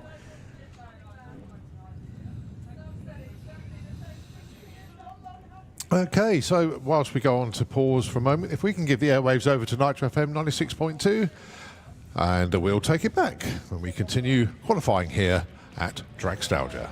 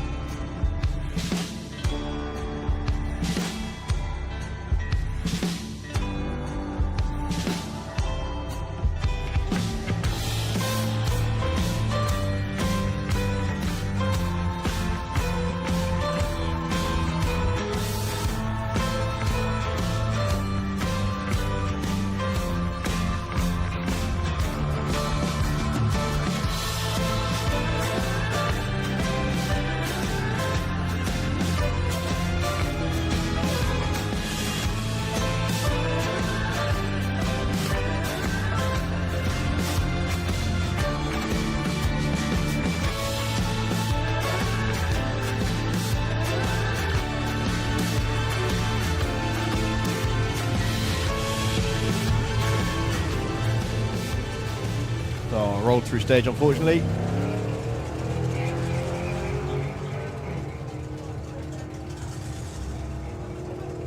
It's still going to be close to the finish line between the two of them. 14.76 and a 12.45.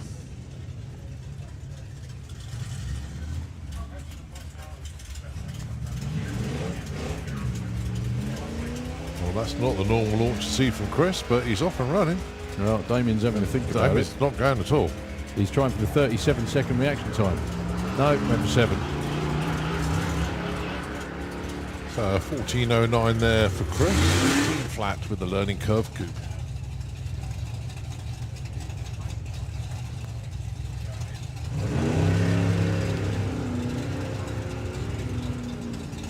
Even at half throttle, that might still be a sizable breakout, but probably using Loz as pacemaker.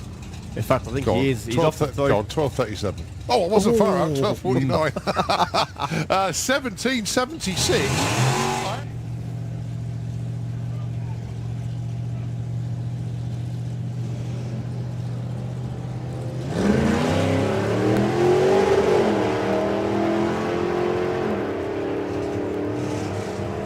That's a good little race. Well, they're going to meet at the stripe. 10.09 plays a 14.58. All round the right side. A fun class, wasn't it? That's Definitely. always the most important thing. Gavin Meanley and Callum Swinchat on the line. How about wheel spin from the flathead in the Kestrel beer lane? I think Callum's foot slipped on the throttle, actually. 10.79 at 99 miles an hour. That's not what that normally does. Skip. No, it's forward behind the wheel, isn't it? Forward in. That's great. It should be a good pass. If he can keep his foot in and go straight, it'll be a bit quicker than Skip because he's a bit lighter. 8.77. Yeah, well chuffed. Well done, boy. But he's got a blower on it as well. That helps. Well, Andy Jackson's actually been in the 9s, I think, isn't it? There or thereabouts. Is it going to be an 11 or a high 10? 11.60. Oh, Richard Hammond outside. So I heard a lot. Good looking If James run. has got the gas on, that should be a 9-second pass. Wow. 16, 139. Yeah, nearly an That's 8. got to be a PB, isn't it? Or close. Let's have a quick look. I'm under there. Is that right? Originally built one of your own. I beg your pardon. Built in 1972 by Ray Hoare. That's the same age as me, which is nice. I mean, James Ald's his rear engine car, that was a 72 as well. Yeah, that's Good- a good 72. It's idea, very like really. the early Allard cars, isn't it? Doesn't hang about either. No. It's usually about a mid-10 second, 10.3, something like that, isn't it? Nice looking run in both lanes. Actually, Mick's going to get there first. With a 982. 130. I said that quickly. The Bob Wright in the Orchard, that is came over from the States. It's an NHRA legal Orchard, that was. Back, Wow. I'm thinking like an 80s one, but Yeah, unfortunately, no time for Bobby.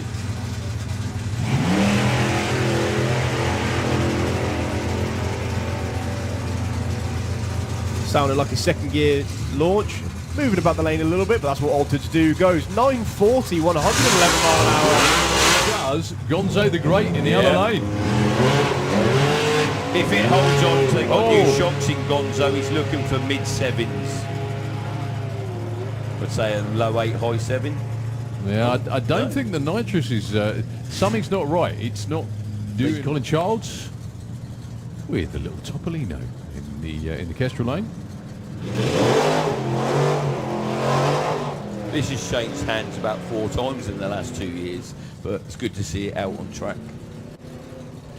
Yeah, I don't want to say it quite out loud like this, but it is quite an inexpensive way of getting into racing, isn't it, as well? Because a lot of the cars are very affordable by comparison. Yeah, definitely. You know, like I said, it's not about speed or money. Yeah, that's actually a kill, that skirt, but there we go. Hopefully Rory can get back into 10 seconds he's in now, isn't he?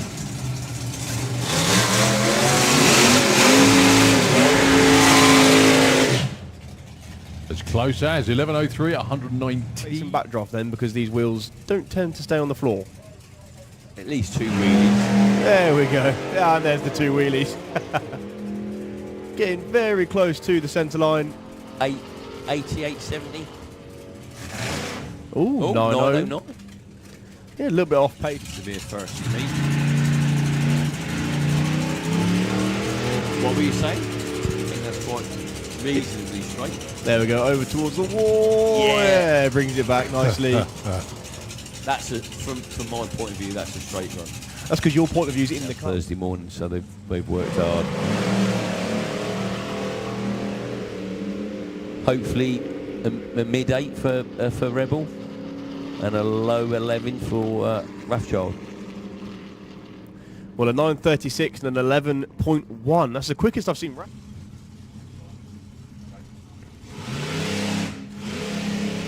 Well, he isn't scared of the loud pedal, I can tell you that much. Fair play. I'm just waiting to hear second gear. I'm going to say no. Or it was a second gear launch. And he's feathering. But 1774, nice opener for the ex-Grumpy Monkey. That's a bit more like it. That's all 3 gears as well, so it should be a nice 9-second run. Oh, 10.15, 129 mile an hour. However, it got to the other end, which is lovely. Well, lots of tire shake, the car moving around the lane. He's still got his foot on the throttle. Anything Aaron can do, I'm having that. 7.57 at 147 miles an hour, a little more long. Jim taking a wander around his lane. Big wander around his lane. He gets up nicely, yeah. Nice. 8.73. Mary Popping goes 158. Escalator, sorry, yeah. Oh, elevator, that'd be great. That's a much better launch from Gary there. Good run for both. Pair of 9s. 90, yeah, look at that. 9.66 at 136. No, Nigel Riggs, don't care.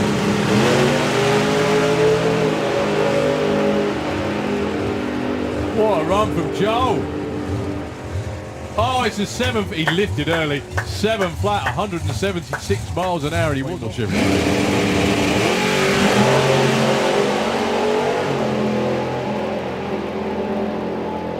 Well, a good-looking runner pair here. Jackson get the finish line first, 7.54 and an 8.03. But whatever he does, just being here is a win. I wonder if that made him jump. Well, it got to the start line and it left under its own power. It's really funny, they fired it up. You see the video, they fired it up in the garage a couple of weeks ago, and it was just like they won something, because it was just like after years, wasn't it years? It's been years. Oh, yeah, it's been in the making. Well done to the Cooper boys. Congratulations. It looks fabulous. Now you just got to make the driver better looking, but you know, you can work on that. We still have Paul, which is a common. There we go. He's in stage and he will get a green light.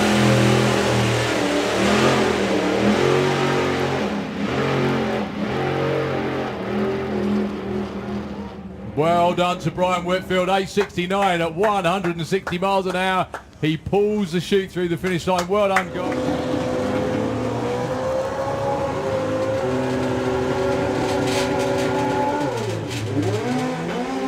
Using the wheelie bar to good effect there is Sean.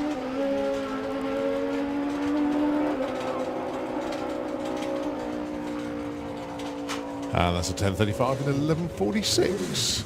Run what you run testing.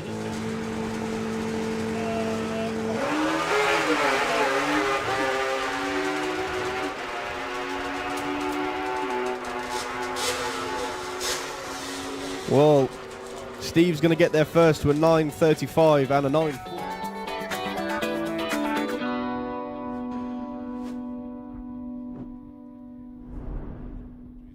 It's 7:15 in the evening.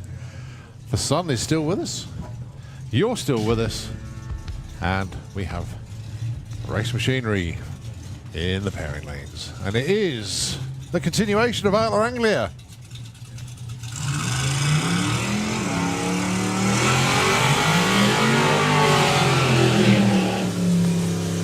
So Gary Hill and Ben Montgomery.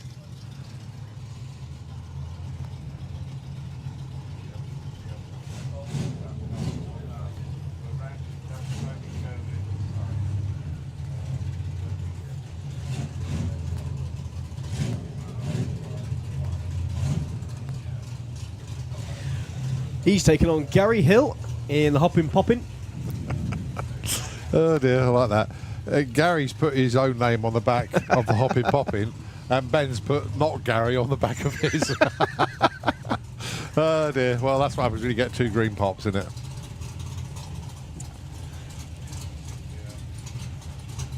So Ben with the most leaningest of the pops.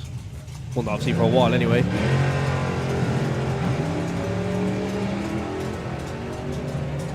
Saying that, it was pretty tame.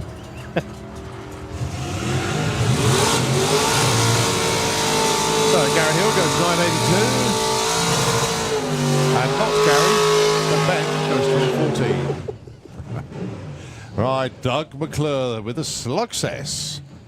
Fresh from his most recent outing in Pro ET. Here he is in Outlaw Anglia, going alongside Barn Levy with the Barnstormer. And a beautiful backup girl as well.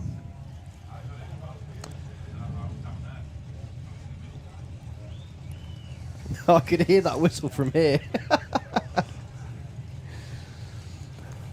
So a little birdie told me that Barnaby Levy's turned on some nitrous.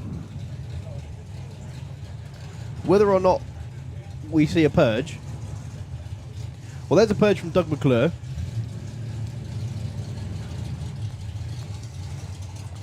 Well, let's not forget Doug last year pulled a wheelie of the event.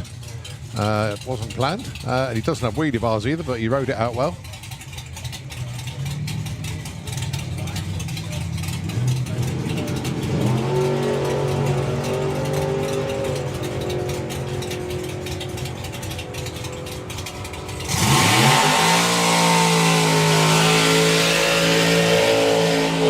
Then bar 11.52 for Doug.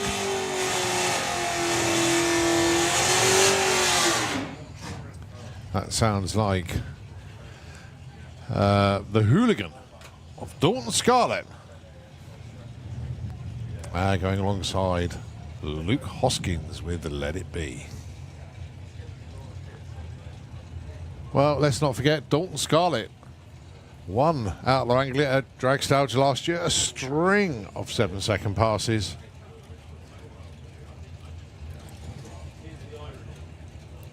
Well, he's got a 7.4 second run under his belt already this weekend. The only issue was it was yesterday during Romney Bronx. Yeah. He needs to do it again in qualifying to fend off one Mr. Miller.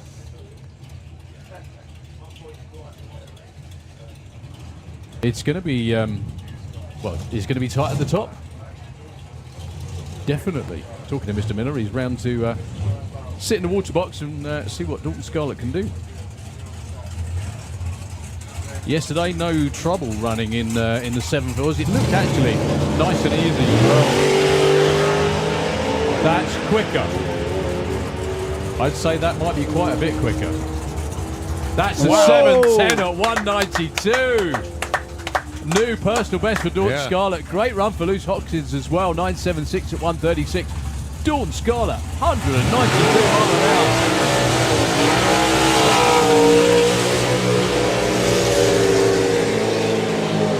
hour. Colin Miller rolled round the corner and looked at the scoreboard and went, ooh, okay. Hello. Yeah.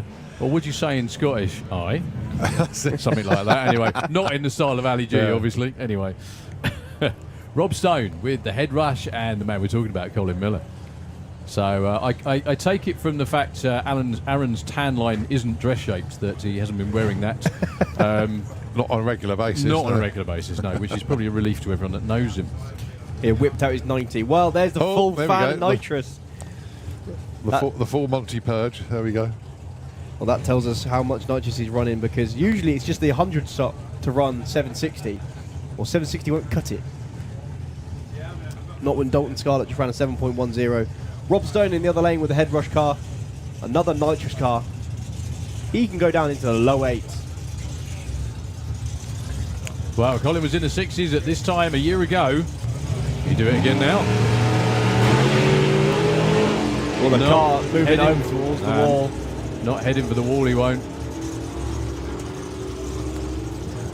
Fighting it all the way down. Look at that. 9.10 for Rob. Colin with a 9.35. He's still number 5. He's still qualified. Yeah. But interestingly, only a few to go. Dalton Scarlett's almost got 2 seconds on everybody else at the moment. That could change when Ben Kennedy puts his run in.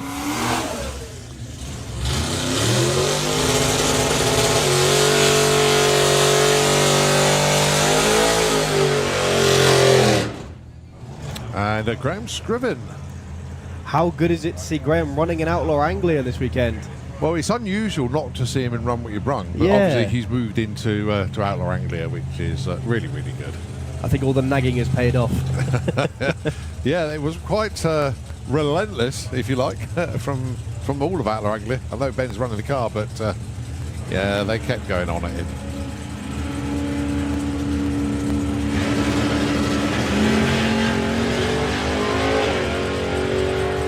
Well, Ben Kennedy's run won't be in the 8s because the 60 foot was 172. 9.46 at 1.36. It was quicker than that. He just tripped the beams at the start line. Graham, 9.79. That is an outstanding run for Graham. I'm not 100% certain, but I can't remember if the car's ever been in the 9s before. I know it's been low 10s, but nevertheless, a fantastic run for Graham. We'll be extremely happy with that. I'm loving all the Pink Lady outfits as well. There's a whole team of them spread between teams. Wayne Power with the black pop in the Slick Tricks lane was 9.4 or thereabouts last weekend. Did I see a 9.2 on the board last weekend? Possibly, might have done. He was in that range anyway. Oh, problems for Andy. It's hooked up and going again. So Wayne Power goes 9.56 on 139. So slotted at number 7. And Andy goes 13.89 at 109.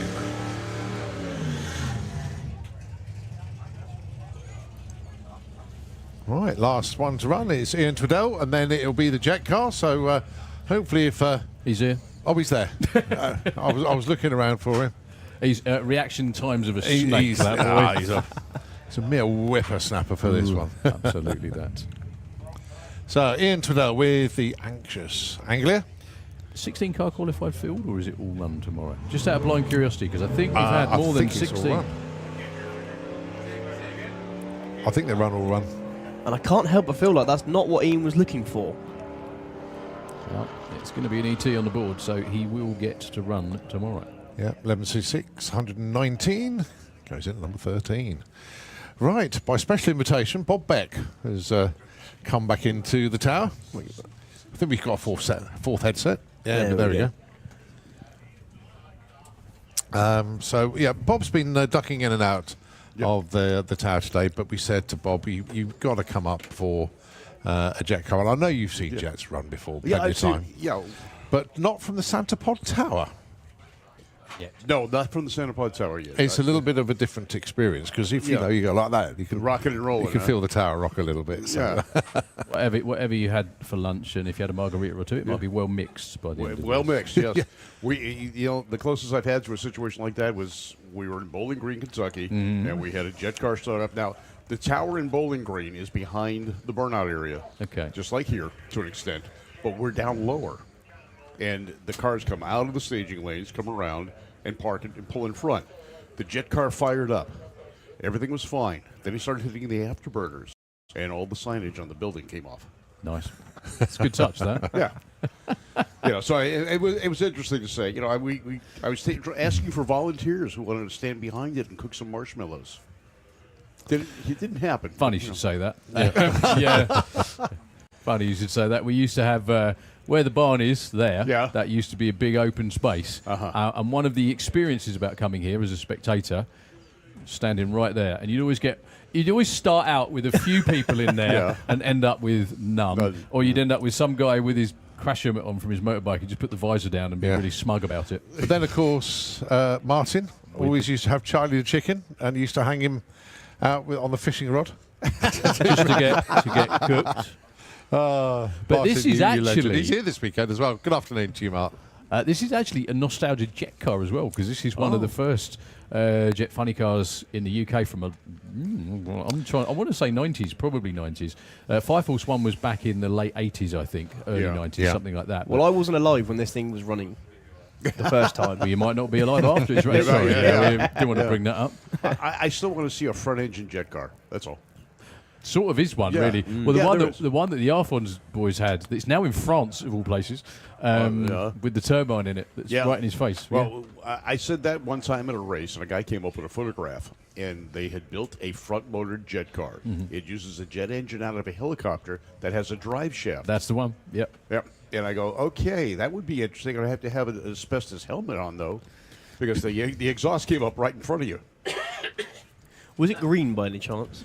No, it actually was a black and white photo, so I couldn't tell. Well, that's also like the Fugitive slingshot. Yeah, we've had a couple of them here like that. A couple of the slingshots. I think David Pertwee, who's got the one, which was the one we were talking about in the States. He's in France. Matt Wright had one as well, which again is a turbine-powered, wheel-driven car, if you like. But with the actual and his Jeep. And his Jeep. A Jeep. A Jeep with a turbine in it too. Okay. Why not? Yeah, we don't do things by halves most of the time. Here we go then. Yeah. Anyway. Martin starting up underneath us. I hear it. Yes. And of course, Martin announced today as an inductee to the British Drag Racing Hall of Fame. Fantastic. No, it's the Hall of Flame. You missed. Yeah, that's it. Come on, boy. You missed out on. That's as good as your Christmas number one. No, it's not. That's a lot more obvious than Christmas number one. But there we are. Christmas number one takes a lot of setting up, especially with the 70 cars entered, right? Yeah. It has to be right place, right time. Hall of Flame, you know. Yeah. Not so much. All right, so far pretty good. I mean, So far pretty quiet, really. That's probably why.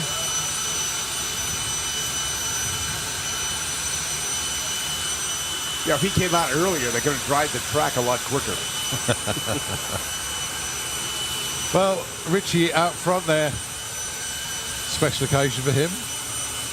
As he's in a t-shirt and a cap, all freshly painted. Look at that. That's rocking, mate. I like it.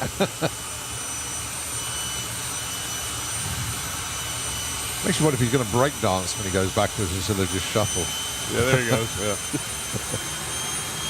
So the transit van moving around the back of the tower into the other lane. This is when things start to get loud and warm for us. Warm. I like warm.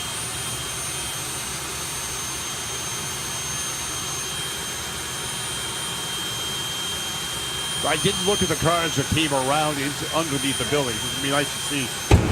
Okay, that's good. There we go.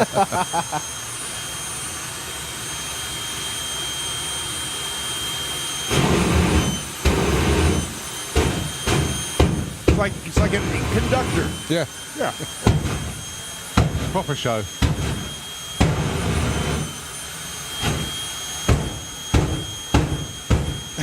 I like it.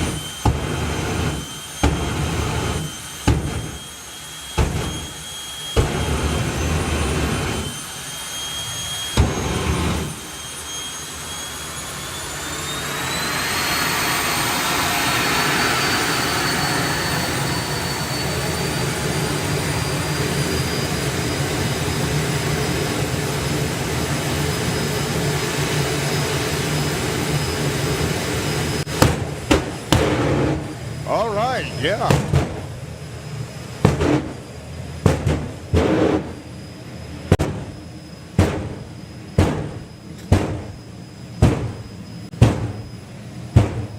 So Martin Hill then with Fire Force number 2 as Richie gives him the customary salute. Give him a wave, everybody. Your new Hall of Flame member, Mr. Martin Hill.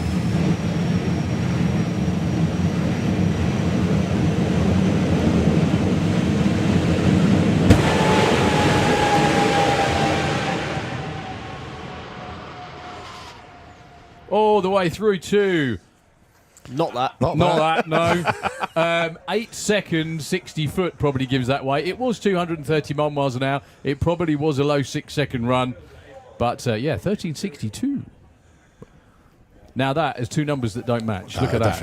It's very rare you see 5 numbers on the top and 5 numbers quite like that on the bottom. Unless you're Mark Sheridan. Something like that, yeah. But that was a good run. Nice. Anyway, there we go. A little bit different, Bob. That was good. Yeah, you're gonna get home and you're gonna put on your really nice car club jacket and you're gonna go, why does it still smell like that? Well, it smelled it in a couple of spots. Diesel. Oh, thanks ever so much indeed, Bob. Thank you for coming up. Oh, thank you for having me here. This is great. I love it.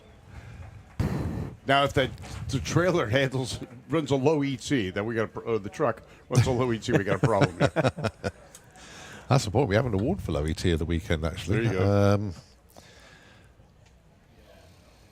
Right. It is the Dragstalgia Cannonball coming up next. And then I do believe, if everything goes to schedule, it will be Gasser Circus as well. So just look around the corner, I can see Joe Bond with the Nothing Fancy slingshot. Some pictures arrived on Instagram earlier. I don't know if you two saw it. Bits of chassis underneath the car that shouldn't touch the floor, having touched the floor. Who was that, sorry? Joe Bond, as he went 2 wheels through the finish line. Yeah, In fact, I didn't realise he was 2 wheels twice. Yeah, probably once going one way, once the other. Yeah, As long exactly. as he's recovered from the head injury, once his mum got hold of him, he'll be fine, I should think. Yeah, Jane's a bit of a nervous wreck at the best of times, so that is not going to help. Absolutely not. Yeah, we're probably not going to say that out loud, but, you know. So up first, two-seater Yeah, I know. dragster. Who's in the passenger seat this time, Colin? So this is run number 4, isn't it? From I can't count that high. yeah, I'm sure this is the 4th run. So let me just have a quick check on Paul Brown's message. It's Steve Baker from Lancashire. Not a birthday present, this one. It's the first one today that isn't. He basically just said he always wanted to have a go in the back. So That's a good excuse, isn't it? good enough. So everybody, if you're milling around out there, if you're watching the F word, please make your baywhack shortly. We're just about to run the Dragstalgia Cannonball, round number 2. Positions at the moment are, I think Tony Bett's in the lead. With Apache in 2nd, Joe Bond in 3rd. It's going to be fun. I'll sit you down the line for the Cracklefest.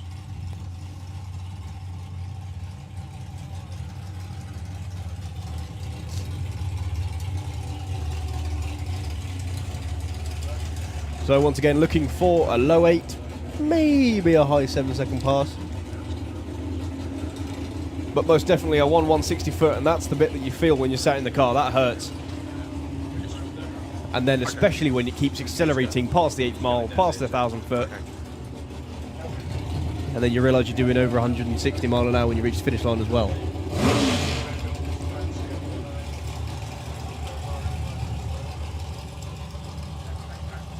Well, this is much more like it. A nice bit of evening sunshine. Even if there is still a breeze, at least it's sunny, it's dry, it's happening. Better sight than 24 hours ago, definitely. Yeah. Into the 7, 7.99 at 167. That'll do, won't it? That'll work. Definitely that, yeah. 02 light as well from Paul. Always on it. And now things get loud. I can see some fuel being fed.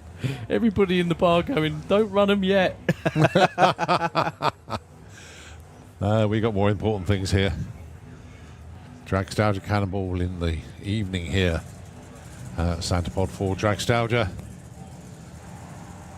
Oh, something's happened. Oh, hang on. That sounds good.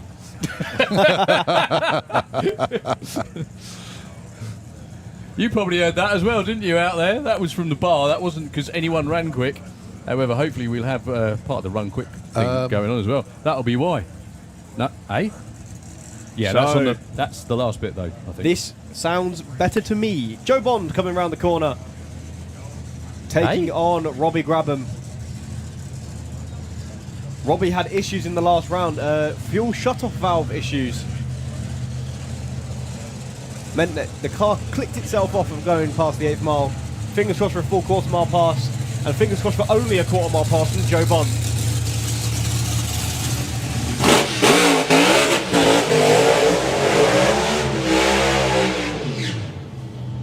Taking on Robbie Grabham.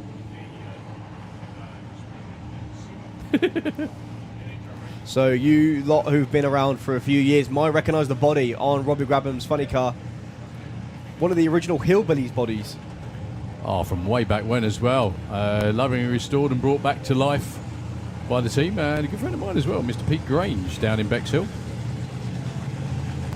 Great to see it out there on the quarter mile again. Good that it fits the chassis as well, definitely. Well, let's hope for a nice straight run from Joe Bond. I bet his mum and his wife standing down there could barely watch. He's not pointing straight, which is not a great start. So Joe, nothing with the nothing fancy car. 50 years of Bond and Hannes racing. Needless to say, Joe's not 50, so he wasn't around at the start. Up against another second generation racer, Robbie Grabham.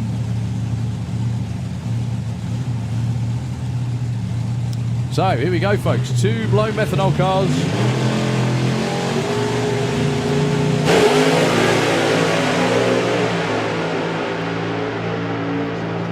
Great looking runs in both lanes. 6:38 to 2:21 for Joe. Where's that chute? There it is. Yep. 7:29 at 1:88 for Robbie. That's much, much more like it for the West Country Shaker team. But Joe, 2 really solid runs. And Jane. Yeah, that's more like it, isn't it? Yeah, there we go. It's when it's going straight as well. It's not till you see the parachute, but it's all good. 221 miles an hour.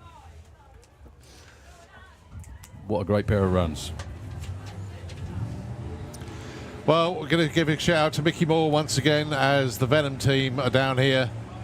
They did want us to say a big shout out to Mickey.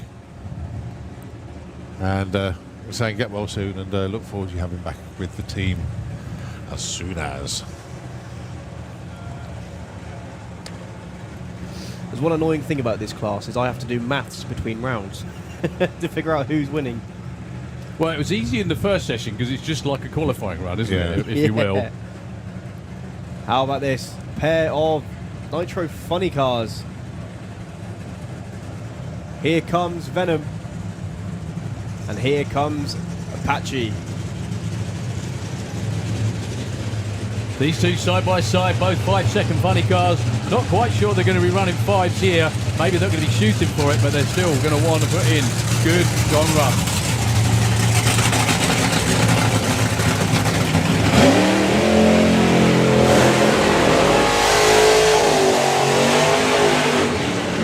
And don't forget, they've got those pesky methanol cars, particularly Joe Bond, snapping at their heels as well.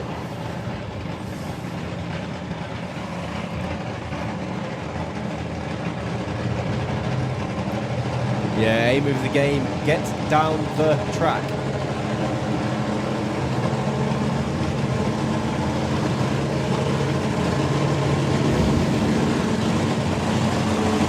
Well, these two, as we know, were 1 and 2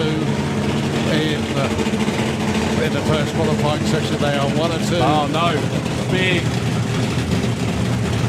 lot of trail of fluid behind Tony's car. Sorry. Well, it's going to be Tim Garlick on a bye run. I hate to say it out loud, but that effectively puts Tony out of the running for the Cannonball, because you've got to take the tree every time, and you've got to make it to the other end to keep the consistency going. So it's all about what Tim Garlick can do now. Joe Bond is going to be the pace setter. Oh, what heartbreak for Venom. Anything quicker than a Oh, that's 650. looking gorgeous. Yeah, that'll work. 6:07, 2:29. Low ET of the day Yeah. so far. Well, it looks like whatever it is there is evaporating.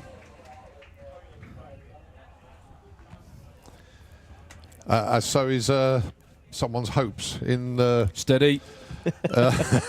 Well, yeah, I'm not going to say any more than that. No, just in case. Just in case. The people here want to watch racing. Yeah. The people over here, the people over there, as you heard from the cheer, Yeah. are watching the other sport that requires lots of balls, or just one anyway. Give the Apache team a big round of applause. Low ET of race day. And that's low ET of the event as well. Yep.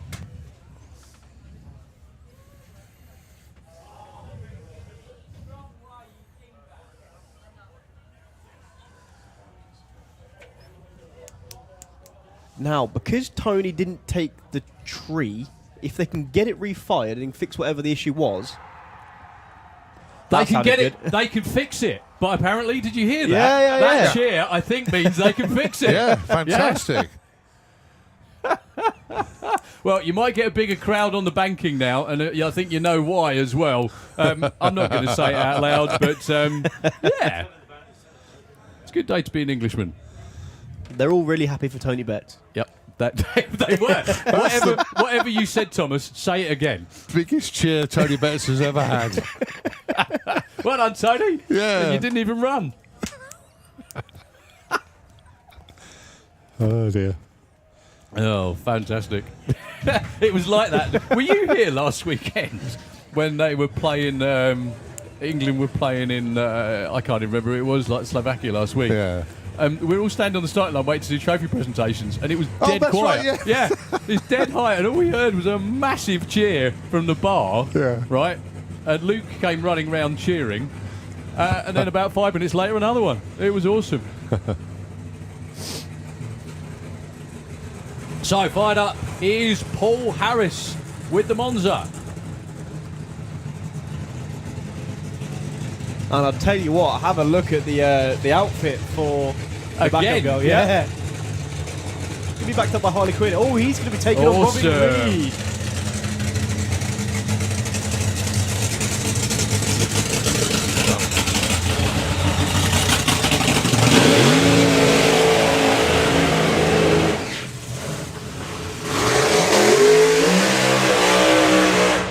Taking on Robin Reed with, do you know what? If that was, I think cubic inch wise, you could have at least 3, possibly even 4 of those engines in a car, and it would be the same as a regular fuel motor, frankly.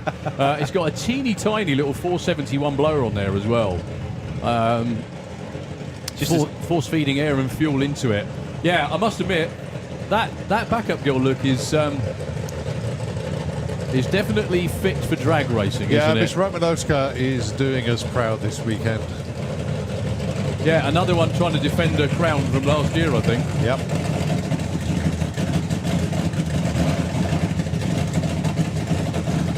We've still got side-by-side slingshots to come. We've still got Wayne Allman to come. And we still obviously got the fuel altereds as well.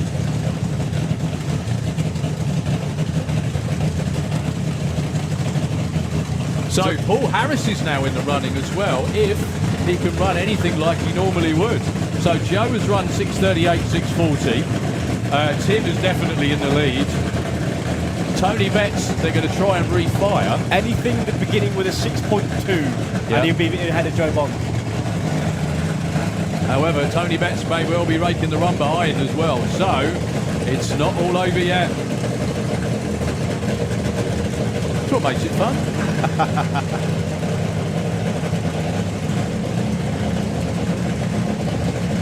How about this then? This isn't Dragstalgia Cannonball, this is pro comp in my eyes. Robin Yeah, Reed, good shout, Paul actually. Harris. With fuel cars.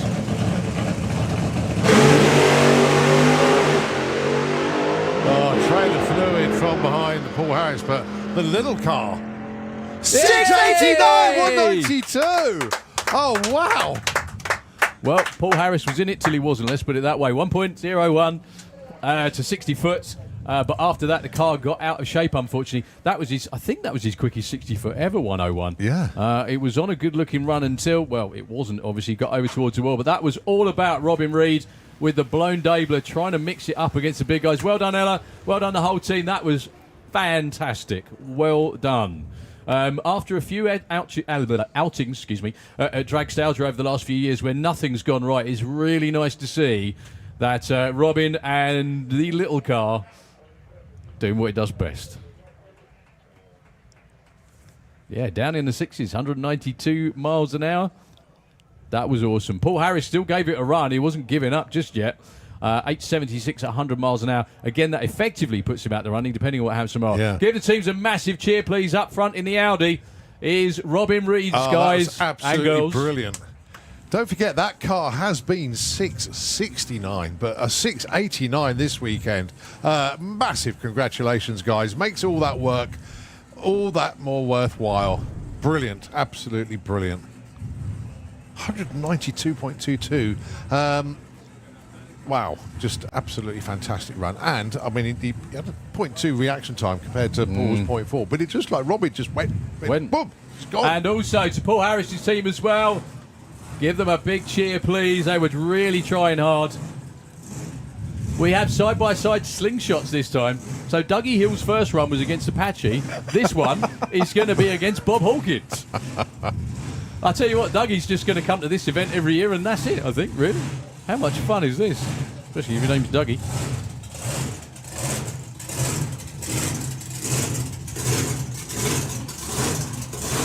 Come on, Dougie.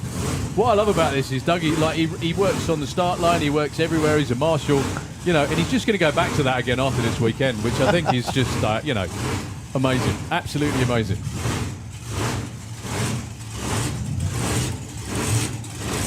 It's what you call dedication.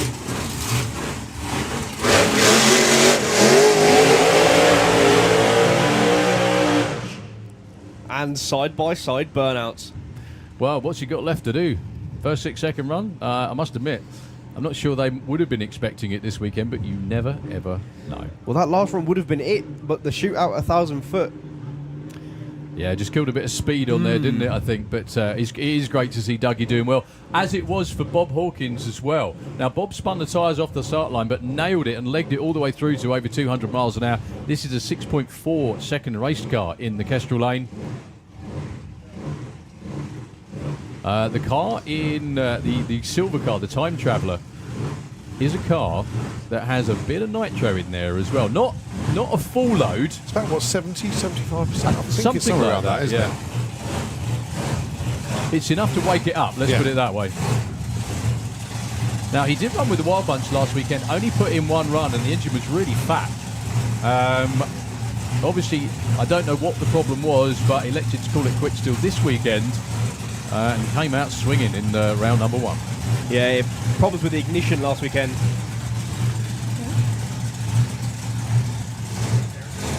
So sent it home, got it fixed, brought it back.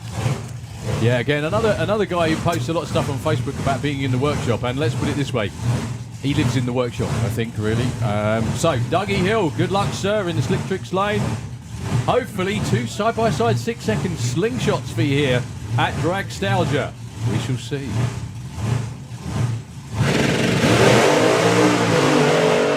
Well, Dougie blazing the tyres, no issues at all for Bob Hawkins. What's he got for us here all the way through? 662, 212 mile an hour. I think that puts him back in the top 5. I think there was something, there may have even been a leak on Dougie's car to make it let go. That's what the crew are looking at down there. But a great run for Bob. That must, it's always nice when you go through the finish line flat out and pull the chutes, no matter what it runs. But a 662 at 212, not his quickest ever, but it was good. It was really good. Commiserations to Dougie Hill. It's still been a great day for them, isn't it? Absolutely. Right, talking of great days, we're going to be firing up the one, the only. Tony, did you hear that? When Tom announced that Tony was going to get it fixed and run, there was a massive cheer from everybody in the bar. I don't know how it worked, but it certainly worked anyway. Could have had something to do with the game that was on, but you never know. Anyway, so Tony Betts, for the second time of asking, hopefully everything fixed and ready. can only think that must have been a fuel leak or something like that. Maybe just a loose fitting on the top of the engine. And he's going to be going alongside Wayne Allman. Aha. What a matchup. So from his run earlier, Tony needs to run quicker than a mid-6 really to guarantee, with one more run to go tomorrow, he's in the running for the final round. Anything quicker than a 665 will keep him in the top 2. Thank you, Thomas. See, you said he got no value or worth, right? You said that, and there he is, adding up for us.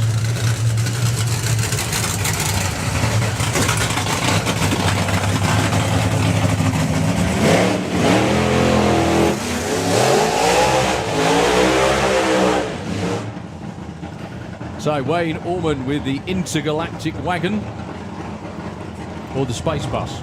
I'm not sure which is. Well, I think space bus actually. I quite like space bus. I really like space bus. Well, it's good. He runs the intergalactic custom shop, which is basically space. So I think space bus is about it really. All of that is, everything on there is Wayne's own work. The chassis, the engine, the body as well. All Wayne's own doing.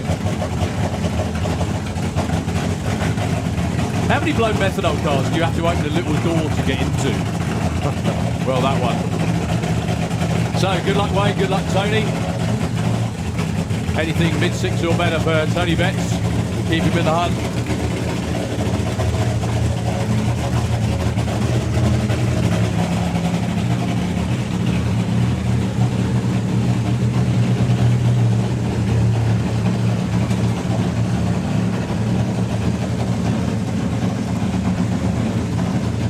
So nitro car against, well, nutcase, I think. Yeah, that thing.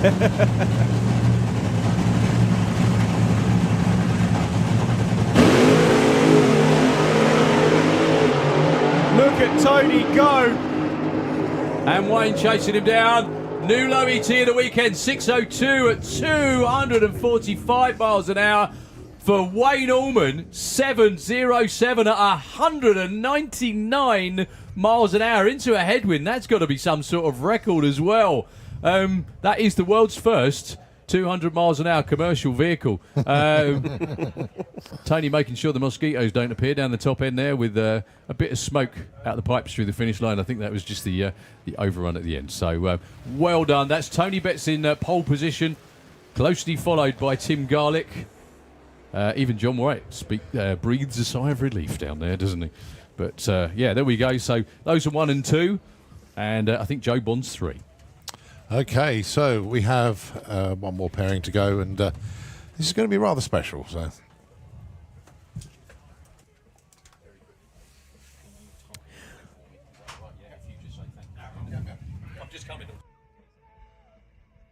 Okay, so we have one more pair of cars to go in the Cannonball, and we're just going to set things up for a very special moment indeed.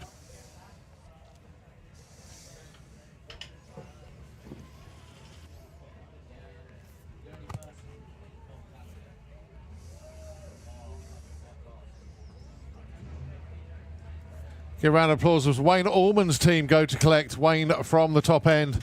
And, of course, the Venom team.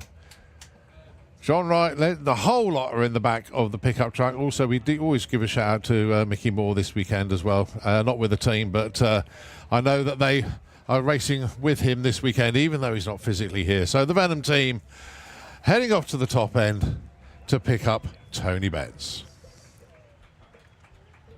Go on, show your appreciation there.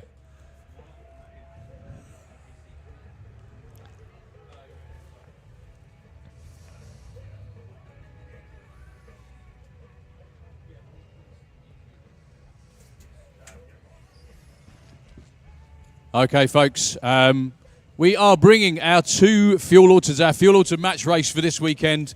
Over from the USA, Randy Bradford with the Bradford's Fit. It's the hot stuff car. Check out the mural on the front. The little devil looks really, really cool indeed. And Nick Davis with Havoc from here in the UK. Now, this is a little bit of a poignant moment, to say the least, because all of our drag racing friends from the US are here. Well, most of them are, which is what we're getting to, obviously.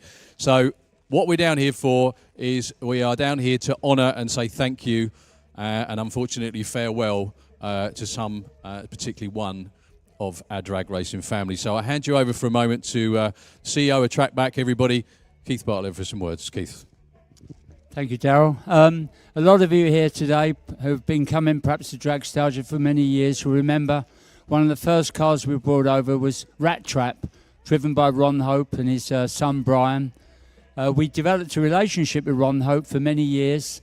I saw him a lot of times when I was in the States. He was a big influence on the whole of the hot rod scene in America, and sadly passed away a few weeks back, and actually it is his funeral in the USA today. So as we stand here today, I'm sure his family are focusing in on our live stream.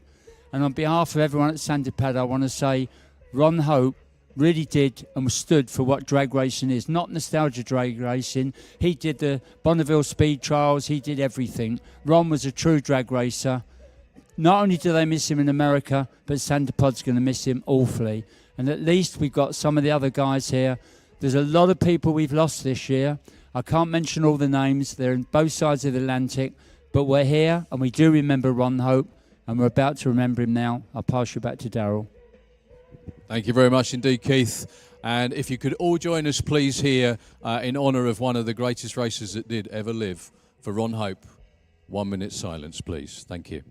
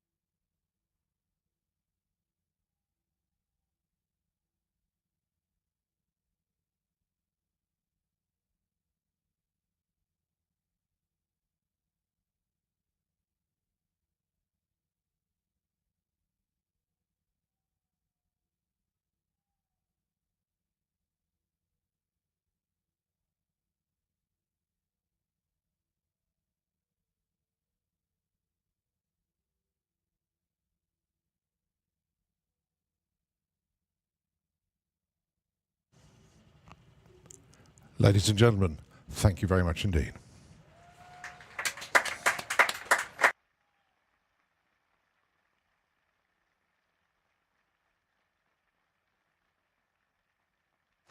And what a way to honour the great man by two side-by-side fuel altereds here on the start line. Nick Davis and Randy Bradford are going to be going at it. What a moment for them as well, strapped in their race cars as well for that minute silence too.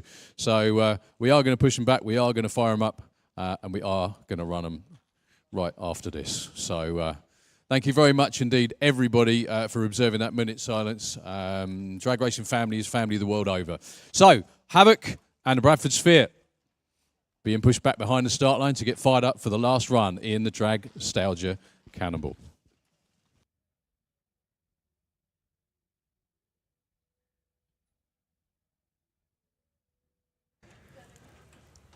Just to let everybody know also, we do have Gasser Circus in the lanes as well.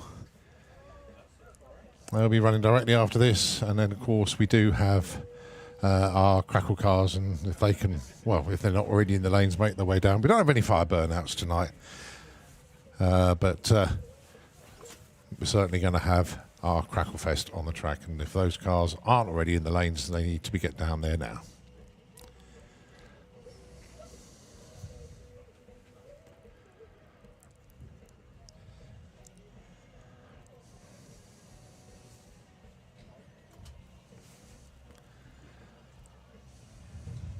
So the guys on both teams getting the cars ready and prepped for this next round.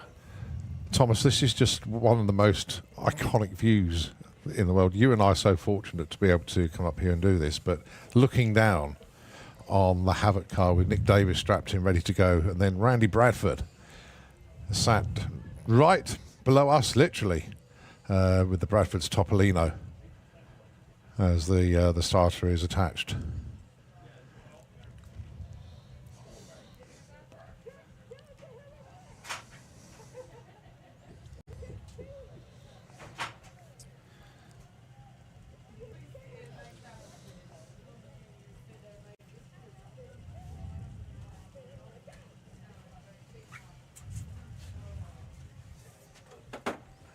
So the thumbs up given. Here we go then, Randy Bradford and Havoc. One more time today. Yeah, check out the, if you get the chance in the pits, check out the Hot Stuff mural, the little devil on the front of the Bradford Sphere.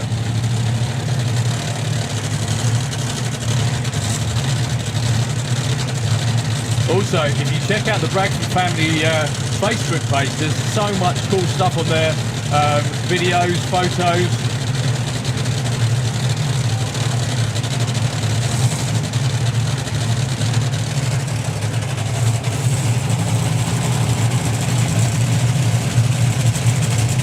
So both cars come to life.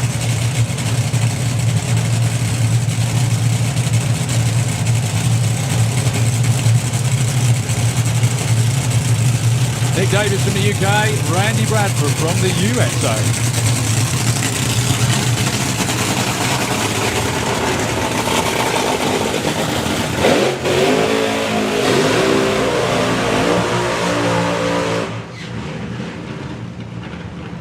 And I know Nick, amongst many people, wants to say a big thank you to Ron Hope especially as well, and the whole of the Hope family.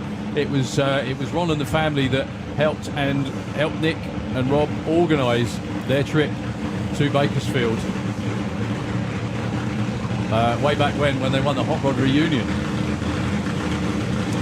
But for now, it's 1 to the UK, 0 to America.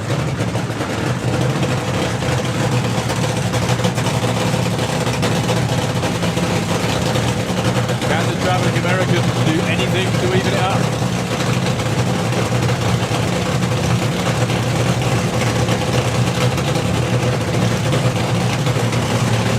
So both of them had wayward runs earlier today. Not that it matters, that's what they're supposed to do. Nick has been 6-1, just about 240 miles an hour with Havoc. Randy Bradford's been in the low 60s on many occasions. Another racer, like Ron Hope, who's been around the world actually, running fuel audits, Australia, UK, all around the US. Here we go.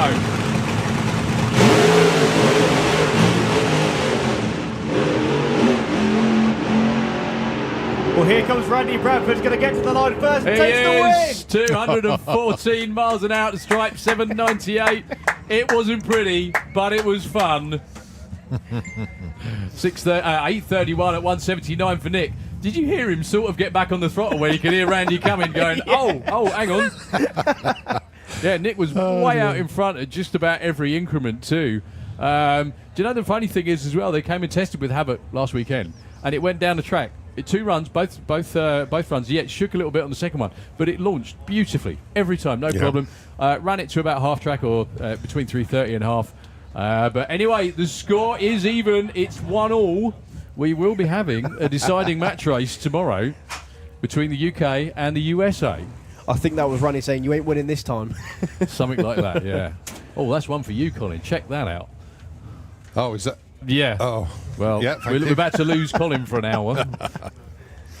Oh, so, dear, round dear. of applause, please, for both of the Havoc team from the UK and all the way from the USA. Please show them every bit of your appreciation. The Bradford Sphere team. They get the car to move. They get the flag out as well. That's the way to do it. Come on. Have a bit of intercontinental rivalry. Keep stuff going well. But a really nice speed for Randy that time. 214.92 miles an hour. So, just quickly, the leaders at the minute in the Dragstalgia Cannonball are those 2 pesky funny cars who seem to race each other every weekend. That is, of course, Tony Betts with an aggregate of 12.16 and Tim Garlick with an aggregate of 12.36. So there's a little bit of wiggle room in there. Okay. And then in 3rd place, a methanol car, Joe Bond, 12.78. Rounding out the top 3. But they've still got one more run tomorrow before you decide the final Well, the finals, because obviously we run an A, B, C, whatever, run off for first place, third place. But anyway, it's great fun. So Gasser Circus rolling round now. Yeah, our last class of the day, I must add. Well, we were going to run Christian Zulaf again, but he had trouble. He couldn't fire and come round in time. So it is the Gasser Circus. Oh dear. I've got Mark Scarlett messaging me, and every other word is an expletive. They're rather happy.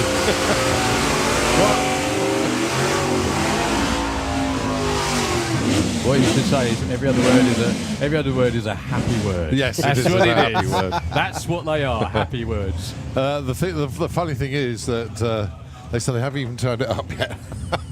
Uh-oh. Oh dear, amazing. Right, number one qualifier is Harvey Turner with Nurse Stoner, going alongside his old man Ray Turner with Green Onions. Currently number 6. The Darlings 1097 and 1091.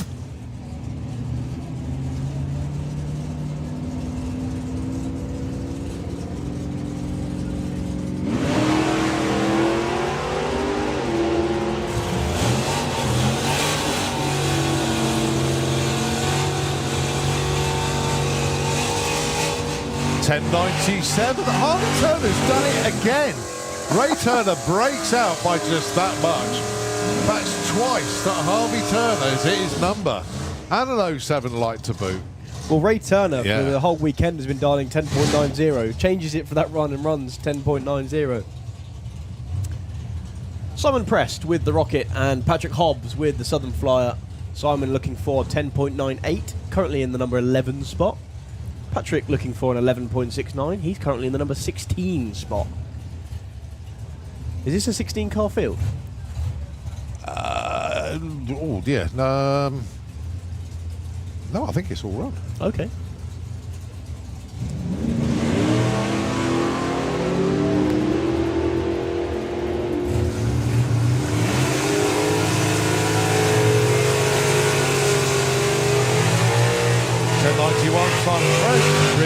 Big breakout. 11.94 for Patrick Hobbs. He goes from 16 to 14. So we have Gibson left and Gibson right. Brian Gibson with the Identity Crisis 64 Dodge Dart, looking for 11.55. And you've got John Gibson with the High Roller, the Ford, at 10.85.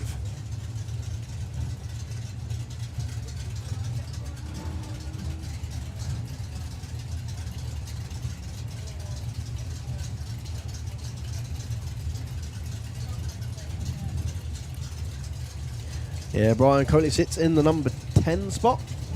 John in the number 21.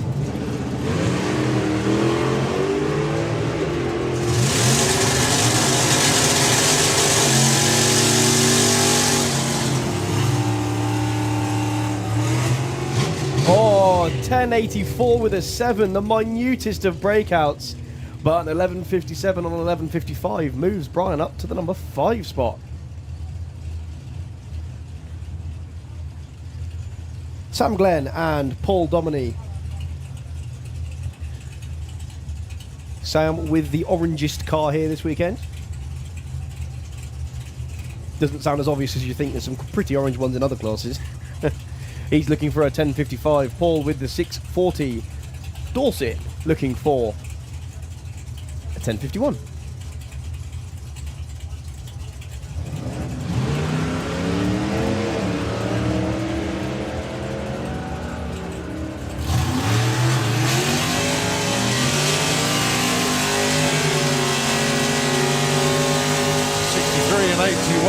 Sam stays 8.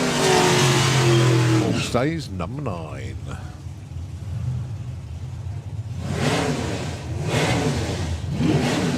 So, two of our quickest cars in the class this weekend. 9.95 is the dial-in for Nick Hewison with the short fuse Fordson van. And 9.65 the dial-in for Honky Tonkin, piloted by Steve Matthews. He's another one of those people who's going to run out of room on their back window for all of the race numbers, as he likes to dabble in other classes as well, like the big bracket.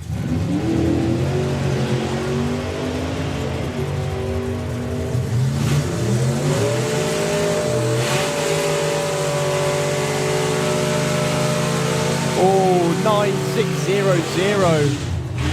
Wake up for Steve Matthews, but a 9.96 on a 9.95 dial-in moves Nick up to number... That said 5. Which very much could be. Yeah, number 5. Just couldn't believe 0-1 off is number 5 already. Tony Pearson. Yeah, see if he can get the front end down this time. That was a big old wheelie he pulled him round in his first qualifier. He's looking for a 10.45, and Chris Layram looking for a 10.25.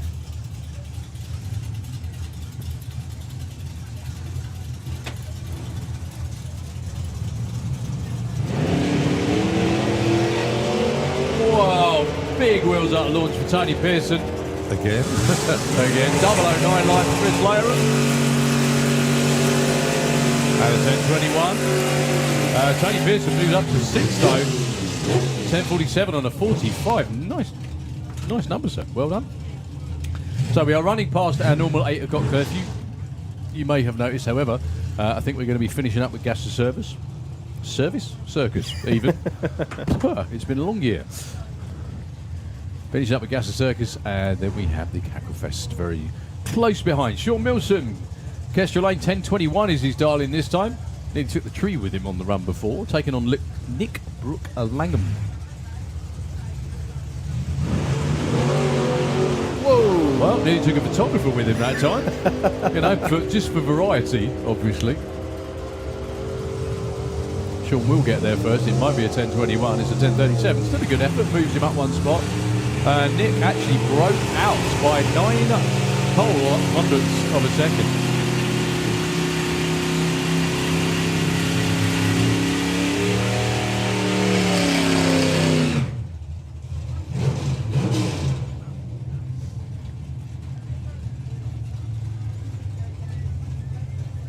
Dean Maudsley with the Defiant one. In the Slitrix lane, he's looking for an 11.65. And Jason Hollenby with a jumping jalapeno looking for a 10.71. Living up to its name in the last round. It really does seem to hop off the line. Does the green jalapeno?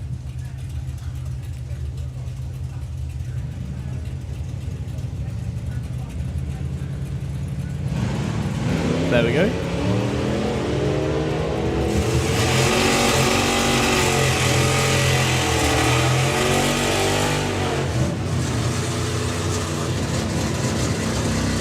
So 10.89 and 11.63, or 64 with a 3. So a breakout on one side and no improvement on the other. Well, a little bit of improvement, moves them up to 15. Adam Krasinski with Ain't No Mellow Yellow.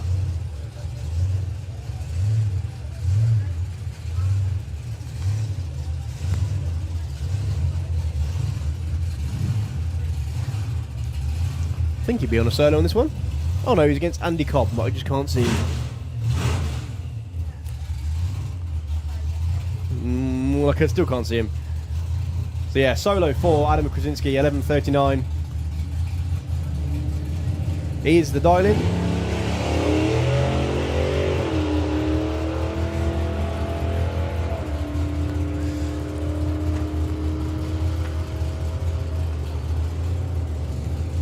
Then 42, that'll work. Up to number 8 for Adam.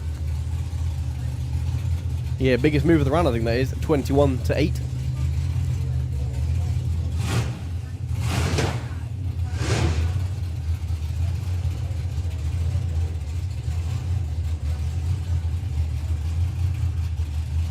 Look at this. Late evening sunshine. Are we in the same place as we were yesterday? So, this is why we ignore weather forecasts, I think. And radars, actually, by the look of it today. You know,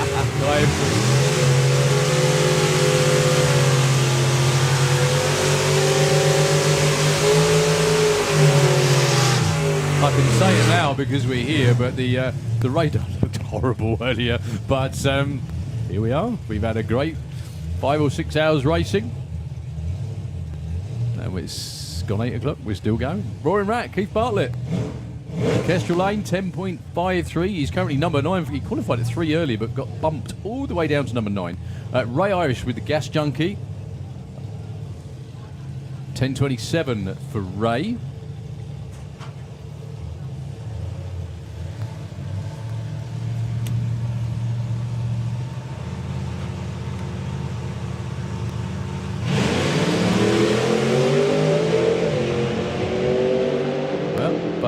pretty much on time.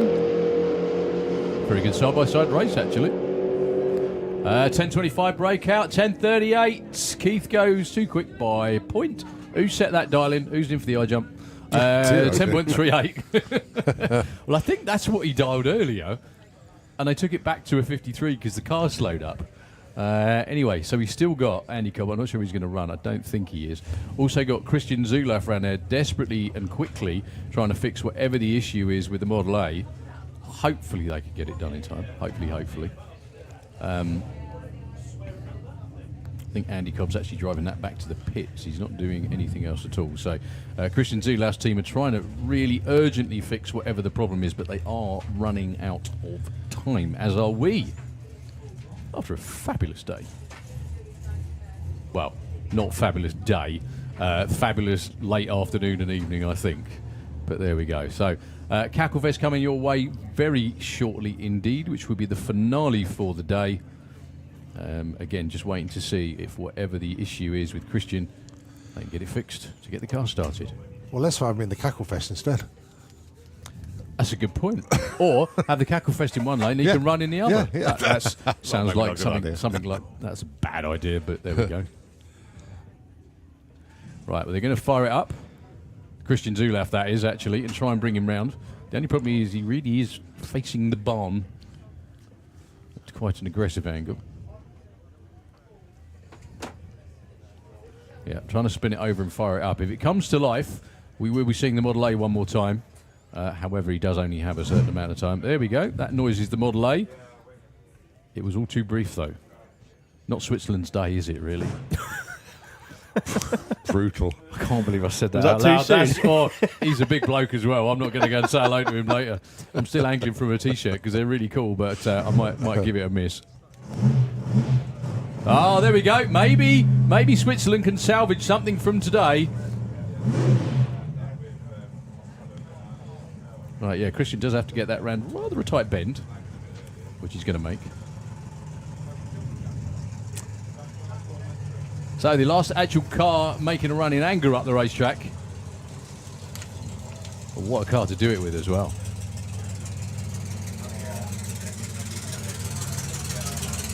And I've done my ladder. You did it? Done it. Wow. Never has homework been done so quickly, ever. ever.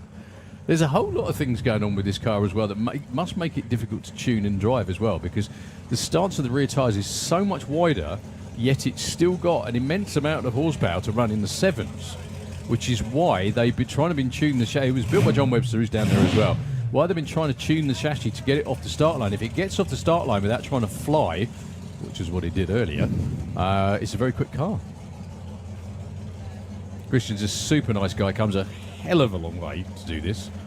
And I was absolutely gutted for him last year that he ended up going home with a load of broken stuff and a headache. So, last run of the day, Christian Zulaf from Switzerland. Oh, look at that! That's how it's supposed to go for Christian Zulaf. 766 at 169 miles an hour. Come on, folks. The Swiss need something to cheer about, and they got it. There we go. They should just come drag racing instead. There we go. But well done to Christian. That was super strong. Still shook the tyres a little off the start line, but that was cool. We're all going to head downstairs because we're going to go make some noise. We'll be with you like really shortly. Actually, I'll tell you what. Yeah, we will.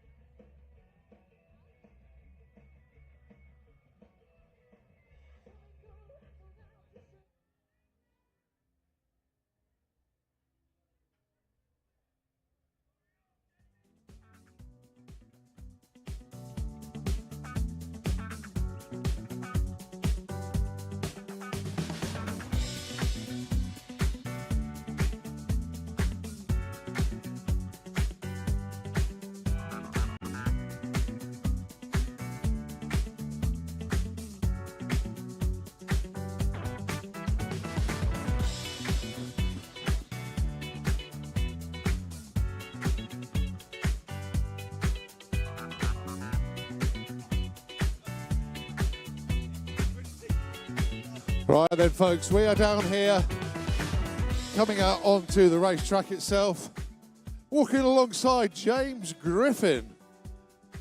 He's hasn't spotted me yet. Yes, he has now. Good stuff. But good evening, Santa Pod. How are we all? All doing good? Well, it was a pretty naff start, but what a tremendous finish it's been today. Thoroughly enjoyed the afternoon into the evening's entertainment here at Dragstalgia.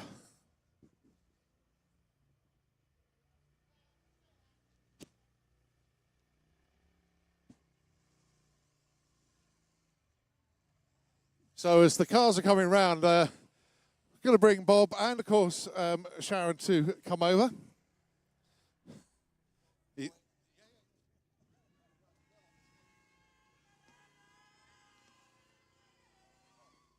Someone's got their fan club in the house.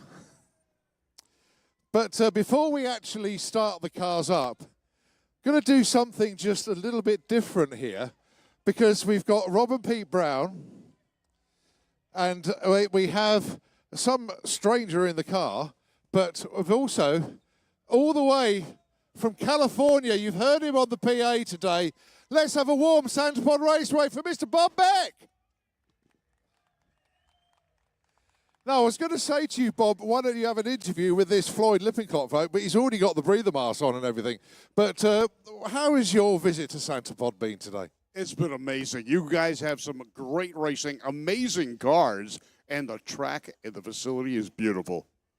You're going to take some pretty special memories away from this weekend, aren't you? You bet, and I've been posting a lot of them on Facebook already, so friends from the States are looking at this going, oh, we need a track like that there. Well, you have lots of nostalgia events. Obviously, you are instrumental. You're quite involved in the nostalgia scene, obviously at Bakersfield, etc., like that. But nostalgia, it's the way forward, isn't it? Yeah, you know, it's the way it was, and it's the way we want to bring it back to. And the best way to get new people involved is show them what it was and let them make a choice. They don't have to go to the big show. They can see this and get involved a lot easier. Well, we got, now then, there's this chap called Bob Mavaris that's been floating around, but he's disappeared. And we've got this Floyd Lippincott chap that's got in the car. You know, it's kind of like if you've ever watched Superman and Clark Kent, well, that's it. But the problem is when Maravis puts on the face mask, he becomes Lippincott, and he no longer has a voice. Right. He won't talk. He can't talk. But, man, he drives. Well, it's been not only for Floyd to be in the car here, but I know Rob and Pete and the whole Rebel and Rathchild team, this is a banner moment for them. I know a few years back we had Clay Millican sit in the car, but this is something different, isn't it? Really, real special moment. I don't know what to say. Let's try the other one. First things, thank you for Jeff Stillwell. He's been instrumental with getting this set up, and thank you to Bob and Sharon for allowing it to happen. And yeah, like Pete, I'm speechless, but I'm enjoying the moment completely. But it's Jeff. You need to speak to Jeff. He's the man.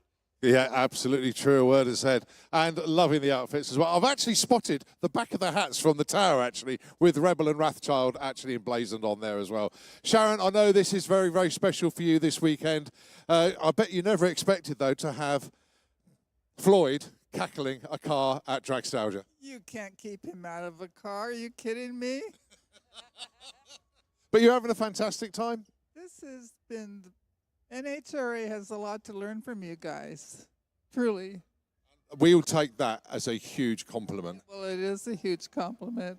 I've never had a better time at a race. And I've been to a few of them. Oh, thank you so much. And we still got another day to go. I'll be here. Just very, very quickly, Jeff, thank you for everything that you do, not only for your land speed stuff, but for the world of drag racing as well. And you're helping getting people over here. It's just fantastic. Well, we just do our best to make it happen. Well, you do more than that. You do make things happen. Well, thank you for the kind words, but we do it because we love the sport. No truer word is said. I tell you what, folks, I don't think we're actually far away from getting these cars fired up. We are actually ready. So, ladies and gentlemen, we have our cackle cars all here. We have got Let's have a look. Just checking down there. We do have the nitro car at the end there, yesterday's dreams. But what's the word that they use? No, just fire them up, folks. Fire them up. And don't forget, once you started, everybody over to the wall, please.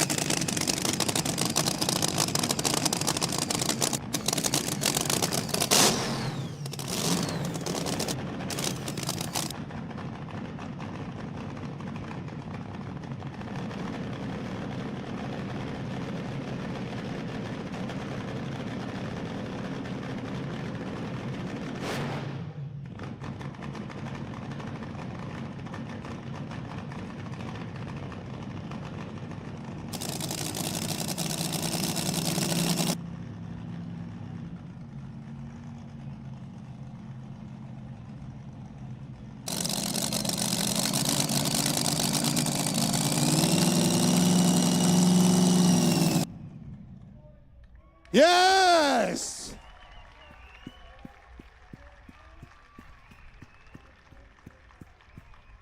Well, the Cracklefest is something that we always love doing here.